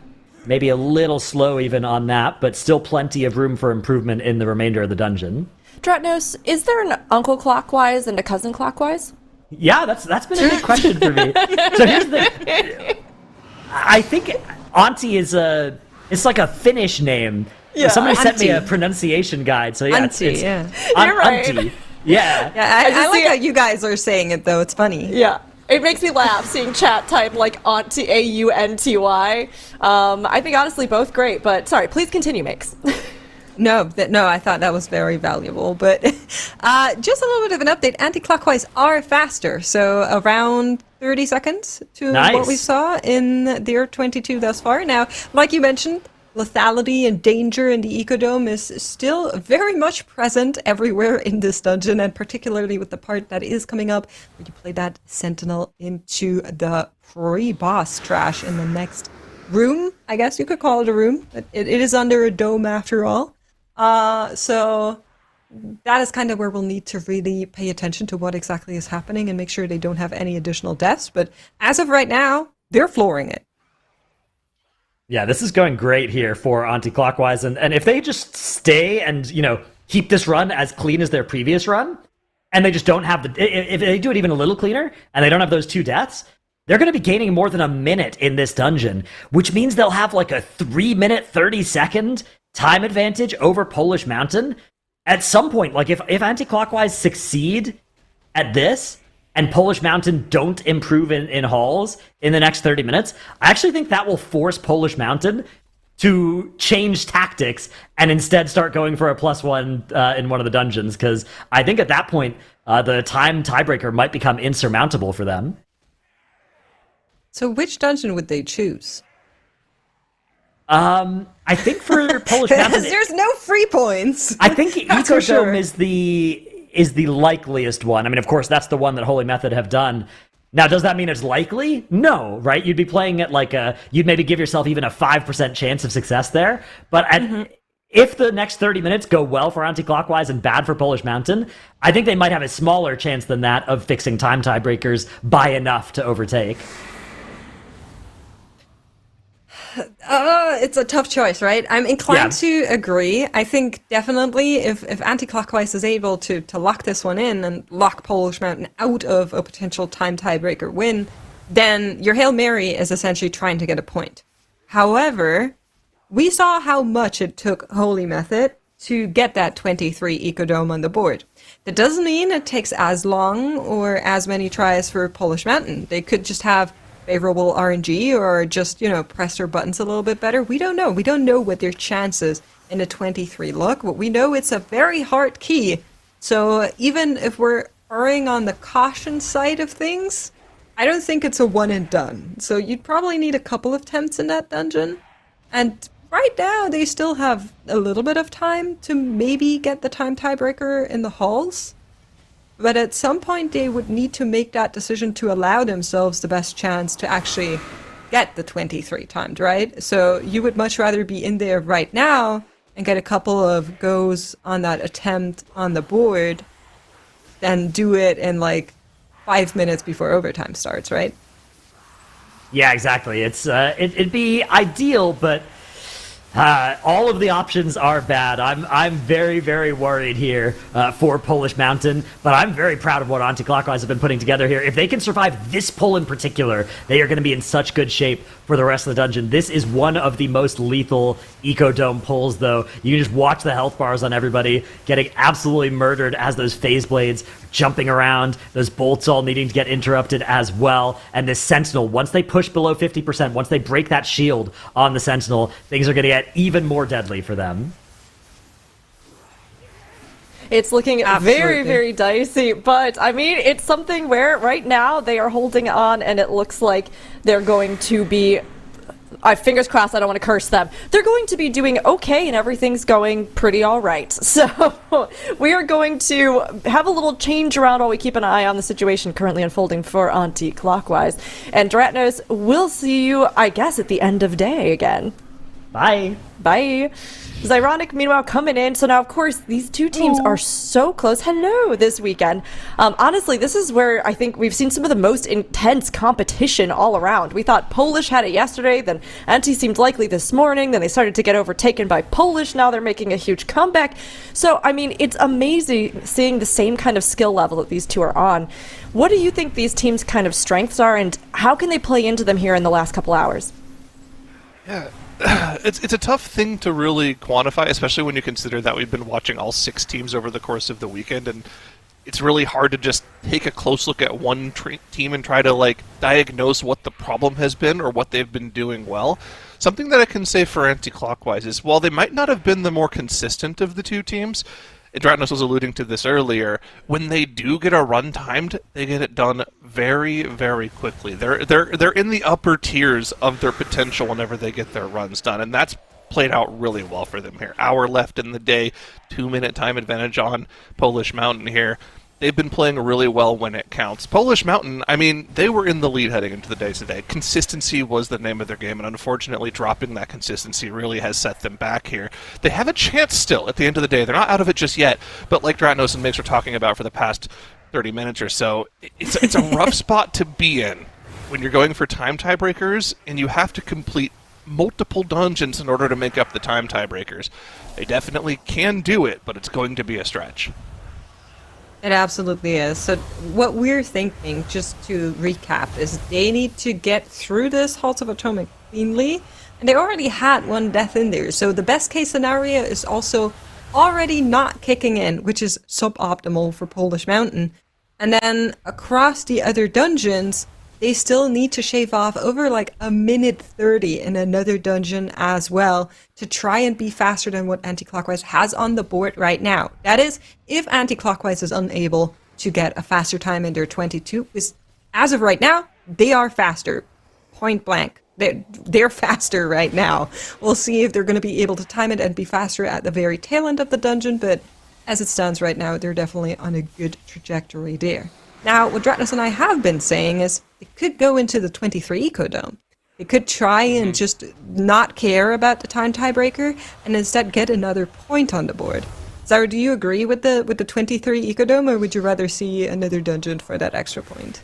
I mean, I heard It's you guys tough, talking right? to Gingi about it a little earlier. I mean, that dungeon is so difficult as you go up in key levels, for all the reasons we've been talking about throughout the weekend, right? The polls lasting so much longer just because of the one key level gives your characters more opportunities to go down to all of the various spikes of damage that happen in this dungeon, right? A single bolt going off, getting targeted by multiple Farstalker leaps at the same time. There's a lot of things that can go wrong in the middle of the dungeon here. They're really kind of reducing the RNG as much as they can by skipping the Sentinels where they can. But still, there's so much RNG in these packs that they have to run through, and I think it would take them a couple hours to try to get through that, unless they got lucky. So, I don't know. I don't think it's something you try to do right away. I think you try early on to see if you can actually get some meaningful time advantages in some of your early runs that you have in the remaining timer. If you can't, then you can go for that Hail Mary play near the end of the day. So, like, for Polish Mountain here, if they don't get a substantial increase in their time tiebreaker here in this Halls of Atonement run, I wouldn't be surprised to see them start to think about heading to Ecodome. But, like, one thing stands out to me in the time tiebreakers more than anything else, in that their Floodgate is almost 2.5 minutes slower than Holy Methods was. Like, if they could find a way to shore up that dungeon, that should be a huge chunk of the time tiebreaker they're missing, right? It absolutely should. Let me grab their Floodgate and actually see if they were maybe working with a bunch of deaths in that dungeon. And yeah, they had 4 deaths in the Floodgate. So that could definitely be a good target dungeon to maybe try and focus after they're done with the halls. I'm a little bit confused that that was not our first choice as they looked across the time tiebreakers, because like we mentioned, that one death in the Halls of Atonement for sure cost them a significant amount of time. But 4 deaths almost surely is more than that. So maybe they're not feeling as confident about the Operation Floodgate on the 21 time tiebreaker. Yeah, it must be. I mean, again, Floodgate is a very difficult dungeon, but I don't know. I think you kind of have to look at those sort of things and be like, okay, this is the most time we can make up and go for it. Obviously, they're not going to change their mind right now as they're 15 minutes into this 22 Halls of Atonement, but as I start to talk about them, I see a death on Echelon for the team here. They're able to get him back up instantly, but still, when you're playing for time tiebreakers, you really can't afford to lose these 15 seconds here and there. And they're already on 2 deaths in this game mix. Yeah, so their very first death happened like 1 minute 30 in, right? And that, we already saw a couple of players kind of like wiggle towards the door as it happened, and it's a tough call to make because you are putting yourself in a worse situation if you are running the dungeon for timer, right? If they were just running this dungeon for completion, we'd be chilling right now. It wouldn't matter. But we are running this dungeon to be as fast as possible. They need to cut off so much time in comparison to Anti-Clockwise, and I mean, it is, of course, also a little bit the bias on the entertainment front speaking when I say this, but I would much rather see them in the 23 Ecodome. Yeah, I think at this point I would too. Again, it's a gamble, though, right? I think going for a potential sure thing, even if it's not going to completely sit you back into second place, if you can chip away at it, at least gives you some confidence in your play. it's a hard spot to be in for sure, but I think it's hard to fault them for making the choice that they're making. That being said, still have a lot of this dungeon to go through. They can't really start to shore up anything here. They need to make sure they're playing absolutely solid from here on out. And as we've seen many times, the next pull right after Echelon has caused so many problems, specifically for Hunter players, right? Those Houndmasters, 2 of them in that pull. Those Hunters are very keen to get shot twice in a row by them and just get 100-0'd, so we'll have to keep an eye on that. Also, sometimes the AoE circle, the stone form, comes out from Echelon sometimes right at the end of the boss and might cause an extra death for some of the players too, so let's keep an eye on that here and see if that happens to them. So I pulled up timers for their 22 Halls of Atonement, which is the time they're trying to beat as of right now. Their Halkia split in that dungeon was actually faster than what we're seeing right now, which is obviously also due to the death that they had prior to. So they were 12:25 and 12:39 in the run that we're seeing right now, but they caught up a little bit despite a second death on the Echelon timer. So 18:40 is what they had in their previous 22, which is 8 seconds slower than what we're seeing right now. But if you were to ask me for great analysis, I would tell you that 8 seconds is not a reason to rerun this dungeon. They need so much more than that.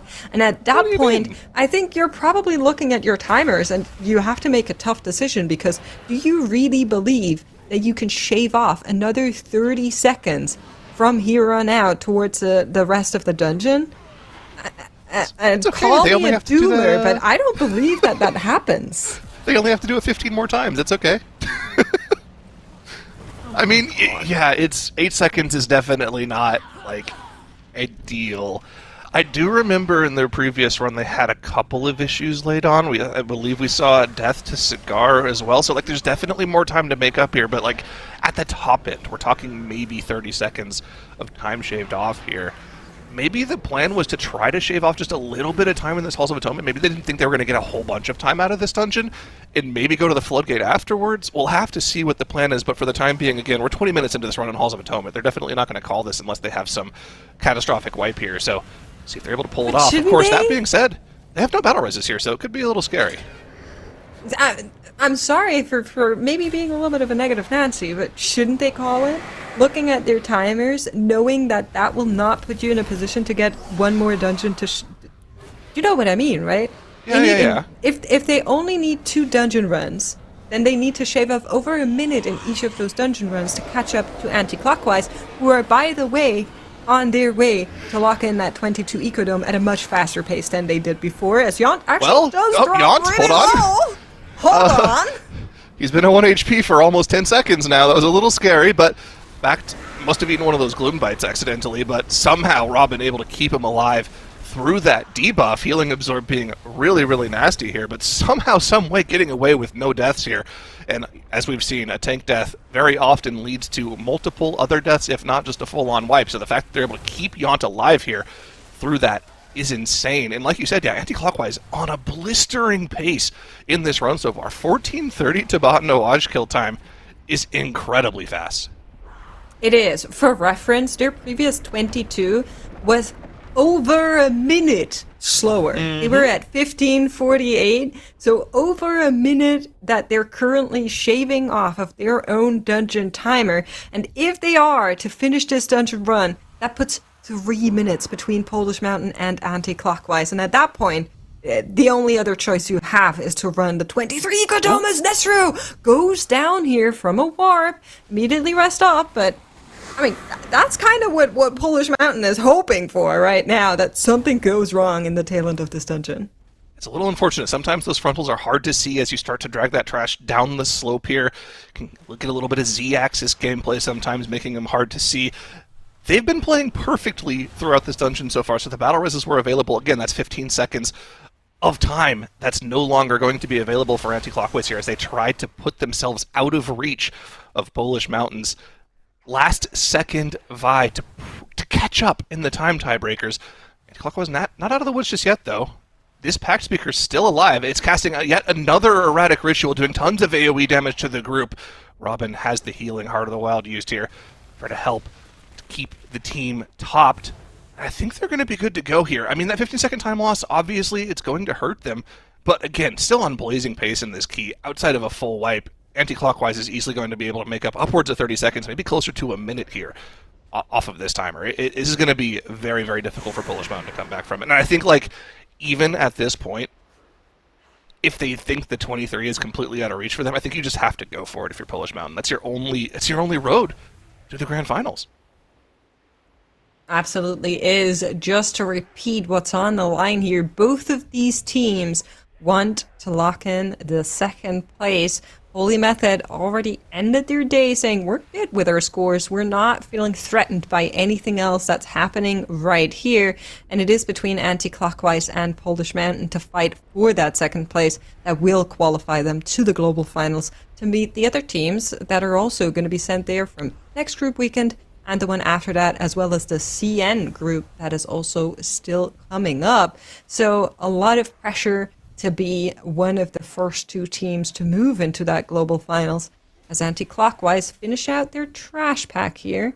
And then I think they need a little bit of extra to take into boss, as we've seen from other teams as well. But their timer is looking phenomenal. Yeah, this is incredibly fast. We've already talked about what the timer on this final boss is ad nauseum, actually, because we were talking about the 23 Ecodome for Holy Method for so long.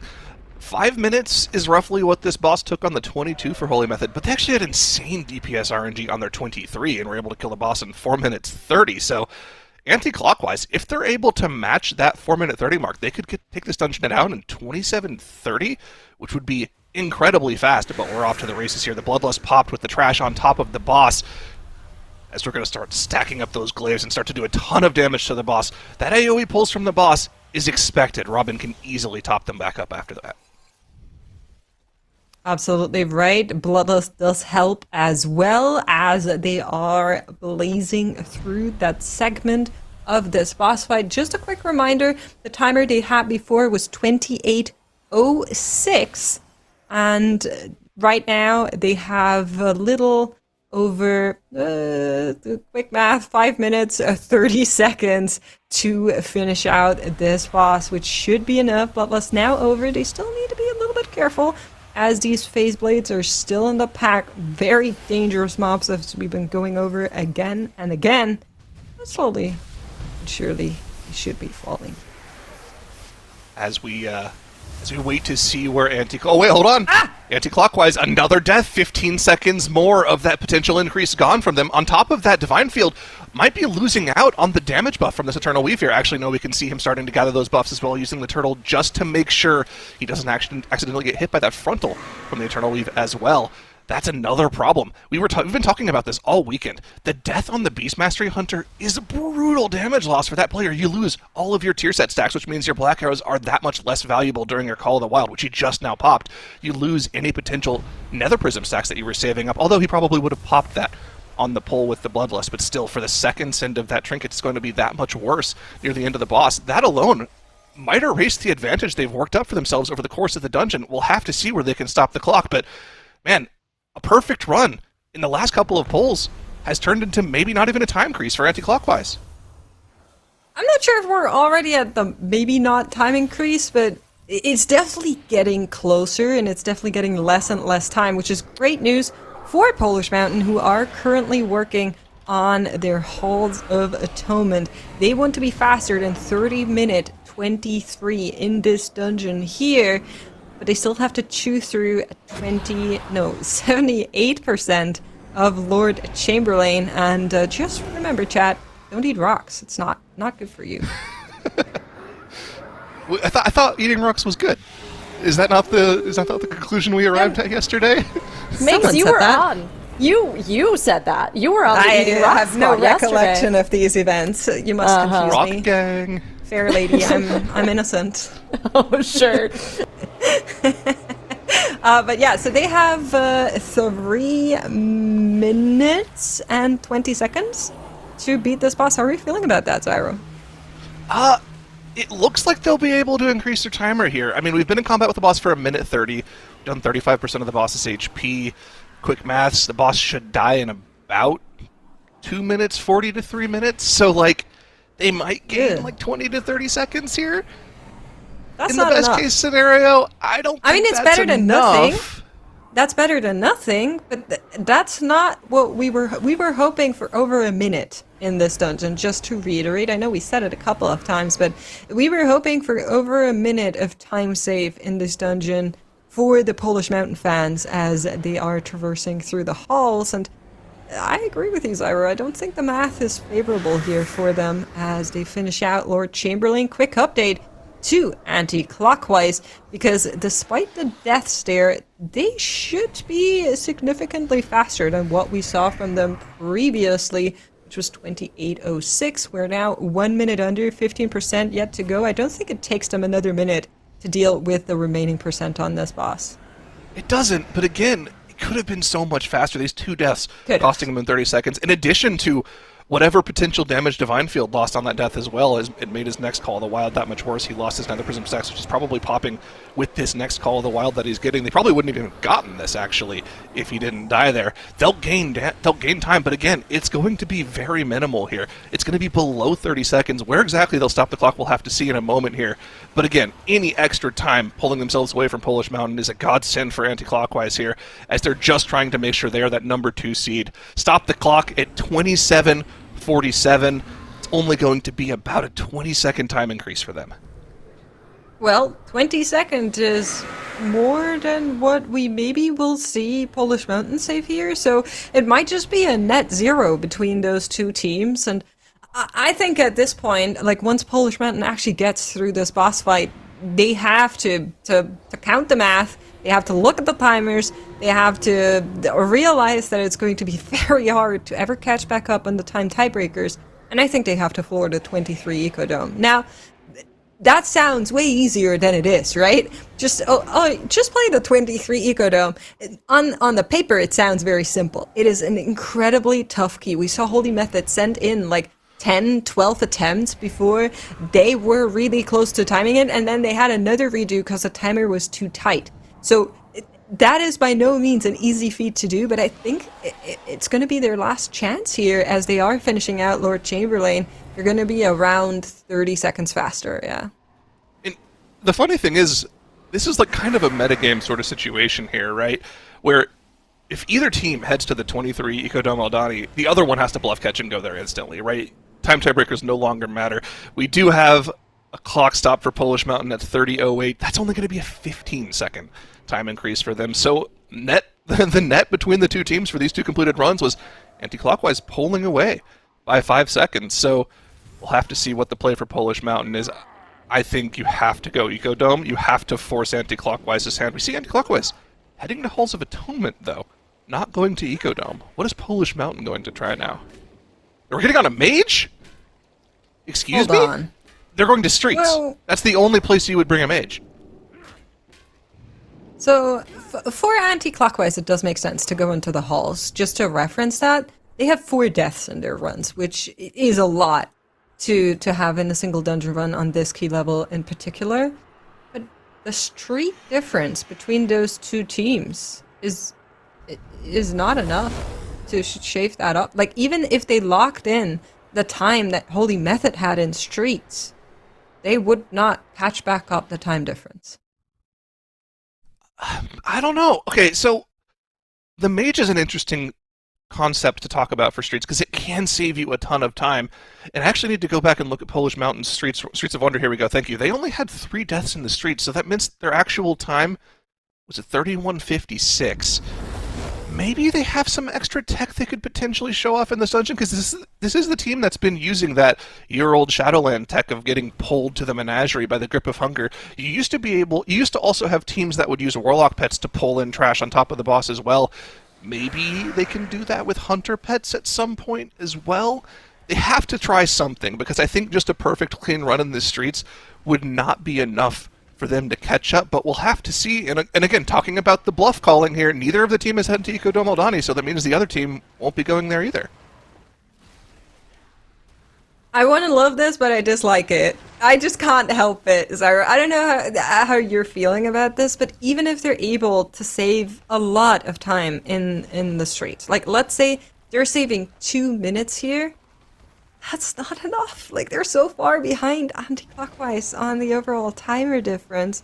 it's going to be really, really incredibly hard for them to claw back with just a single dungeon. So best case scenario, they finish out the streets, anti-clockwise is unable to get a better time in their 22 halls, and then Polish Mountain finds another dungeon in which they can save time. So I think that has to be what they mapped out for themselves right now. I think they're kind of saying, okay, we did the Halls of Atonement, we saved ourselves 15, 20 seconds in there, and now we're going to go into streets and we'll get like 1 minute 30, and then we'll go into, I'm not sure where else they're going. Okay. Maybe the Gambit? Yeah. I think their Gambit was really slow, but their Gambit was also the shakiest out of them. Well, Polish Mountain would definitely want to go to Floodgate, right? They have so much time to make up in that key. That's by far their best dungeon in terms of making up time that they have available to them. And if they can make up, let's say, like a minute or a minute 30 in the streets, which I don't think is out of the question. I think it's possible if they're able to reach their maximum level of play, they can then go to the Floodgate and potentially put some pressure on anti-clockwise in the end of the day here. But we're talking about 2 dungeon runs that will literally take up the remainder of the day. We're below an hour now. We're at 53 minutes left in the day.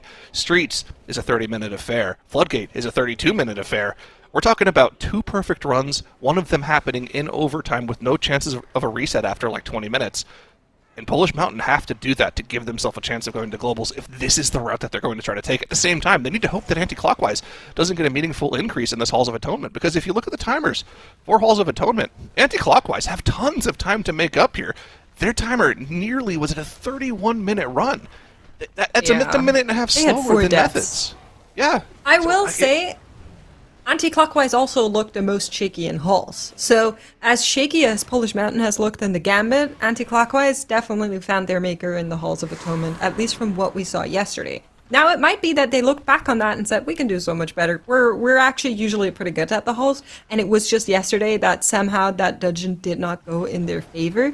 But I just quickly want to reiterate where we're at and what's happening. So as you can see by the scoreboard on the right-hand side, both of our teams are sitting on 132 points. Holy Method is sitting on 133 points, which supersedes them on the leaderboard. So they're currently holding the first place. Now, only first and second place move on to the global finals, and when both teams are tied in overall score, time tiebreakers kick in. And so that is why we're seeing both of these teams rerun dungeons that they have already done, but either of the teams technically could go into a higher level key, get 1 extra point, and just kind of make that mini game of time tiebreakers disappear. Exactly. And the thing about it as well is the reason we're going to time tiebreakers is because both of these teams have the exact same keys done, right? Normally it would be score, then highest key done, then second highest key done, then third highest key done until you go through all the keys. All 6 of their keys are the same level. So we're going to time tiebreaker. And as it stands right now, like you said, anti-clockwise, more than a 2-minute advantage over Polish Mountain. Polish Mountain have to have some incredibly fast runs in their reruns in order to have a chance of knocking off anti-clockwise, and we'll have to see once Zofex's Sentinel goes down here for Polish Mountain, if it even does, because we've seen a ton of wipes to this boss this weekend. We'll see if they're on pace to potentially increase their timer in this key. But both of the runs that these teams are currently on were not clean runs earlier in the weekend, right? 4 deaths for anti-clockwise in the Halls of Atonement. I'll have to go back and check what Polish Mountain had in this key, but I guarantee you it wasn't a clean run for them in their first attempt either. This first 3. boss, though, so difficult. It was 3? Okay, so that's 45 seconds 3. right there. That's It is. That's pretty brutal. Yeah, that's a lot of time. Well, we'll get our first timers in this dungeon here in a second. So in their 22, where they had those 3 deaths, they killed Zofex on 606. So that is kind of the first breakpoint that we can look at. But because of this dungeon having a lot of bosses that you kind of just blaze through rather quickly, I'm not sure where those deaths happened in their run back when it happened, so it could just be that their first boss splits are going to be similar, and then later on is where they are going to be accelerating, is what I would assume. Yeah, I'm just like, I'm cringing every time one of these damaging ability goes off. Like, some of these things are like not exact timers. You need to know exactly when it happens to have a personal prepared. Every single impound contraband, the ability that Zofex does that goes on 2 separate players, the damage value for that is 24 million on this key level. It's magic damage. That's ridiculous. You need to have a shield or a personal up just to live it, and you don't even know if it's going on you. Now, one of the one of the benefits, actually, of the mage in this key, which is, I already think this is a great key for mage because there are low target counts where you can get a lot of funnel on the bosses if you play it properly, is you can actually, instead of playing Shimmer for this boss, you can spec Blink, which lets you blink out of the containment shell if you get targeted by it every single time for Zoflex. So you want to see your mage targeted, and actually, Yete has actually been targeted about 3 times on this boss already. Of course, your hunter can feign it and put it on the mage if he wants to. There's another one on Yete, just blinking out of it. Perfect, you love to see it.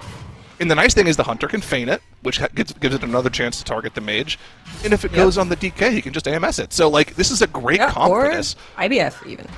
Either one. DK can get out many options. However, not great news. We're slower than the 22 that they had before by quite a bit. So 6:06 was their original time.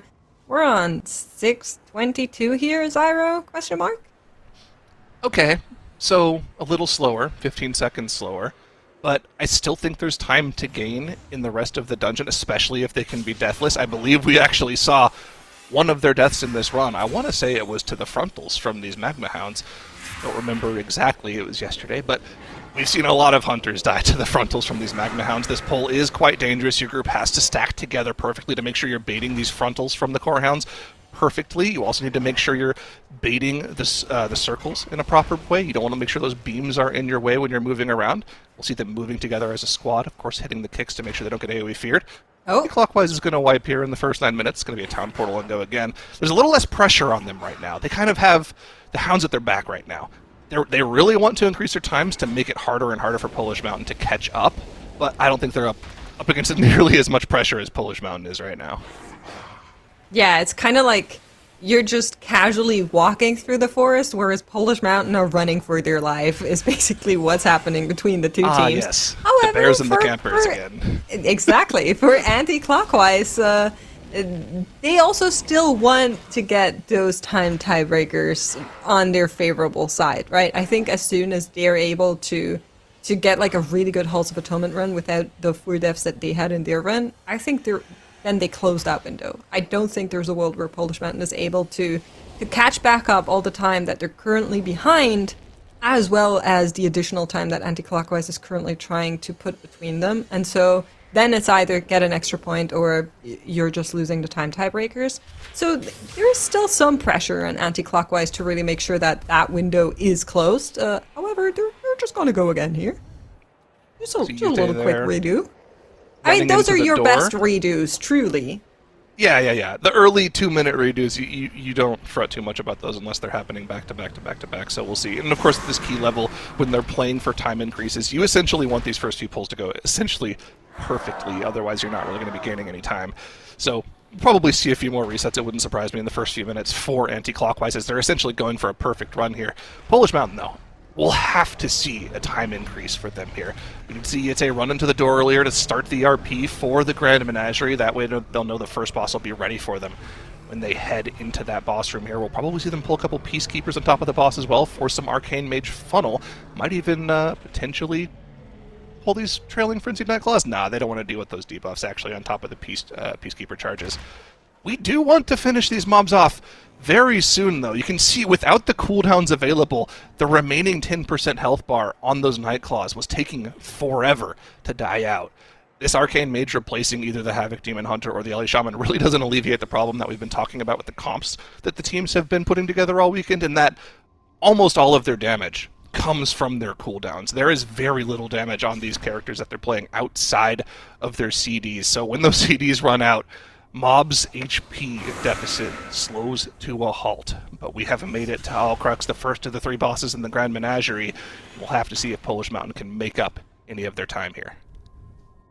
Absolutely right. Let's have a look at the time that they actually are trying to beat in the Menagerie. So that's going to be 13 minutes 41. We know that they were a little bit slower than what they wanted to be on Sophax, but maybe if they can keep it clean here, they can just speed up this part of the dungeon and put themselves in a better position than where they were on that very first boss split. I feel like, and I'm not sure if you agree, but I feel like the Grand Menagerie is just the longest boss whenever you're playing it, just because you have to chew through all 3 health bars on these bosses, and it just feels really, really, really long. But then when you look at the overall fight timers, it doesn't actually take that long in comparison to some other bosses we have, like Avanox. Yeah, it seems long because you have to chew through 3 bosses, but you have to remember the damage buff can be gamed on this boss, right? Of course, you can choose which player to pass the damage buff to, and they can use that perfectly with their cooldowns to enhance their already insane damage during the cooldowns. I want to see if Polish Mountain have adopted any of those older strategies that we've seen from previous MDIs where Streets was part of the pool, where teams would send out a pet to go pull extra trash mobs on top of the boss. I'm not sure if that's still doable. If it was, I think we would have seen it a lot this weekend, or teams maybe just might have forgotten about it. But it looks like we're not going to be planning to do any of that here, so it's just going to be a single target encounter. Of course, dealing with the Peacekeepers we pulled at the start of the encounter still for a little bit of extra funnel for the mage. But once that goes down, it's just going to be a pure single target encounter. Yeah, something that we're seeing really nicely on this observer POV right here is where they're tanking Acolyte. So that's actually something I'm seeing on a lot of keys on Life as well, and like pub keys. It's a really nice position to tank Acolyte here because all of the orbs that he kind of just sends out are going to be reflected off on the walls there, allowing the person that has that damage buff to just way easier collect whatever they need to collect, as well as be able to clear areas for the melees. Actually, Rafley taking one of the orbs there to the face, but survives, of course. Just a little bit of a damage hit there. Oh yeah, look at all those orbs in the corner there. Raph goes in there and gobbles them up instantly to 7 stacks, and the next venting protocol will very easily jump him up to 20 stacks at the maximum here. You can see it coming out just now. He's going to try to pass that debuff off to Yitte here, as the Arcane Surge will be coming up very shortly. It's a little unfortunate it won't line up perfectly, but if Yitte can get an extend at the very end of the debuff, he should be able to have a 20 stack of this buff for the remainder of the Arcane Soul. Unfortunately, Raph swapping to Vinza, the 3rd boss of the Menagerie, a little bit too soon, and actually ends up getting meleeed, one-shotting him. That was on his cooldown. We've all been there. We've all been there. You know, That's you brutal. New nameplate appears, you have your breath running, you just zug in there, and for some reason your tank hasn't taunted yet, and you just question mark in the chat because why did you die there when you didn't deserve to? I'm with Raph. I think that was just, you know, unfortunate event happening for them. However, 1 death against them. Not the best situation when you want to shave off time of a timer. And just a quick call out, we're currently running a channel prediction with very valuable channel points on our Twitch channel there. Which team will qualify to the global finals? Will it be A, anti-clockwise, or B, Polish Mountain? And you know what I realized, Zyro? I think we just didn't have enough Polska Górą chat. That's why Polish Mountain is in the situation they're in. That'll do It's it. Where are the chat's blood fault. trails at? Where are the supporters? Messed up. They need it right now. If any other time, now is the time they need your support. So, blood trails in chat for Polish Mountain. What should they post in the chat for anti-clockwise? Maybe a clock? I don't know. A stop sign and a clock? I'm But not they're sure. anti-clock. They're not regular clock, they're anti-clock. Yeah, that's why you put a stop sign. You're like, stop Clock, sign, stop sign. No Post clock. something other than blood trail in the chat if you want to see anti-clockwise one. How about that? Cheer these teams on as we reach the final moments of the day. Only 40 minutes left for these teams to start their final runs of the day. Of course, they're going to want to finish the runs they're in already, and then maybe start a second one after that. Where are we at with Polish Mountain splits? They were 15 seconds behind on the first boss, 14-14 on the Grand Menagerie. Where does that leave them, Mix? So 14-14 is what they have right here. Ooh, boop, boop, boop. Let me pull it up. 13-41 is what they had in their previous one. Another 15 seconds gone. They're 30 seconds behind in this run now. I'm not loving it, Zyro. And I want to love it, but I'm not loving it. It's getting harder by the second, quite literally. We'll have to see. I mean, again, they did have 3 deaths in their previous run. They only have 1 right now, so if they're able to keep it clean from here on out, they'll be on the same pace, but they can't afford to just be on the same pace. They have to accelerate, and any time spent not gaining time is time spent for anti-clockwise to increase the gap. I think they have to know, okay, with this death, you have to know this run isn't going to be worth it, right? Like, there's no way. You just lost so much damage on this pack. You have no battle reses available now. I think you just have to go for the 23 Ecodome right now. Like, you have to. There's no time left in the day. Even if you don't have the practice on it, if you don't think it's doable for your team, I think it's your only road to the global finals from this point on. And that's going to seal it. This is a wipe, it's a reset. This has to solidify it.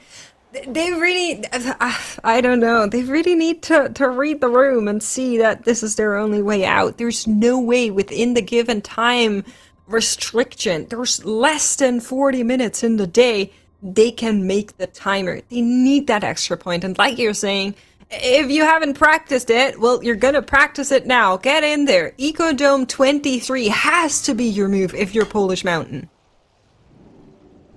I think it just has to be, but no, they just reset the cooldowns and they go again. I mean, technically, there's still time for them to complete the streets, start something else, ideally a floodgate, and one-shot that for timer increase. That's all assuming anti-clockwise is unable to increase their lead even further in this Halls of Atonement, but there's still 40 minutes left in the day for them to do that as well. Time is running out for Polish Mountain. No, they're town portaling. The streets is not the call. They've identified that this is not going to be the thing. Ecodome, come on, Polish Mountain, do it for Twitch chat. Mock logging off of the Hunter, Yitte logging off of the Mage. That means that they're probably swapping Yitte over to the Hunter. What are we going to see Mock log on to? That might be the identifier for what key they're heading to. What are we seeing? Good question indeed. Oh, I'm stressed. I'm telling you right now, I'm stressed. The stress is part of the fun. You have to embrace the stress. It's what sets apart the champions from the contenders. That's true. In their Floodgate, Mots was on the Shaman and Yitte was on the Hunter, which is, I think, what we're expecting them to do. However, in the Ecodome, that was the same setup. So it could be either, if that's what we're seeing, but we are seeing the Ecodome. Come on, Polish Mountain. We're flooring this for the 23. This has to be it. Artank surely, right? We're not doing this for time. We're not doing this for time. We're doing it has to be the 23. It has to be the 23. That's their only way. Now, here's the interesting thing. If Polish Mountain does start the 23, anti-clockwise, I think the best play for them is to just quit this run and also head to the 23, because at this point, they have the time tiebreaker, right? Polish Mountain going for the 23 means the time tiebreaker doesn't matter anymore. It really comes down to whether or not either of the teams is able to time the 23. The team that times it will win. Is it the 23? It is the 23. Polish Mountain are going for it. 35 minutes left in the day. They're going to have a few attempts at the first section of the dungeon, but as we saw from Holy Method, the first couple of pulls were not the wall here. The real difficulty came after the first boss, when you start pulling these massive trash pulls together, and you start having to worry about all of these mobs jumping on top of each other. Let's see how this 23 is going to look for them as the first pull is underway for Polish Mountain. It absolutely is. Second team this weekend that we are seeing attempt the 23 at all, and we're going to start by a quick go again. Next. So, actually, you know, I was getting high. No, it's just we're warming up. They have time now, so I'm actually not. I'm way less stressed about this, even though it's probably way harder. I'm way less stressed about this because they have like 35 minutes to go again. So that is a couple of tries, even if those first pulls are looking scary, or even if that second boss room is scary. They have the time now to just send a few tries into it. You know, it's funny because hindsight is 20/20 when you look at these competitions, and when we're with us as casters looking over the entire competition, not having to worry about our gameplay, it's easy for us to identify, man, they really should have done this 30 minutes ago. But as a player, when you know your limits and you think that you can do something a little bit faster, you think you have more options available to you. But as the time runs out, you start to get backed up more and more and more into the corner, and you realize this is your only play. But you sit there thinking, man, we really should have done this 30 minutes ago. Hopefully that's not on their minds right now, because they just have the task in front of them. They have to get this 23 done in order to qualify. But I don't think that they have this practice very well. Otherwise, they would have tried to do this way earlier in the weekend. You never know, right? A lot of the teams kind of hold back on things that maybe they have done in practice, but it's just been incredibly inconsistent. So let's say you have a really high dungeon, like the 30 would be crazy, 23 Ecodome, but out of 30 tries, it only works once. Then usually you would not attempt it, especially not in a group weekend, unless you are absolutely forced to. Because a lot of it is in being able to consistently deliver these keys because of the fact that this is a timed competition. They don't have all the time in the day. They need to really prioritize where they are using their minutes, and often that's not the best case to do so, but neither is dying on that first poll, but good news, they can just go again. They have the time right now. Now, this is a different strategy than we saw from Holy Method. Holy Method was notably not pulling those final 2 Ravagers into this poll like we're seeing from Polish Mountain.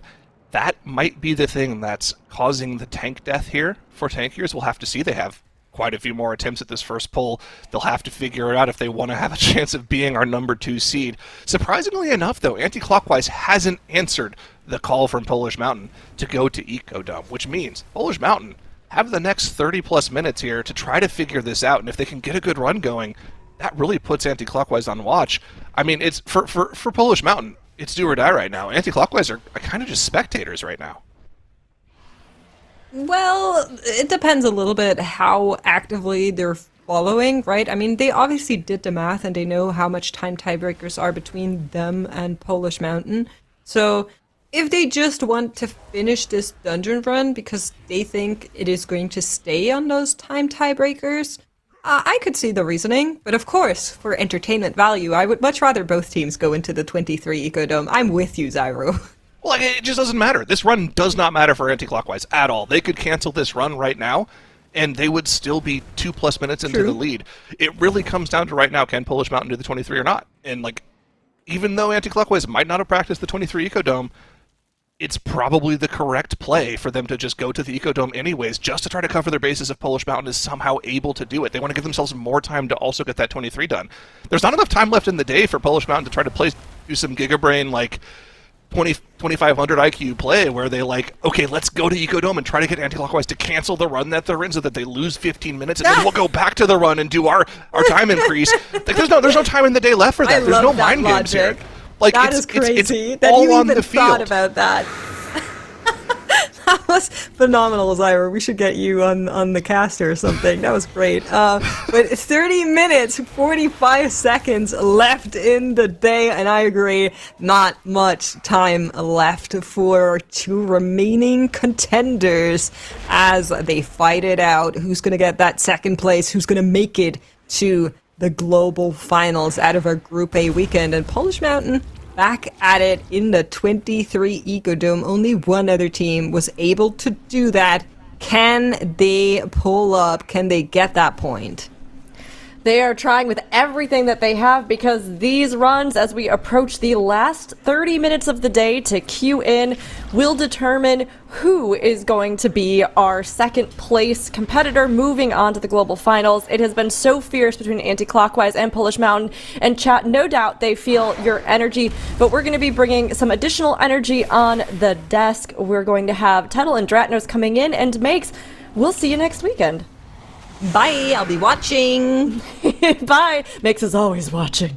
But we're very excited to see the end of the day. This has been a very intense weekend. We've had wonderful competitors like 9 to 5 who came in at the start of the day, gave us a good victory lap and gave it their all, even with some of emergency team replacements and some unexpected curveballs. And then, of course, we've also had teams like Holy Method set some huge world records and decide to hold the other cards they might have in their hand for the global finals. Now we're watching Anti-Clockwise, Polish Mountain, these 2 top-tier teams duke it out. I mean, Tettles, what have you thought about their performance today? I mean, Zyro was spot on earlier whenever he was saying we're kind of in a prisoner's dilemma right now. I mean, I think that both of these teams, Anti-Clockwise started out a little bit stronger. Polish Mountain, middle of the day, was a little bit better. We're kind of in a prisoner's dilemma, though, where Anti-Clockwise has time tiebreaker advantage, and they're running another key to continue to further the time tiebreaker advantage. And now Polish Mountain has pulled the trigger on that, where they've elected to stop going for time tiebreaker and are instead of going for just being able to get the +1 point. So anti-clockwise should leave this dungeon. There's no more time tiebreaker to be gained. It doesn't matter if your timers are faster, if Polish Mountain ends up putting up that +1. So yeah, anti-clockwise, they're in a situation where they should just abandon out of this run right now, even though it looks great. I mean, they're deathless even. Yeah, I mean, in paper, right? In theory, they should do that. Once they're confident that Polish Mountain are locked into this course of action, which I think at this point they basically have to be, because I think even if anti-clockwise don't improve their overall timers, Polish Mountain are going to have a really hard time of catching up by 2 minutes and 17 seconds. So any universe where time tiebreakers matter, I think anti-clockwise already win. And any universe where they don't means that 23 Ecodome has been timed by somebody. So anti-clockwise should probably head there. The thing is, we're talking about this.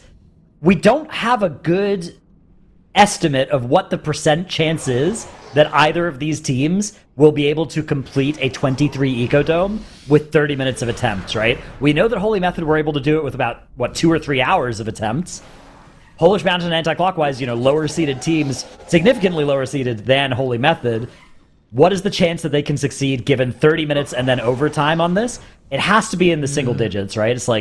It's pretty low chance there, I think. Do you think Holy Method was holding strats in Ecodome?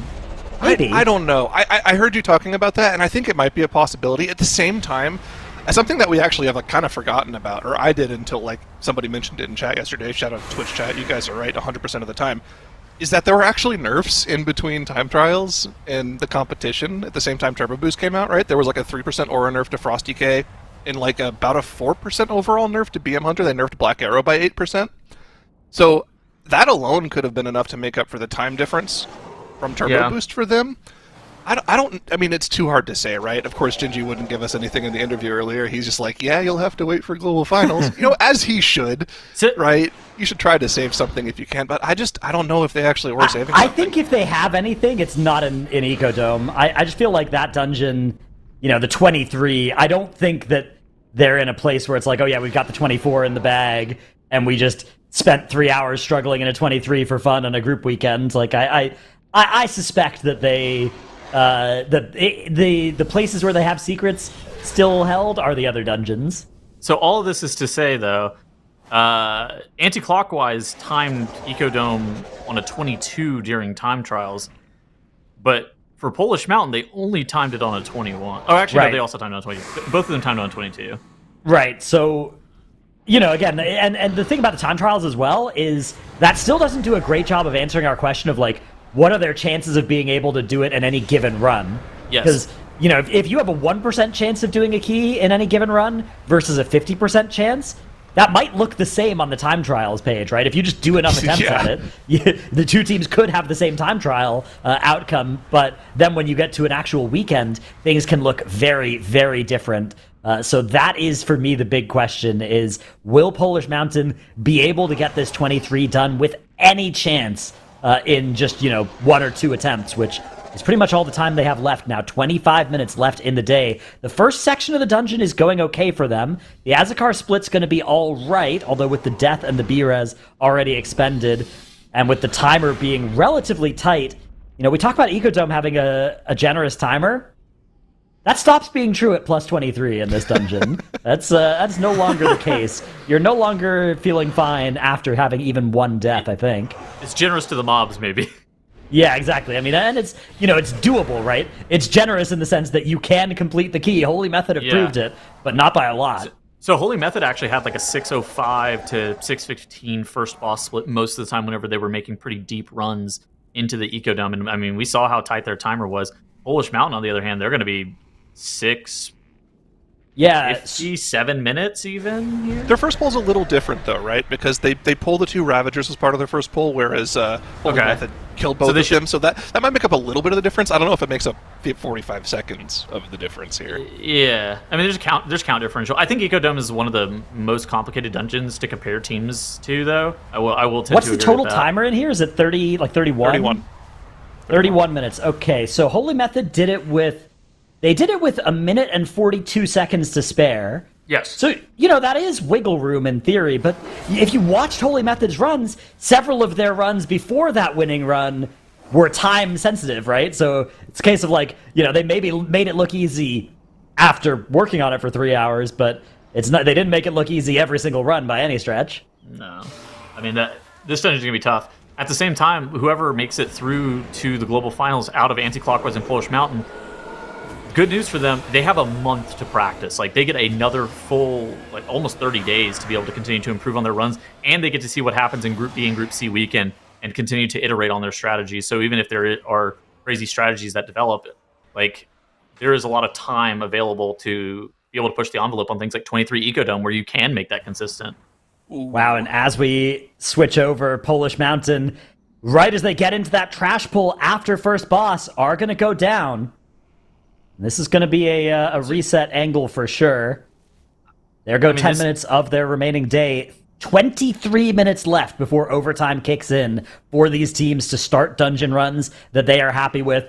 I am tremendously worried about Polish Mountain. I think they're making the right call by going for this Ecodome. And let's see exactly how this went down. So skip for Yete there. So one of the things that's different about how they're setting up this poll, when Holy Method does this setup, they have Gingi actually pull the Ravagers that are not there here for Polish Mountain, and then their healer actually is the one who does the Sentinel skip with Shadow Meld. That frees the Hunter up to go misdirect pull some of the farm mobs for their tank, and it looks like the gather of the pull was part of the problem there for Polish Mountain. So I don't know if that's the thing that they've done in practice already. It's going to be hard for them to make that swap here right now, but again, we just know that these pulls are so ridiculous at this key level. Everything does so much damage, so it could have just been that fact rather than just, you know, a difference in who does the skip. How are the timers actually looking for anti-clockwise here? Even though time tiebreakers we've identified don't really matter too much, are they at least going faster? Oh my god, they're going like 30 seconds faster. Yeah, they're in good shape to improve further here, which, you know, it's not nothing, right? There is still a chance that Polish Mountain, at the end of the day here, I mean, it's almost impossible for Polish Mountain to make up this time difference in just one dungeon, and there is now only time for Polish Mountain to complete one dungeon. They can attempt a dungeon multiple times, but they're only going to be able to put one completion on the board with 22 minutes left in our day. I mean, is there an easier dungeon? Is Floodgate 22 easier than Eco 23? I mean, if it was, you'd think there's a chance that Holy Method would have gone there, although maybe that's the dungeon that Holy Method are holding back.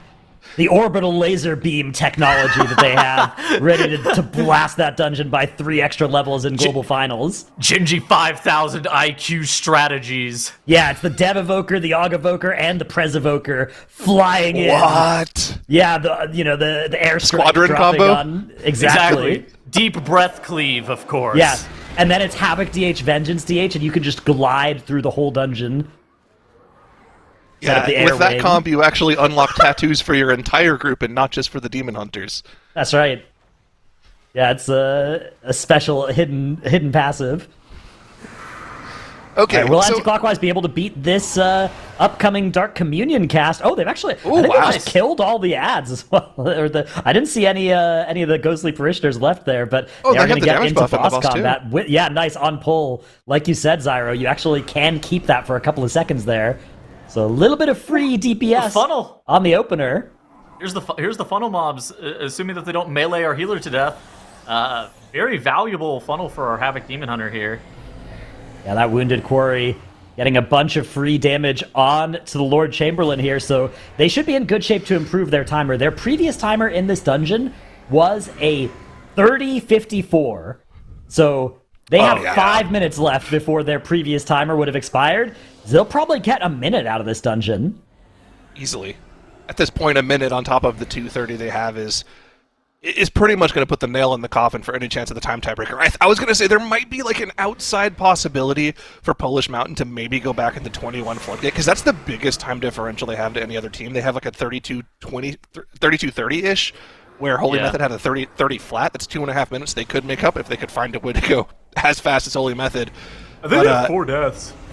Yeah, any extra time here from Anti-Clockwise is just shutting the door on any potential of the time tiebreaker being something that Polish Mountain can come back from. I think anti-clockwise for me, I think that this is a team that could actually play dark horse if they do end up making it to the global finals, because they're a team that we know has such a high cap with some of the members that are on their team due to their experience, like their long-term key pushing experience. But needing the additional synergy is something that always kind of causes problems, especially with newly formed teams. But if they do end up making it to global finals and get more time to practice, I actually think that this team could play dark horse in a pretty heavy way, making it to global finals. I actually want to go back to Season 2, our Season 2 finals, which is probably the closest MDI finals we've ever had in the pushing format. It really came down to like 2 or 3 keys where the teams had differing ideas on what the winning dungeon could be for them. It was funny, we were talking to Miss Count at the end of the competition when they finished 3rd. They actually didn't know coming into the weekend that a 23 Motherload would be possible, and in the midst of competition, they like 2-shot it and had a faster time than any other team. But unfortunately for them, the other two teams also got the 23 Motherload, and they split their reps between one team doing Cinder Vermeer on a higher key level and one team doing Theater of Pain on the higher key level. It's really going to come down to these teams having their pocket picks doing a key level higher than every other team. And I mean, anti-clockwise, they've been playing today and on Friday like they're a team that could potentially do that. Saturday worried me a little bit, but they were able to bounce back from it pretty quickly. I do think some of that actually came down to the fact that the MDI was a little bit earlier on in the season, and Turbo Boost happened in the middle of the MDI. Like in between Group C and the Global Finals, we had the Turbo Boost show up. So I think that is something that caught teams off guard, but something that we talk about fairly regularly is we almost never go to time tiebreaker whenever we're looking at who is winning that season's MDI. We did last season, but it is very rare. Normally a team has that +1 that really pushes them over the finish line, and it's about being able to okay, in theory this is doable in time, but every single time we walk into the Sentinel and Ecodome Aldani, this seems impossible, and somebody comes up with a way to be able to actually time that key that you thought was only impossible in theory. Yeah, absolutely. I love how this format, it basically always comes down to the very end as well. Right now, okay, maybe our first place team is unreachable. Maybe our fourth place team gave up a couple hours ago, but our second and third place teams are so close that they are both still playing their best chance at making it through to tomorrow. And Polish Mountain, we've talked about their chances being thin, but they certainly aren't zero. Polish Mountain are running back that Ecodome, trying, and maybe having the hope to succeed on one of these attempts. Although there are just 17 minutes left in the day, we have actually our time until the final run. You can see down there just in the bottom left. So that is a lot of pressure that's going to be on Polish Mountain. But right now, we can quickly focus on anti-clockwise and see just how much time they're going to be able to save. 15 of those seconds that they had worked so hard to earn have just evaporated for them. An unfortunate erupting torment hitting their DH. Their previous best time in this dungeon was a 30:54. And it looks like they're going to be gaining almost exactly a minute. They're gaining 1 minute and 9 seconds, meaning that right now they have 3 minutes and 27 seconds of time tiebreaker over Polish Mountain. They have they have basically no option here except to go to Ecodome as well, right? The thing is, even if you don't think you can get anything out of it, it's basically go to Ecodome or just sit back, watch the stream, and cross your fingers, right? Just give me the biggest hate watchers in the history of Twitch chat for the next 10 minutes. If you have anybody on the other team, you just try and prey upon their downfall, right? That's lighting that's the incense, getting the smoke, casting a hex, maybe an Etsy Witch needs to be called. Exactly, yeah. We'll see exactly what they decide to do, though. Meanwhile, Polish Mountain getting the boss pulled here at 2:30. Now, I know you said, what was the Holy Method kill time on Ara-kara? Typically, it was around 6 minutes? Their split was like 6:05 to 6:15. Okay.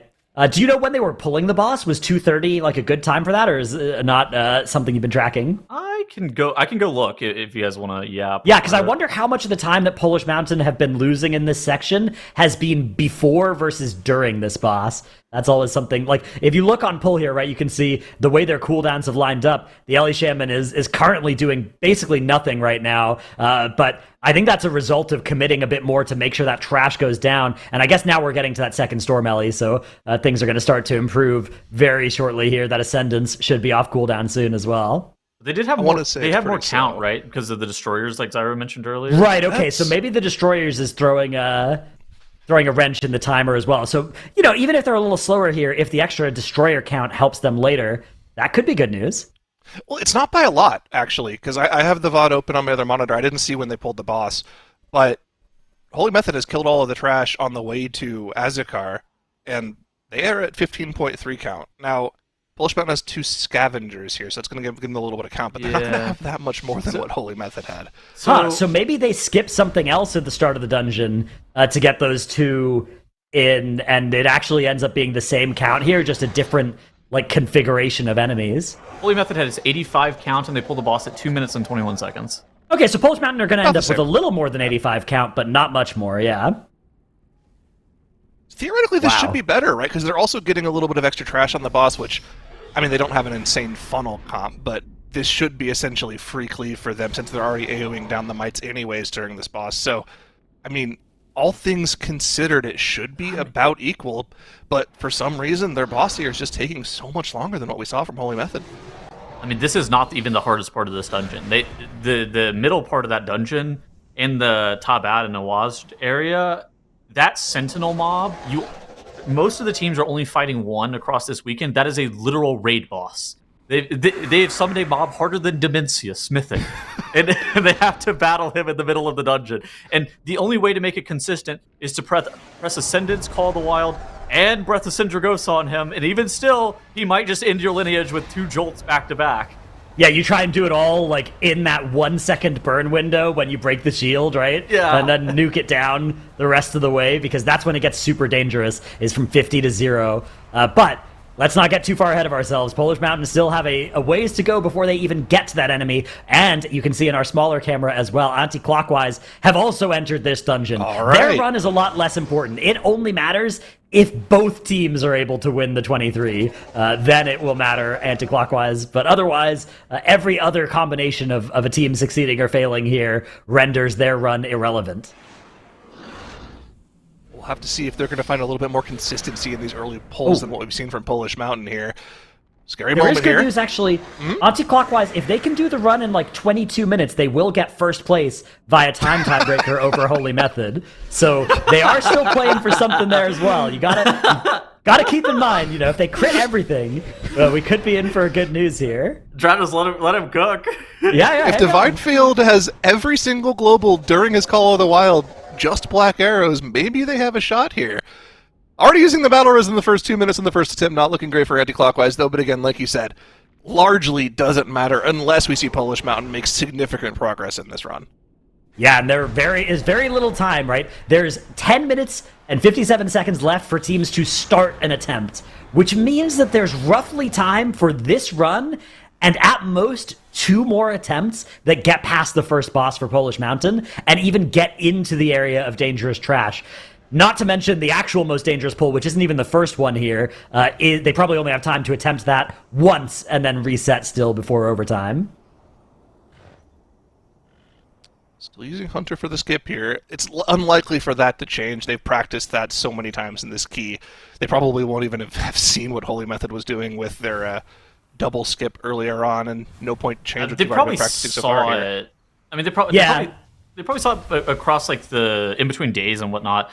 At the same time, since the tournament realm is locked down in between the days, you don't have time to really practice something like that intense. I guess in theory you could if you wanted to go do it in M0s on live, but it doesn't give you a good feel for how everything is going to play out. So that's why you're kind of committed to the best strategies, or the strategies that you thought were going to be the best coming into the weekend, unless you think somebody is doing something that just absolutely is going to blow you out of the water and you have to adapt to it on the spot, which is, you know, it happens. We saw it in Theater of Pain last season, but it's rare. Yeah, exactly. We can get to these spots where as a spectator, as a commentator, we look and we're like, oh, why aren't they changing to the better strategy? And it's like, this strategy is a 5 seconds time gain and would require relearning the dungeon, which they just don't have. They don't have the time to like re-practice that. And you look at it and you might think like, okay, you just do it, right? Just do the new strat. But there are all these different implications. And you know, you do it one time and you realize like, oh, oops, because of this, I wasn't allowed to press my potion 2 minutes ago, or I wasn't allowed to shadow meld this ability I've usually been shadow melding, right? All of these cascading ramifications of a change in strategy that make it very sketchy to try and just do it on the fly. So you basically never will do it unless, like you said, it's something on the order of that Theater of Pain strat where you're like, okay, this is plus 2 minutes. We got to find a way to do it somehow. Yeah, I mean, how many pulls does it take for you to be even consistent with the first pull of Ecodome Aldani on a 23? How many attempts did it take for you to actually get that to where people aren't just dying on cooldown? Yeah, that's one of the best parts of MDI. If you ever, get the chance to spectate the practice side of things, which it's pretty rare that our teams stream that, but sometimes they do. Sometimes you can get teams that stream the practice, and you can just watch like the first pull, and when they're doing the highest key level on one of these dungeons, and just like everybody goes splat, and then they do it again, and everybody goes splat, and then an hour later you like tune back into the stream, and now they're getting through it like 20% of the time, right? And it's a very big progression experience, very similar to like Mythic Raid experience of slowly chipping away at something that seemed impossible and then eventually making it look easy. I mean, there's a reason that these teams put in 10, 12 hours a day of practice whenever they're not competing, and it's because those pulls, they just take so much time to be able to effectively learn and do them perfectly, which is why, like, whenever you're spectating it as an audience member, you're like, oh my god, this is the coolest thing ever. Even last season, the teams, they were putting up dungeons at the very beginning, like the Darkflame Cleft and the Motherlode. They did that at the very beginning of a Turbo Boost, and then nobody was even coming close to them on live for the rest of the season. They were still 2 key levels higher than the highest live keys, which is bananas. All right, here we go. Oh, we're Danger in. pull potentially Raid starting for Polish Mountain. That overcharged Sentinel is getting pulled here. Now, it's not super scary. It's only very, very scary until that shield is depleted. They pop the Ascendants now. Would you want to save that for when the shield is gone? This Sentinel is going to live for a long time. I guess they're going to have the Call of the Wild coming up, but no cooldowns for the DK. Are they just going to press the Lust on cooldown here? We're chefing up a big Earth Shock for that global as the shield gets broken. Let's see it coming in here. Big Earth Shock coming up. Calling it now. We need an LE LE Blast. Be able to Blast. see it. We need an LE Blast. Yeah, even an LE Blast. I guess that's what they play instead of Earth Shock. I hope it's not Yeah. Earth Shock. All right, here we go. Shattered Core. Bang! A couple of globals into it. And this is now the most dangerous spot. Those jolts going out. Watch these raid frames for everybody on Polish Mountain. Everybody dropping extremely low as they're being targeted here. That Sentinel is still alive. It still has 20% health as well. Please, somebody kill him. Kill the Sentinel! It needs to die!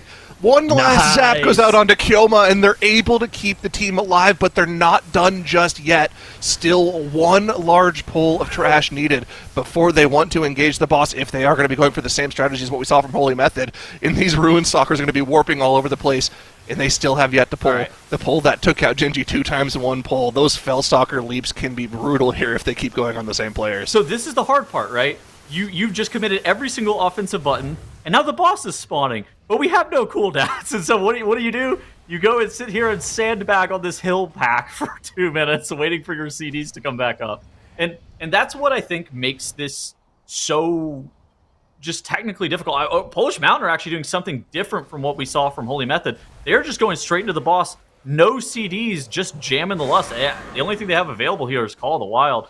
They might end up getting the Breath of Sindragosa at least momentarily in this Bloodlust, but they're not going to have like an insane amount of cooldowns, which that could be problematic in terms of their timer and their kill time on this boss, because getting more of the immunity phases where the boss isn't taking damage, that just continues to slow down your progression, and that will increase. That's just like a 40-second time loss each and every single time that phase happens. Yeah, absolutely. Here comes that Arcane Blitz cast as the Arcane Overload now begins, and all 6 of these need to get drawn through the boss. While all the trash, this is a lot of trash to still be alive in this phase as well. And a zap takes down our hunter. 2 B-Res is still available, but it's going to be hard to cast one of them during this. The Warp Strike now going to take out a DK. Now we still have both of those B-Reses, so we can still recover this in theory. The destabilized burn phase, though, it's going to be a little bit less optimal with players dead for and our tank goes down, and that's going to be the end of this attempt. 4 minutes and 25 seconds are left in our day, which means there's just enough time for Polish Mountain to get one more run in here. You know, if they wipe in the first pull, they could even get 2 or 3 more runs in here. Now, how are we looking on the timers there? They were, 12 and a half minutes into the dungeon there with the boss at 70%? What was the split we were looking at for this boss for Holy Method's timed run of this key? 1 moment, I'm pulling it up. It was a 18-15. Okay, so they were actually they were on pace. On pace. Yeah. That's actually Winnable. super impressive for one of their. Winnable. Like, they've only been in this key for 30 minutes. So, like, if they're able to put together that run, like, it could happen. It's a long shot, but it could happen. That's the same way It's definitely possible. The sun could not rise tomorrow as well. Like, I don't know, it could happen. I think it's much more likely. Like, I think Polish Mountain are not that far off from being able to do this. Give me the odds. Give me the odds. Okay, when I say not that far off, Do you I'm want still European thinking- odds or American odds? I'm still thinking single-digit Empirical percent system. chance here. I think it's like a 3% chance that they'll be able to do. Maybe a 2% chance. It's pretty unlikely. Anti-clockwise here, they have also grabbed the raid boss, the Overcharged Sentinel, with that shield available for him. Taking a look at our cooldowns here. We are playing that Havoc Demon Hunter, so going to be a little bit more allocated into funnel and less into that strong 3-minute offensive cooldown that Ascendance normally provides. What are your guys' thoughts on the Havoc here on a pull like this compared to that Ellie Shaman? I mean, it's I think insane it for should the be pretty Sentinel. good. Yeah, like you're great at killing the Sentinel. You're great at surviving the damage here. The darkness is actually a really nice defensive for your tank in particular on this pull that can be used when they need it. So I think this is potentially really great. I mean, look how low the Sentinel already is. We swap over to Polish Mountain, Oh, no, getting Nezra started died. once again, having a death at the start of the dungeon in their Lust. And this might already be the death knell of this attempt because now that Lust and those CDs have been lost from their player. Go back to anti-clockwise. They lost their Demon Hunter. That was their final battle res, and they lost all their focus damage on the Sentinel. But they have finished the Sentinel off. But the trash pack is still so healthy, and now anti-clockwise find themselves with no battle reses for the next 9 minutes. All right, anti-clockwise. I mean, the Sentinel is down. The boss is still in their future, though. The boss, as we've seen, is by no means an easy one, especially with all the trash that they are likely to pull on top of it in the very near future here. Probably once these low Far Stalkers die, they'll be ready to go into boss with the remainder of this trash. A couple of those enemies dying here, making sure that everybody's stabilized. And they're starting to cheat towards the boss. Few more low health enemies that it would be good to clean up first, though, as you can see the health bars on everybody fluctuating wildly. I just noticed that Nezra is playing Blood Elf for Torrent to be able to remove the shields off of the mobs in the second half of the dungeon. Not something I really considered because they're dropping the Purge by not playing with the Elemental Shaman. Right. Trench yeah, I mean, shot, you do but it's a have- long CD, right? You can play Consume Magic as well on DH2.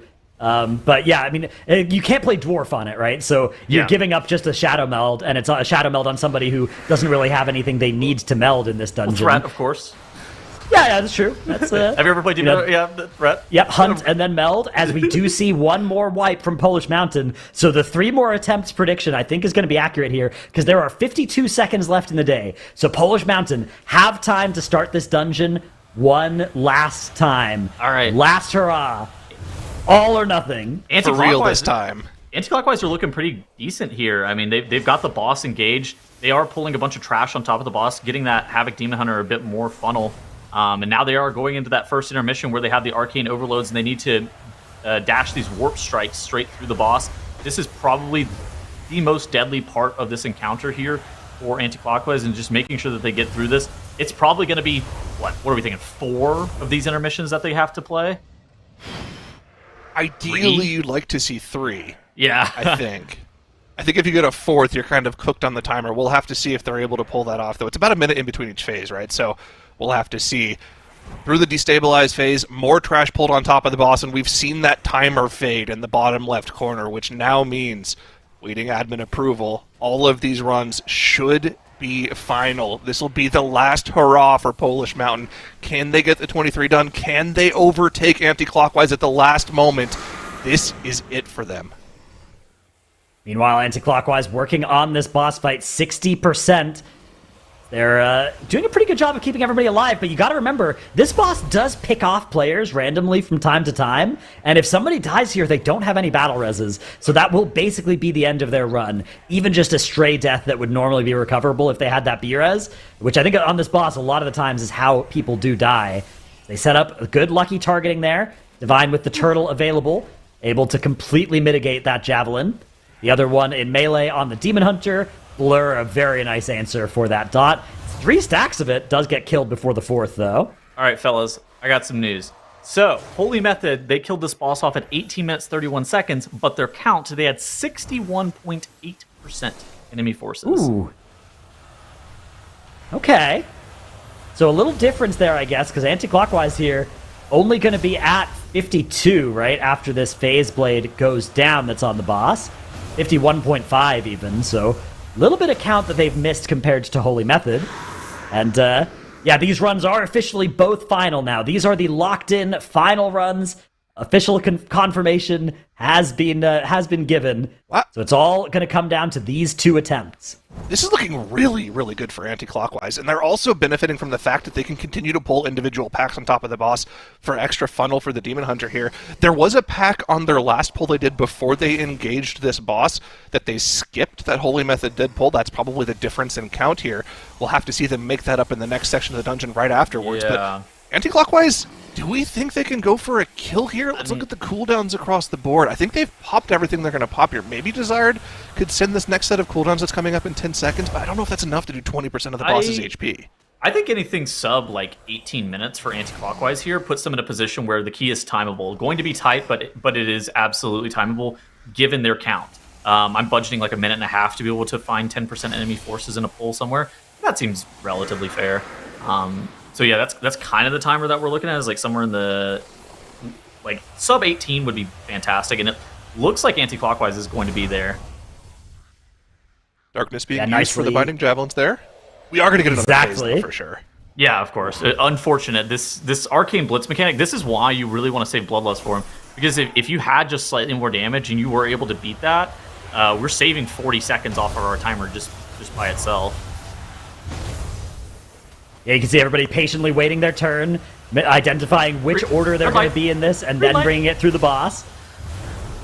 Clean. Nicely done. And then the boss should go down during this destabilized cast for anti-clockwise. 17 minutes. It's going to be their timer on this second boss split. Not bad. Winnable. Definitely on pace here. Winnable for sure. But they do still need to collect a lot of count. I mean, they're going to need to basically take down the whole desert out here. I think they're pacing similar to where Holy Method were in this dungeon currently, because Holy Method, again, 1830 boss kill, 61% enemy forces, 17-minute boss kill, 51% enemy forces. Those feel... They feel comparable, yeah. Yeah, they feel fairly comparable, which whenever you factor in that Holy Method timed this dungeon with like a minute 40 to spare, this feels like it's doable for anti-clockwise. This is the pull the thing for I'm the worried extra about count. is like, yeah, how dangerous is the extra count going to be? Is this enough? Does this catch them up to where Holy Method we're at? Because this doesn't seem too bad. It maybe is a little bit like, slow potentially, but if anything, they're losing 10 or 15 seconds by setting it up this way versus how Holy Method God, that did. pack speaker is getting annihilated. That mob gives a ton of count. Pack speakers are dangerous, and they give a ton of count, but they have the Havoc Demon Hunter to just burst it down. The Consume Spirit at 30% HP, they're going to be able to burn this Skull Marker down, and the boss might get a shield for maybe 10% of its HP, but the Havoc is just shredding this mob. Only one shield from the... If they only get one ad that they have to swap off this pack speaker and kill, I see the vision for the Havoc Demon Hunter being really good. Because you want to try and make more pulls like this where you have one prio target for them to be funneling damage into. So it makes perfect sense to be doing this if you are anti-clockwise. Even knowing Holy Method's route, I think this one might actually just be better for them. Oh my god, the Another Consume Spirit coming out, Yeah, the pack speaker got shielded by the mob and then ends up immediately getting purged off by our Demon Hunter. And beautifully handled this next pull, by anti-clockwise. I think this next pull is where we're going to see that Blood Elf Torrent get used. Yeah, lots of Ritualists means lots of purgeable shields, and that Blood Elf will be very valuable here once they've used their Trank Shot cooldown and the Consume Magic is no longer available. And we'll see if they can deal with this. Yeah, that Runestalker, unfortunately, a little bit out of the group. You can see Robin there shattering the conduit. I think it's an enchanting ability if you have that. You can get that nice stun on these mobs. And we have our first death of this pull as one of the creepers coming in late. Little threat incident. Kills off the Havoc Demon Hunter. No B-Res available either for anti-clockwise. This could be a bit of a problem because now that's 2 of their 3 purges were on their DH and are going to be gone for a little while here. Yeah, that's really bad. Robin also shattering the conduit, like you were talking about. I'm pretty sure that stun is target cup. Yacht's going down. This is going to be a full wipe for anti-clockwise, and that's going to be it for their weekend. I think this is a town portal moment. Yeah, I mean, Yeah. we were talking about them being ahead, but in a 23, you're never that ahead. I don't think you can sustain a full wipe like this and all of the time penalties associated with it. So, I think that means that anti-clockwise, their fate is no longer in their own hands. It's all going to come down to this run from Polish Mountain. If they time this key, they are in the global finals. If not, they are going home. And look at the split. This is their best ever first boss split. We were muted. talking about how Holy And yelled. Methods was. Oh man, 605. It was about a 605 to a 615. I was only muted for you guys. Chat could hear me. It's okay. We're talking about their best run here. Polish Mountain, their best time on this boss was like a 640. That was a 620. They're going incredibly fast. It's the last second buff coming out for them here. Can they pull this off? Yeah, popping lust for the end of the day, for the entire run, our Polish Mountain. They're grabbing this pull together. Now, this isn't the most dangerous pull in Ecotome Aldani. That one's coming soon, but it's still very dangerous. You watch those health bars. The healer in particular here in a lot of threat. Still having trouble catching up. The Convoke is going to go a long way towards making that happen, though. And it looks like everybody has been mostly stabilized. Everybody gets in. We have that Ursul's Vortex doing a lot of work as these mobs try and jump out. Beautifully handled. I mean, this pull is very dangerous. These Gorgers, a lot of Protection Warrior tanks on live do not like to pull these Gorgers because their tank hits are just absolutely brutal. That Gorging Smash, every single time you see that hit the tank, there's also always a possibility of your tank going down. And we start to get to the point as well at a 23 where the mob scaling just becomes insane, and the ability to be able to just tank white swings becomes even perilous. Yeah, Prot Warriors tend to do best against just auto attacks, but even they can struggle, especially if there's magic damage coming out at the same time as well, which Ecodome does feature quite a bit of that, and especially if you're ever getting hit in the back, which Ecodome does feature quite a bit of that, so scary dungeon for a lot of tanks, Prot Warriors included. This pull, though, is going quite well for Polish Mountain, and now comes the very, very hardest part of Ecodome Aldani. The next pull they're going to set up is going to chain to include the Sentinel that they're going to fight after they kill off most of the trash that they start, I believe, here. We can see getting set up. This Sentinel is not the one. This one is getting pulled by their healer. Yeah, man. Run over to the side in bear form and then hit that meld. The rest of the team running by, and they'll be setting up their pull here. But this is so sketchy. Even right now, the tank is in a lot of danger. Last stand going to come down. We've already seen just how dangerous these pulls in this section of the dungeon can be for the teams. Farstalkers jumping on players' heads. They were actually stacked for that one. Both Mach and Kioma taking a ton of damage there. Any single arcing zap goes down, it's a player getting one shot. Any extra bolt going out, it's a one shot. And of course, your tank, like Dradnos mentioned, in danger the entire time here. It requires perfection. And that's the only thing that's going to get Polish Mountain to the global finals. Time the key, and they're in. Wipe, and they're out. They're the only team left. It's all on their shoulders here. And with the current power level that the game kind of sits at right now, everything happens so quickly where you have players getting 100 to 0'd, your tank dies in a couple of seconds without the healer being able to even save him. Everything has to be 100% preemptive, and cooldown allocation on a pull-to-pull basis is going to end up being the most important thing, because you'll do something like 50% of your damage inside of your CDs and then be very weak outside of them. And so having a route and pacing around the concept of having your offensive CDs for everything that you need them for is important. And I mean, you see it right here for Polish Mountain. They have a bunch of their offensive cooldowns coming up. We have the Call of the Wild and we have the Ascendants becoming available. And we have pulled the hardest mob in the dungeon. This Overcharged Sentinel has been engaged. Those cooldowns are going to be pressed. And at the same time, nobody's really safe here because the Overcharged Sentinel pulsing AoEs, if you get ticked by the Overcharged Sentinel hit, at the exact same time that you get jumped on by a Farstalker, you just immediately die. Look at the difference in cooldown usages here, by the way. Mox saved the Ascendants this time for the Sentinel to get shattered. Didn't pop it on pull. He's going to be able to burn this mob down, and they really need that to happen, because look at the pulsing AoE damage from every single one of these zaps that goes out from the Sentinel at the same time. There's still Farstalkers alive, jumping around. If anyone gets jumped on at the same time that a zap goes out, they could get one shot. Kioma dropping low, Mock dropping low, but they have gotten through the Sentinel. But there is still so much left between them and the end of the key. Was that a tank AMZ that I saw? Dude, our tank was in tremendous danger there for much of that pull. I was looking at the resources available, and it was almost nothing. The Iron Bark on pull really allowing him to survive for a little bit there, and then midway through the pull, I thought it was over. Some of that was super sketchy, but it looks like they've been able to get that Sentinel down. Now they're pulling into this next pack, and actually all the trash from the previous pull, except for one Riftstalker, has already been taken care of as well. They might be getting ready to go pretty much straight into the boss at this point. Yeah, they're moving in that direction. Here we go. Boss combat initiated. Polish Mountain hitting that Bloodlust. 2 B-reses are available here. So if anybody but the tank dies, it's probably recoverable. A tank death, they probably won't be able to fix in time.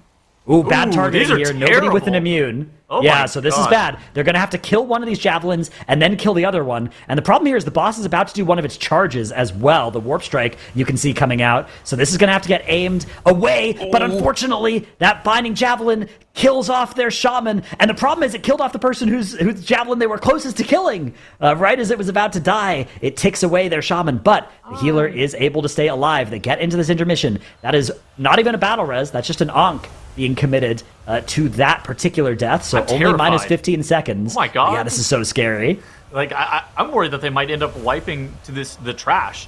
Not necessarily just like the boss damage, but the trash on top of the boss damage. Look at that Farstalker coming out at the exact same time that everybody's getting hit with a Warp Strike. Like, we are in Cleaved a Warp tremendous Strike danger. on the DK, but he just didn't care. He stayed alive DK somehow. moment. Yeah. Oh man, give that class a raid buff. Absolutely. And looks like most of the trash now has been taken care of. And, I don't want to call the boss dead just yet, but that's the hard part, taken care of. If they can survive through just these last couple of enemies dying, they're going to have, maybe they'll pull another pack on midway through this fight. But until they do that, it's just the boss they have to deal with. Much easier combination of targets for those javelins as well. So they're able to go straight into this next trash pool. Okay, so danger is ramping up once more here. They've decided, you know what? This is going to be too easy if we didn't fight some more trash. Intuitively, I feel like using Turtle there to get rid of that Javelin at the exact same time you're targeted with a Death Knight feels a little bit strange. Like, I wonder if they could have saved no, it this for is scary again. a future one. Yeah, and now since the DK and the Shaman were selected on the, or DK and the Hunter were selected on the previous set, now we are guaranteed to have Shaman and Resto Druid. This is the worst possible timeline in terms of javelin targets for Polish Mountain. Look at those stacks as Kioma tries to keep himself alive and Mock alive. And it looks like it's just barely going to work out. Heroic life-saving efforts coming out from the Resto Druid of Polish Mountain. How much longer will they be able to sustain this, though, if they get more of these bad targeted javelins is the question. This feels like I'm watching, like, somebody almost getting into a car accident over and over and over again. Like, this feels super hectic and stressful in a way that a lot of MDI teams have a way of making things feel very coordinated and under control. And this, for the entirety of this pool, has not felt under control. Well, the crazy thing is, like, they're not even hard focusing down the javelins. They're focusing on boss damage. That last set of javelins was the Ascendance for Mock here, and he was tempesting the boss the entire time. That's why they got up to 3 and 4 stacks separately. They were able to get healed through it, and nobody died. No Turtle this time, so they're going to have to focus down just the one Binding Javelin for you to hear. Fortunately, the other one on the DK able to AMS it this time around, so just the one Javelin that'll have to be healed through. And again, they're not focusing it at all. That thing is being cleaved down. Yeah, they have to 3 stacks now on the Javelin, and they're able to kill it off, but still scary moments, and they'll have to deal with one more really bad set of Javelins. It's going to be Kioma and Mock once again, the Druid and the Shaman, this time with no damage cooldowns to cleave down the Javelins. No it's gonna be way. scary. It just keeps happening. Well, they keep getting these targets here. It works like the same way as Giesel Gigazap, where like the first 2 people it picks, like, you know who it's going on next, and they're just sitting there in voice like, well, we're in trouble again. Yeah, that damage getting so scary. 4 stacks now on both of them. Those last couple of ticks are going to be so lethal, but they managed to get through somehow. Wow, give Kioma a medal here. This is crazy work, keeping everybody up through that. He deserves a raise for sure. Here comes, oh no! What's right near the end? We have a DK going down. Okay, that's okay. This is just a B-res that they'll need. They need to stop this from spiraling into more problems, though. It's going to need to be the Resto Druid firing off the B-res unless somebody uses those jumper cables. And now more danger on the rest of the raid as well. We're in the destabilized phase, and finally, we're feeling comfortable enough to get a rebirth off. I didn't think it was possible. Kyoma's almost They can't live another phase. Oh, no. Has a Resto Druid ever gone in the history of this MDI before? No. And you know what you do when your Resto Druid's about to go That's right, Zyro. We pull some more trash. Let's get it going. Here we go. Heal me.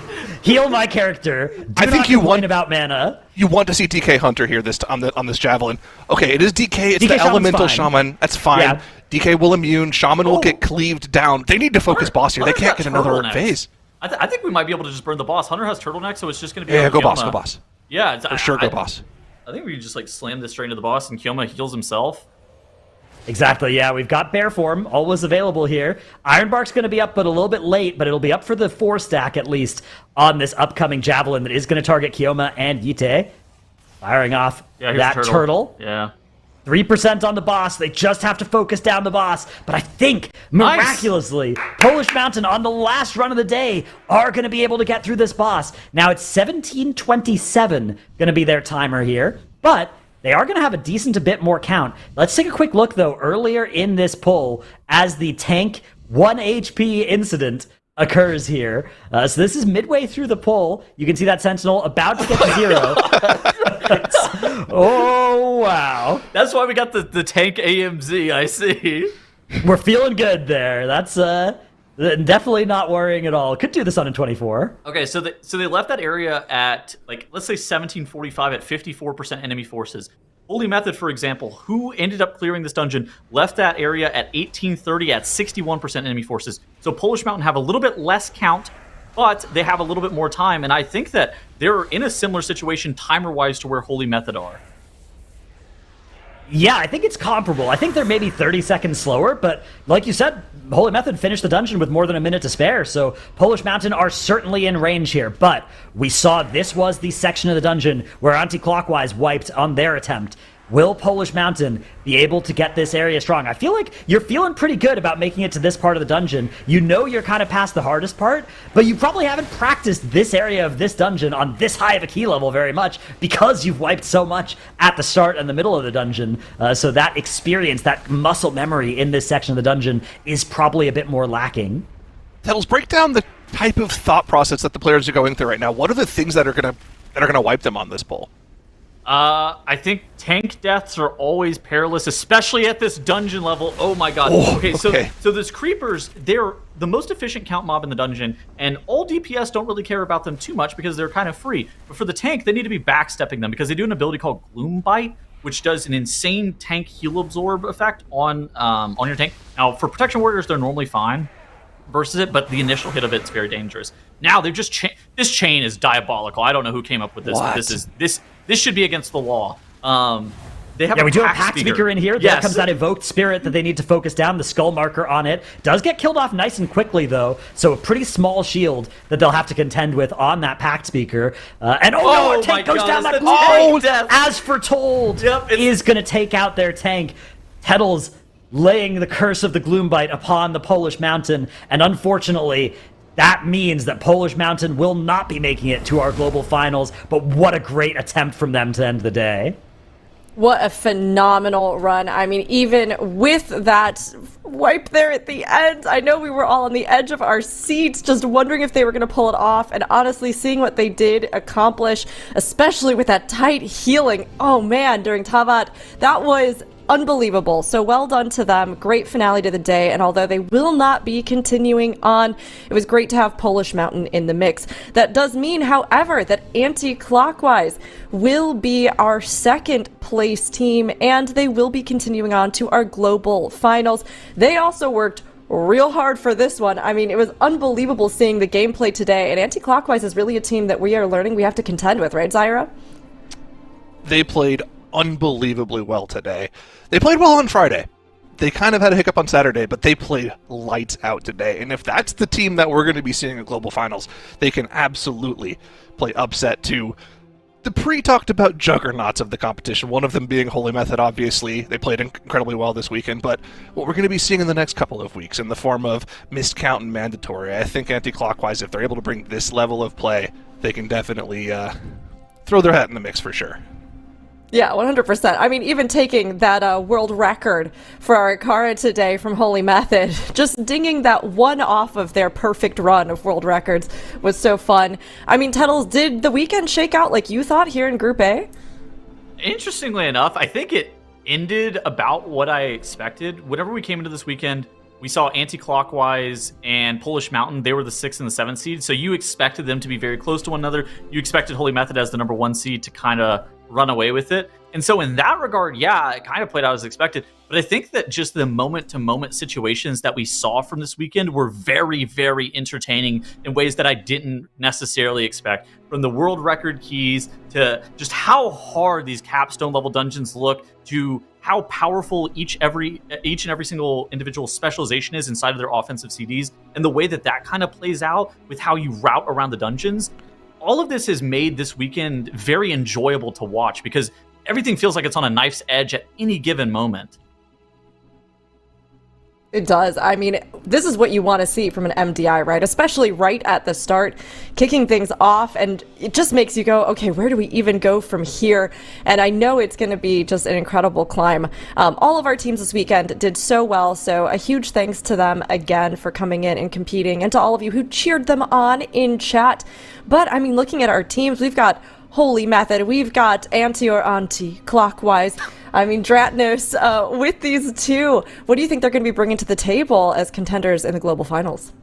Yeah, I mean, I think this is going to be, of course, Holy Method will be coming into the global finals as our sort of favorites, right? They had the first seed in the time trials. They had a dominating performance this weekend. It should be pretty exciting to see them there. But I think Anti-Clockwise, as Tettles called out earlier, they're going to have a strong chance as well. They looked really solid. You know, for a 6th or 7th seed team, they were very close to our first seeded team in terms of the times at the end of the day, in terms of the level of dungeons they were able to complete as well. So I wouldn't be surprised if they were able to overperform that, 6th place expectation that the time trials would make you think about. I also just want to say, this was their first competition together as a team. Give that team another month of practice, also being able to see what our Group B and Group C teams are going to do as well. They're going to be a force to be reckoned with in the global finals for sure. Yeah, honestly, I keep having to remind myself that 3 of the players in the team, literally brand new to the MDI, and while they have, veteran influence on the team as well, seeing what they've been able to accomplish here, right off the bat, you're so right. With more time, I think they're going to absolutely be able to bring some, even additional layers to the competition later on. But this is definitely going to be an exciting one. Thinking of competition later on, we obviously have our other groups ahead. I mean, Tettles, seeing what we've seen already this weekend, has anything surprised you about the runs? Anything you're expecting from our future dungeons or competition? So we had 4 teams that put up the exact same score in time trials. That was Mandatory Miscount, Holy Method, and Liquid.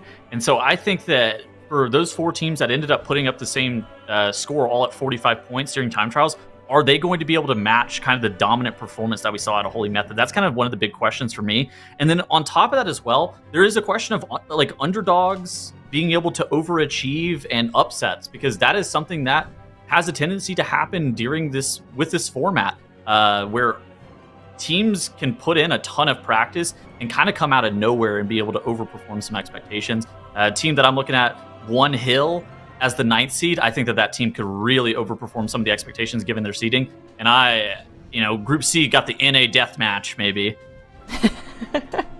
I mean, we love a good NA deathmatch. Hopefully that one of the NA teams makes it on to the finals, for those of us who are NA folks over here. But, I mean, it is a huge lineup. I mean, we've got a lot of names you probably recognize, some coming up that maybe you won't, and of course our CN groups too. But, I mean, Dratnos, hearing what Tettles was saying, do you have any additional thoughts, anything with these teams that you think is worth highlighting?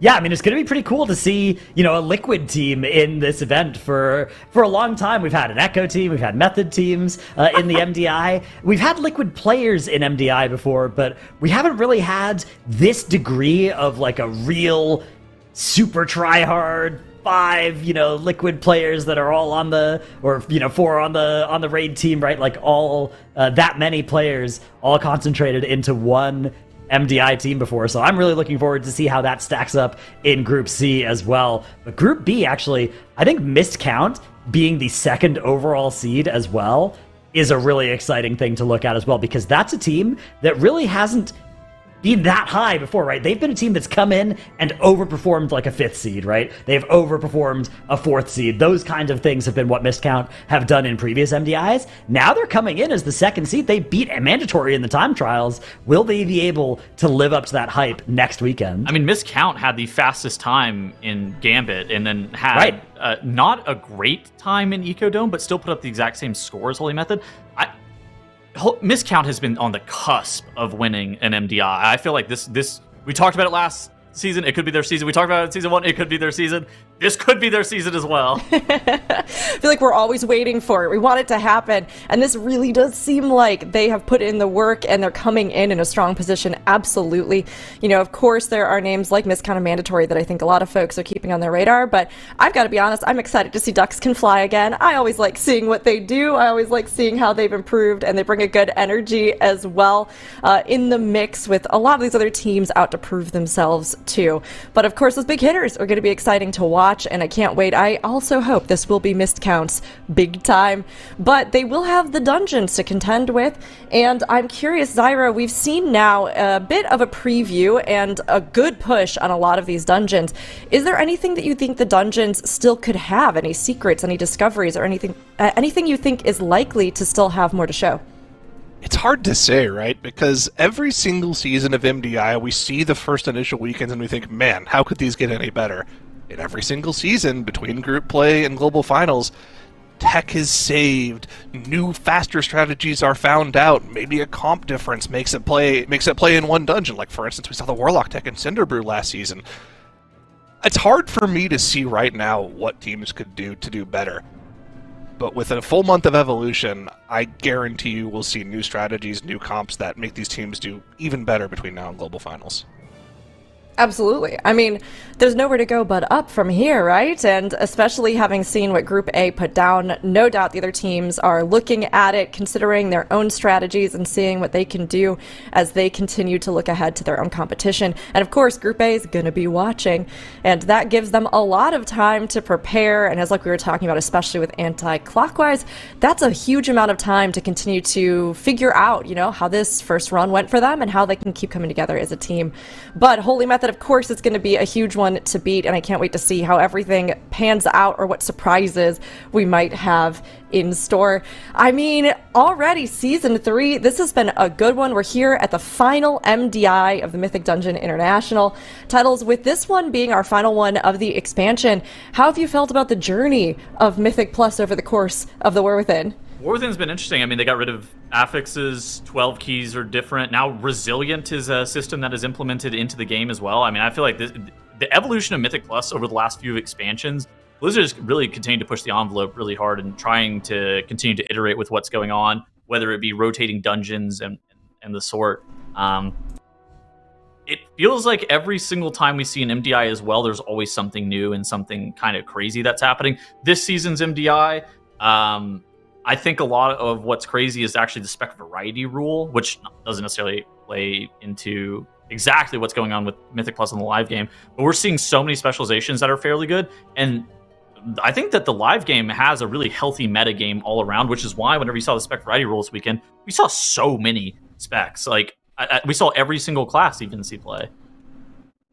Not only that, but like 26 out of 39 specializations I think we saw as well. Like, we're seeing so much diversity, and yeah, we're kind of forcing the players to make those decisions, but I think it's playing really well on broadcast. In addition to the changes you talked about, something this season titles, right, with checkpoints being added to the dungeons, that's something they can iterate on a lot going forward, and I like a lot of the changes they've been making to the dungeons just in the middle of the expansion too.